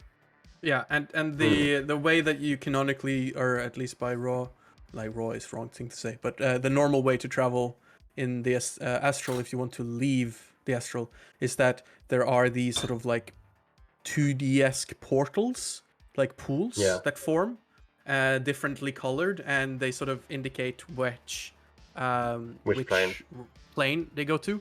And they are formed naturally and more chaotically around so-called psychic storms, which are these sort of like massive, very dangerous, quite common weather events, quote-unquote weather events in the astral. Because this is sort of like where a lot of the idea is that the astral is where you go when you sleep. Right, or you tap into the astral when you sleep. So it's the subconsciousnesses of multiple people, sort of gathered into a chaotic wind. It's the space between spaces. Yeah, and how Gith travel, right, is that they use these cutters that sort of like fly, these like ships, and they use navigators to call on or find specific like portals, basically. and then they travel through them because they're massive, right? They're not just like a little dinky little hole in space. They're fucking massive. But yeah, I think it's cooler for now if it's if lore you can by more like reading those ebbs and flows a little bit, but more about intent because you're not familiar with the astral at all, right? No. No. So I think he is. I also think like probably we don't need, if there are portals like you described, Mats, in the Forgotten Realms or D&D lore, then I don't think this ship would need that anyway because we just hopped to the astral without one. That is so the ship probably has what the North Lloyd ships does. They plane jump. Yeah. Plane shift. Yeah. So what Laura's gonna do at least is try and just like focus his thoughts and memories on Earth, on like seeing it out the window, kind of just like focus on the memory and thought of what Earth looks like, and do that as his like sort of aim. Because it is still very much mental driven, this ship. Mm-hmm.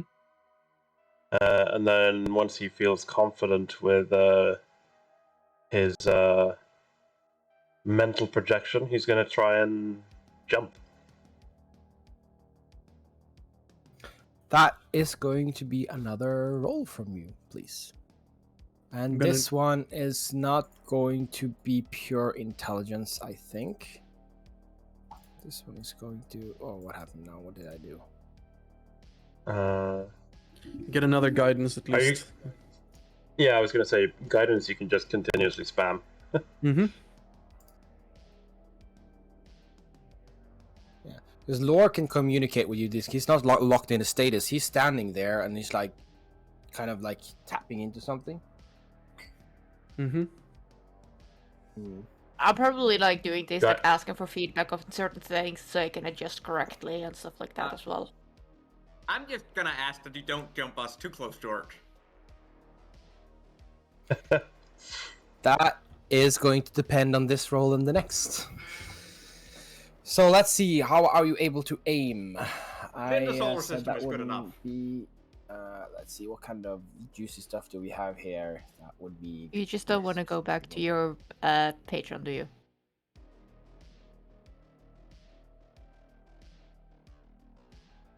If you don't want to go back to your Patreon, you can just jump ship now. I have a plan, don't worry about it.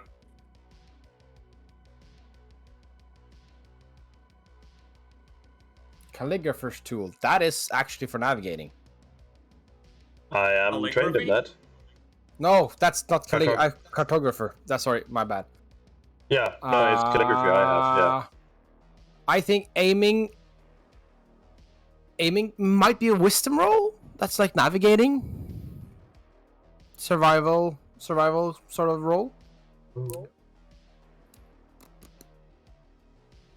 That depends how you do it, though. I mean, like, navigating by... No, like... this is an You know what? It is an intelligence. Yeah. I wanted to spice it up, but this is an intelligence roll. So you know what? Give me an intelligence roll, sir.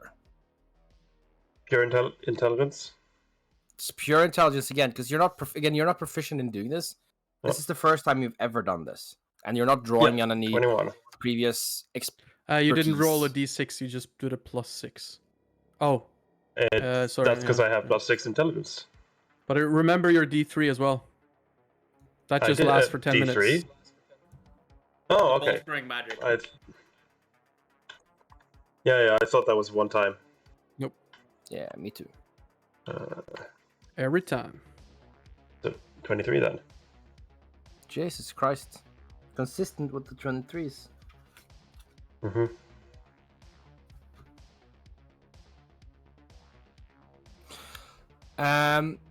You align your ship with kind of the astral winds, and you feel out, and there's this residual almost like vibration in the fabric of this plane. That is the shadow image of where you entered this plane. That coupled with the fact that you kind of know where you want to put it in orbit around Earth, you feel certain you have a good aim. Mm-hmm. And the last roll to see how well you do it. Int again? I'll have to say though, you do not feel. I think once again, this is just a pure intelligence roll. I wish it could be more interesting, but it is interesting in and of itself, right? Yeah. This is you. Finally, you're powering it up. You have estimated the energy you need. You know how much kind of you have to ramp up the psionic energy to generate the bubble that breaches the threshold to take this ship from one plane to the other. You have the understanding. You know the ship. The tech has been fitted to you. You've plotted in your star charge. Now you've plotted in your course. Now it's executing it all, pulling it all together. I'm gonna From yell, plan to brace, action. everyone, brace! I'm just going to say, it's better to undershoot. Better to undershoot.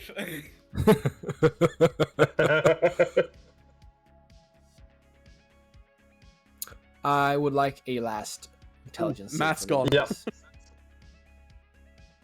There's just one thing I need to do first. This is it.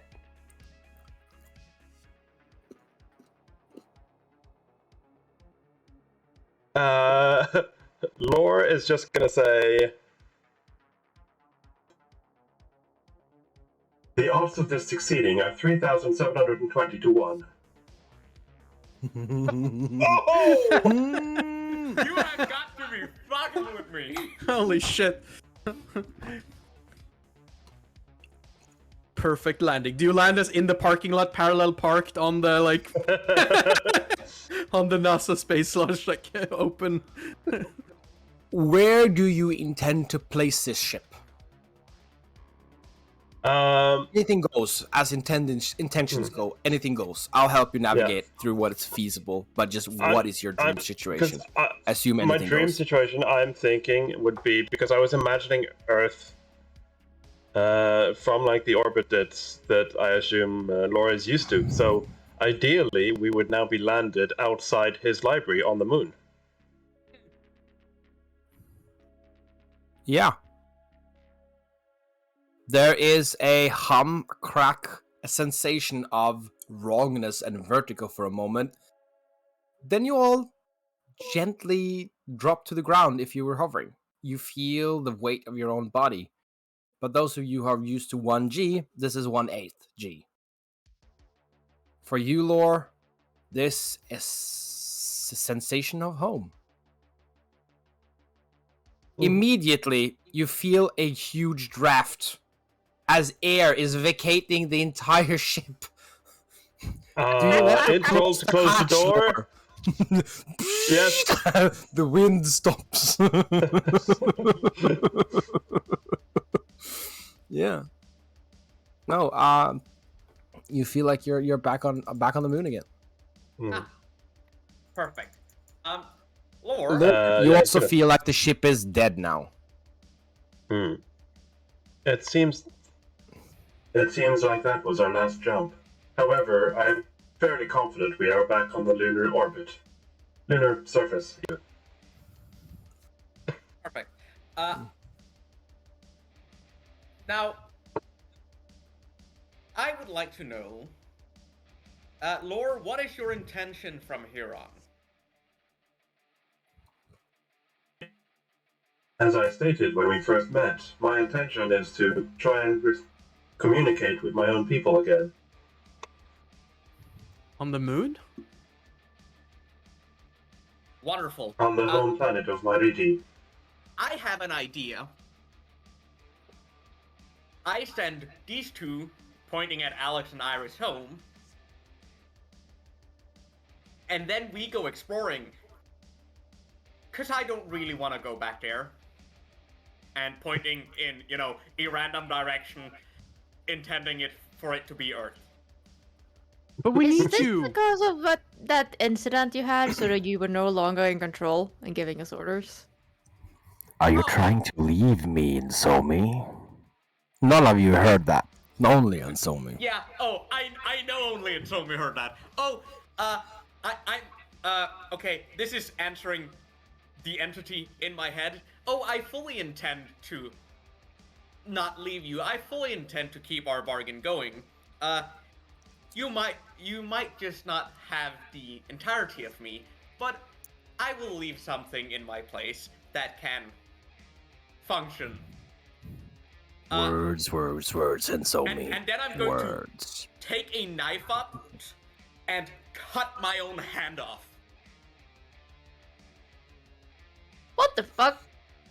And my hand turns, like, it bleeds for a moment, and then my hand turned into a translucent blob with what looks like a whole bunch of metal splinters in it. That's I'm what gonna you go need to pick it cast up spells. with my other hand and go give it to Iris and say, take care of this. What the fuck? And then I'm gonna cast Banishment on Iris. Dude! Banishment! No! We randomly appear somewhere on planet Earth. Okay. Iris is gonna go to her home plane. Stop. Okay. I'm going. I won't do this if the players aren't actually in on it, but this is what I want to do. Iris, are you okay with it? It's okay to say no. Where? Banishment is going to take you to your home plane, and seeing as you're from the Feywild... Well, that's racist. Just because my race is originating from the Feywild, I was born on Earth. Okay, if you're born on Earth, I'm guessing you go to Earth. Fucking racist. Which is how many percentage of Casual water? racism there. Yeah, but I What did can you say? I can spawn in the Mariana Trench or something. I don't fucking know. You always are. You always end up somewhere safe. No. I mean, Runa, bring you up to speed. We had this discussion like a bazillion time in the last campaign, and I think the consensus was we really didn't know where we ended up. Yeah, you don't know where you end up, but you don't take damage during banishment. That is not the point of the spell. So the spell automatically chooses somewhere that's safe for you, or the spell would do something very different. Yeah, to be fair, if that's not an inherent condition, banishment could insta-kill someone. Yeah, it's a mean assumption, but it was a fun assumption back then. I think the assumption is you don't have control of the outcome, but you're okay, reasonable to be safe. On the plus side, like, you'll be in contact with Direwolf again. Yeah. I mean, if your stuff still has battery. But what about Alex? I'll just cast Banishment on Alex afterwards. But you don't need to. You're automatically upcasting it anyways. Oh, I think that Banishment it's got multiple can only targets. target one. No, one additional creature for each slot. Didn't we have an alternative way of getting back, or was Banishment the only alternative we had? No, my alternative way of getting back is what I'm using to get me and Lore very much further away from Earth. But he's using... Yeah, but that's not what I'm asking. I'm asking, when we were discussing this before we came to Earth, to the moon, did we have other plans than Banishment? Not really. I have the one-time gate spell use, but that's for us getting further away. Mm-hmm. But further away still on this plane, though. Because it's just gate. Yes, but if gate can take us from the moon to Earth, I'm going to assume it can take us anywhere in the material plane. Oh, never mind. Gate is on a different plane of existence. Never mind. Oh, right. Mm. Yeah, Gate is the 9th level. Yeah, Gate is... Yeah. I mean, Gate should feasibly be able to take us anywhere we want. Hmm. Yeah, it would be... Alex is gonna be okay with this is that there's literally no other way home, and she's gonna be stuck on the moon if she doesn't agree. I mean, if you can build a spaceship yourself,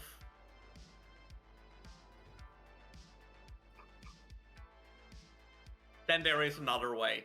Or you could convince Enzomi to get I think guys you are back to forgetting base something belt. as well. I think you are forgetting something as well. Did you not have a corpse friend? Oh, what? Andre. Did I cut out? Oh, yeah. He said Andre. yeah. He said a corpse friend. Yeah, that corpse is long gone. We've already been through that. It got devoured by the worm. Did it? No, Yeah. I thought we might No. rescue it. No, you. Goodness. The corpse should still be in your backpack. What? Yeah. Was it? Yeah, we What? dragged it along. It didn't get eaten. You- We specifically you managed to get it out. specifically carry it with you every time. I just assumed you stuffed it in your backpack. I thought it was in the Mako before we jumped down the hole. Yes, I think it's Yeah. you haven't short rested, so there's Which- a Mako outside there. So Yeah, when that that's- I mean, the despawns, only- Andre's spawn is gonna be resting there. Because that Mako was 8 hours summon. But, but it's not we by the haven't been library. 8 hours. It's by the hole. Yes, should that's still what I be said. there. That's what I said. Before we jumped down the hole. It Yeah. should be on the top of the hole, Yeah. next to the hole. But yeah, so when you go about studying casting space, wait! Andre! We need to get Andre! I'm not leaving here without him. Sure. Lore, can you help us locate our friend's body before I send them back One thing- home? One thing that you Runa, will probably not be aware of, but in the Direwolf campaign, we have deemed it that summon vehicles are intelligent, just like summon steed. I So can the ask Mako it to could drive actually to drive us. back here. Yeah. Well, then I'm probably aware of that. Yeah. Yeah. So yeah, I'll just ask the Mako to drive back here. I love that ruling. It's just been infinitely fun. It's very good. And sort of while we that's- wait for it, Andrew's going to... But what's your plan? Are you just going to leave? Direwolf needs you. Earth needs you. I mean, we've saved Earth from, like, one existential crisis, but we're stretched thin with everything that's Yeah. going on right now. Iris, and that is why, and I try to pat your shoulder with the arm that's missing a hand currently. I'm like, oh, wait. That, Iris, is why I'm sending you and that pointing at the lump in your hand back to Earth. What is the... I just What is hope this you going to can do? convince whatever comes out of that lump to help you. What the fuck? I realize you're having a petition of your own. We have a hard time understanding it. But we would like to leave this place. If you know of somewhere we might seek sanctuary, while we are already eternally thankful, we would be doubly eternally thankful. Is that the gift? Yes. I will make another He's find vehicle or summon vehicle when the other vehicle gets back here so they can drive over to the squigglings with the squigglings. Well, he doesn't understand you explaining this to him. no. I will cast tongue and explain that to them. While he's Yes, casting Lore. tongue, because Laura still has tongues, he's Yes. going to start explaining that they're discussing. They have an opportunity to get back to their planet, and they are discussing how to go about it. And then Nozomi finishes tongues and joins in the conversation, I guess. Yeah. Oh, our place is great. You talking about our place? Oh, down in the tunnel. Warm, moist, dark, great tunnels. That's a place you can feel safe. Their place isn't that far from where we are now, Nope. was it? No, it wasn't. No, I mean, it's a walk away in terms of like Hmm. actual walking, but like in terms of distance to Earth. No, it's right around the corner. Yeah. So I think like I don't think you need to summon a new one, Nozomi. You just we just unload Andre, and then they get on it, and it goes to there. That's just to make sure that they have enough time to actually get back without any incident. So yeah, we're gonna tell the Gith that there's 3 options for them. They can go with the Squiglings for Sanctuary on the Moon. They can no, they can't get sent to Earth because they wouldn't be banished there. But we could banish them to their home world. Or they can join us for Elder Brain hunting. Yeah, or they can join the Space Pirates. They look at each other, and it's like doesn't really take a second before they say, "We will join you on the hunt. We will fight, and then we fall. But we will fight until the last moment." Space pirates around. What? Good to know that there will be space pirates around. Yes, but we will only target those with big brains. It will be specifically exploring and hunting for elder brains and other interesting things to. Yeah, but in the near future, one of us is. In the near future, one of us is going to get a mohawk and a whistling arrow, and we're going to go and pick up some random guy who's going to be our friend from Earth. See, I have a sneaking suspicion I'm going to be much closer to Ego than the other way around. Yeah, true. Maybe your hand is going to grow into a Peter Quill. It's probably taking a couple of hours to get the mock back. So I'm gonna ask Lore, hey, we talked about earlier that you could make the signal strong enough to maybe reach Earth, right? But we didn't do it earlier because we didn't want to be noticed by the Elder Brain. Can we do that? That is correct. I want to see if I can give a notice back. We could probably do that now while we are waiting. I will need some of the tools in my library, though. Yeah, that's fine. I will join you when we go to the library. Yeah. I would like to fast forward things a little bit because I think without rushing it, we can wrap things up today. And that feels good. Yeah. So I think details doesn't really matter right now. It's a large stroke of what you want to accomplish that I think we should focus on. So from my understanding, I'm just going to summarize it up. Just let me know if it's wrong. Ensomi and Lore, you wanna explore beyond the moon, whether that be the astral or the physical space between the stars or whatever. Our first place of travel is the Myriti homeworld, and we'll see what takes us from there. Okay, that is good to know. That's great. And Alex, you wanna go home to Earth, I assume? Yes. I'm just trying to give Direwolf a forewarning. Yes. Is there anything you want to bring back specifically to the Earth, or are you just concerned about getting Alex back? No. I want to take with me some of the psionic gems, and I will ask Lore if he has any information I can take with me and provide to Direwolf for future protection of our world. Okay. Note that down, Lore, that there's been a request for like a knowledge package or a aid package. Yeah. There's 2 things that I want. Potentially a way to contact you in the future, or a way for you to contact me. Some ambassadorial channels are trying to be established.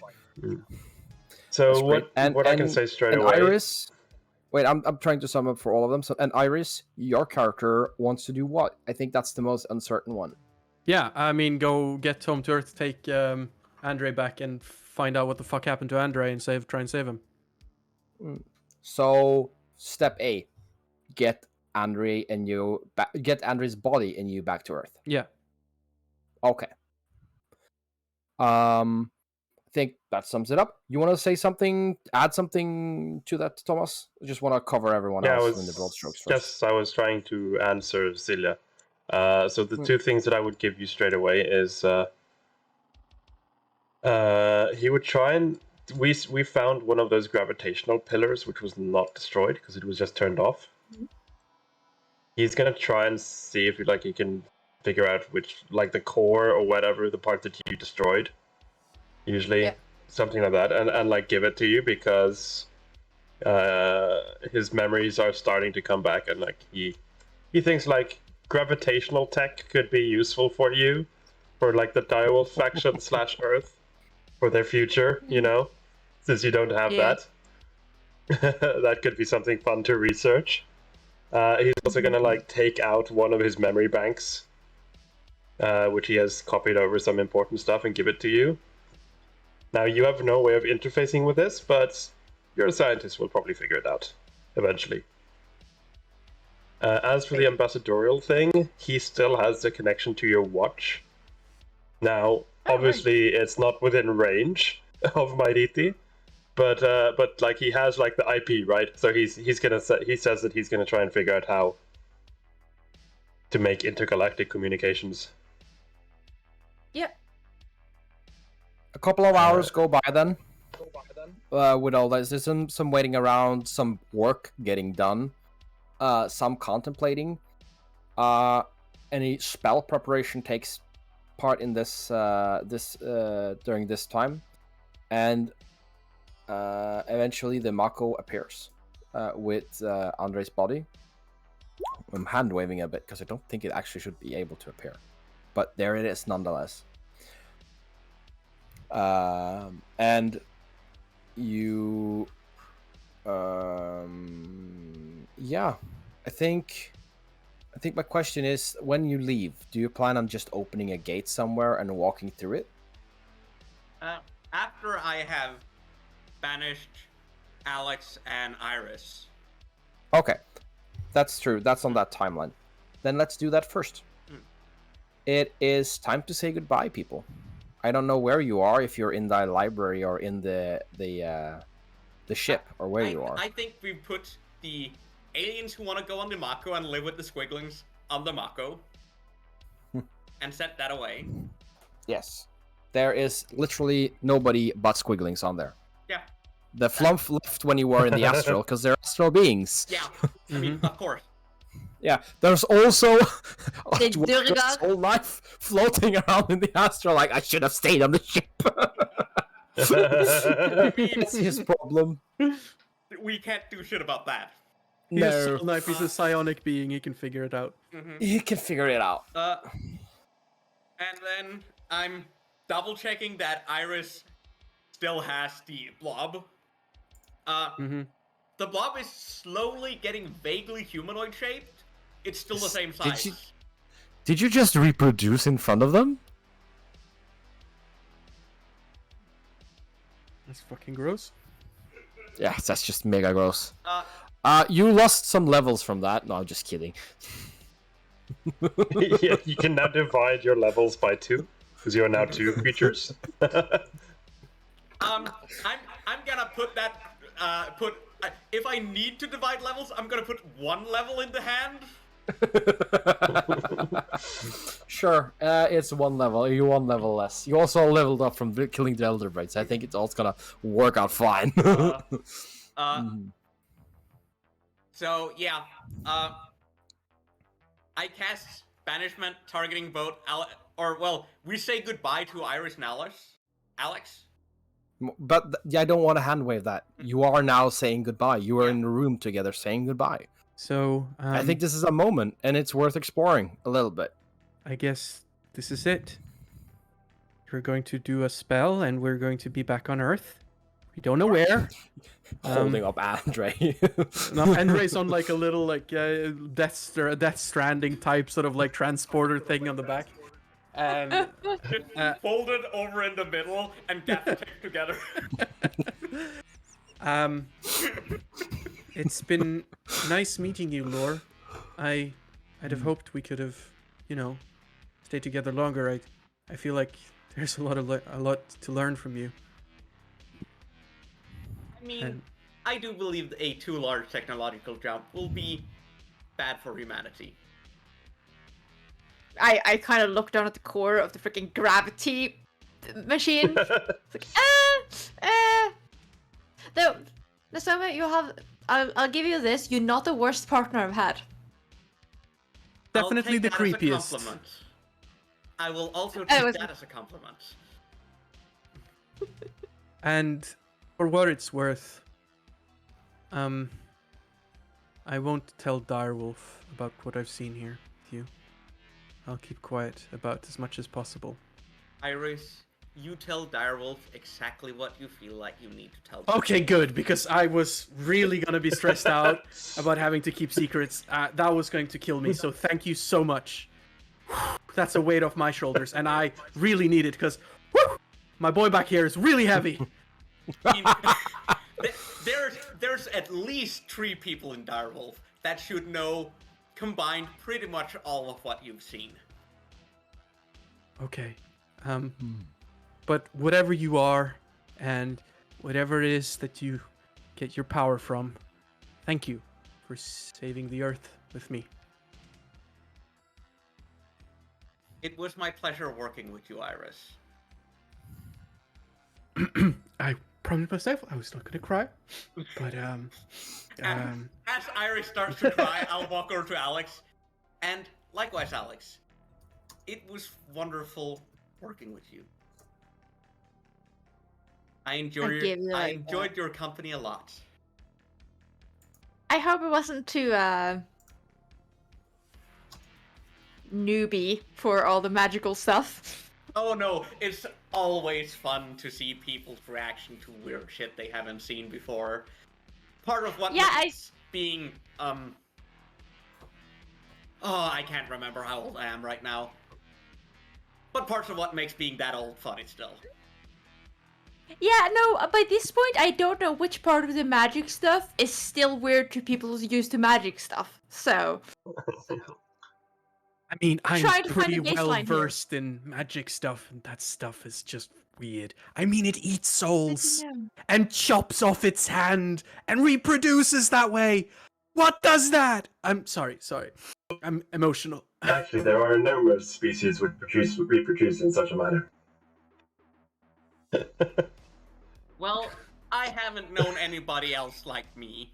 I don't actually know if that's gonna turn out like me at all, but it should work for most purposes, based on what knowledge I have. Oh, and as a gift, hang on. And I'm gonna get a jar out, like a little jar used for storing perishables, and she's going to go like, "Come on, you're going on a journey," and she's going to get some of the spores in. Here, take them with you. They've been nagging me all day. They don't want to go home. It's boring there. One of them is a really fun guy.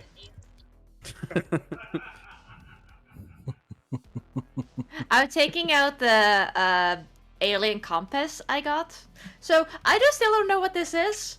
But you're the one that's going to go around in space. So, and I hold it out to you. Maybe you'll figure it out what it is, and maybe it's helpful. Sure. I mean, that's part of why I'm bringing lore. But I'm sure this will come in handy. Okay. So, Bye, little ones. She waves to the jar. Lore, do you I'm want to say gonna grab anything to them? You're grabbing. I'm grabbing kind of just a hold on Iris so that it seems to be going in the same banished spell. I'm just hoping we're not gonna get split up to random places on Earth. That's for the DM to decide. Yeah, no, I have no idea. Thomas, are you able to open Google Earth on stream? Just go to GeoGuessr. Just literally open GeoGuessr, take the first one from No, I did a bit of research. I know what we're gonna do. So go to Google Earth, and everyone go to Thomas's Twitch if you haven't already. No, I have a really good idea. No, I have a better good idea. Let him do that. I have a great idea. Can I say mine first, and then... No, you can say it later. I don't. If it's better than you, I don't want to hear it. No. If it's better than me. Stream is a little bit like me, but... That's fine. So, opening Google Earth, you see Google Earth has this "I'm feeling lucky" button on the side. So before you click it, this is for This is Alex. our view right now. Yes. So, Alex. guys, are you ready? Yes. Anything else you want to say? Yep. Nothing. Sorry. Let's Good go. luck out there. This is Alex. Yes. There's a die on the side there. Places a hand on each of your, well, a hand on Alex's shoulder and a stub on Iris's shoulder, and cast banishment. Just tell your government not to attack if you see any Myriti warships. What? And then they pop away. And then he turns to Nsomi. We don't have warships. All right. Feel lucky. Oh, that is a Okay. that This is is a fitting Alex. name. Alex. That Oh, is no. fitting. Tree of life. Jesus Christ. Where's that in Qatar? I mean, That okay. is So in Gulf of Aden somewhere. before you say anything, my idea would have, if we'd played GeoGuessr, we would have not known where we were, and we could have literally had to deal with like the not knowing where we were part as well. Do we want to see where you end up? Sure. Wait. I Are want you- to see exactly where Yeah. that is. Just to grab a screenshot. Yeah, just south and of spell Tree Iran. of Life. Yeah, just south of It's Iran. hot. Yeah. Probably So where not you one of the appear, best it's places to hot. appear. You're under the Yeah, it is shade of a Qatar, tree. I think. You have nowhere where you are. Sure, there. Okay. Okay, hit it one more. Thomas. Randomize one take more, your rating. and we'll see where our friend Iris appears. Oh, that's not too That far also from has each other.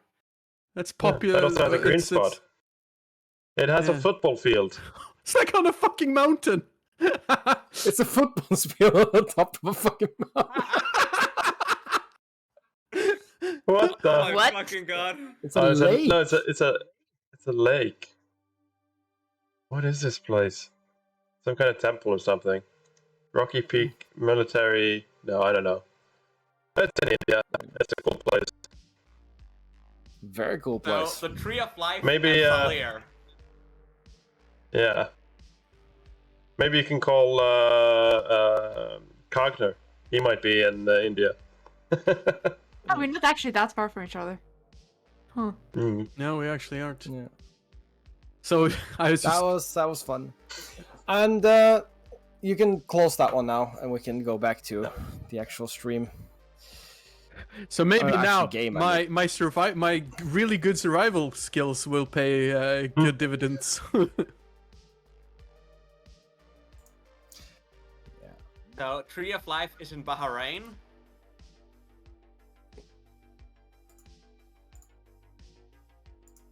Yeah, I found it. But yeah, I mean, the moment But- we get into Earth, I just contact Direwolf and be like, Yeah. Yeah, "Hello?" that's why I sent a message to DIREWOLF. Yeah. I think, for purposes of this campaign, I think that is where not Ensomi, but Alex's and Iris. Iris's story ends. There's more to be told. I don't think it'll be told here. Not in this campaign.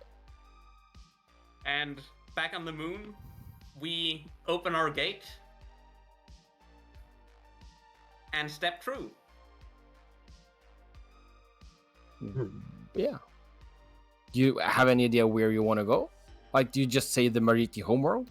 I'm letting Lore cast a gate spell because he knows where we're going. But none of us have been on the Mariti homeworld for I don't know how many years. A long time. So none of us know what to expect, Hmm. and we'll take it from Mhm. there. Cool. Yeah. And then I have a very tiny epilogue. Is it your tiny one? Yes. Sure. Go for it. And it is just a shot of a HQ of Direwolf in UK. zoom in through one of the buildings and zoom in on a cell door. It's not a normal cell, it's very clear. It's furnitured and looks fairly nice. And on one of the on the bed sits a fairly frail humanoid that is entirely white.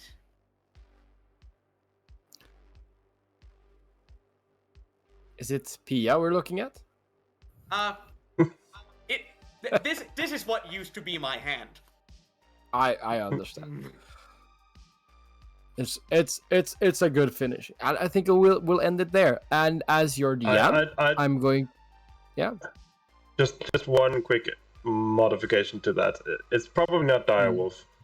It's probably a research lab of Grey Wolf, or maybe even the dog pound. It's sure. Exactly. In my head, that's DIREWOLF still.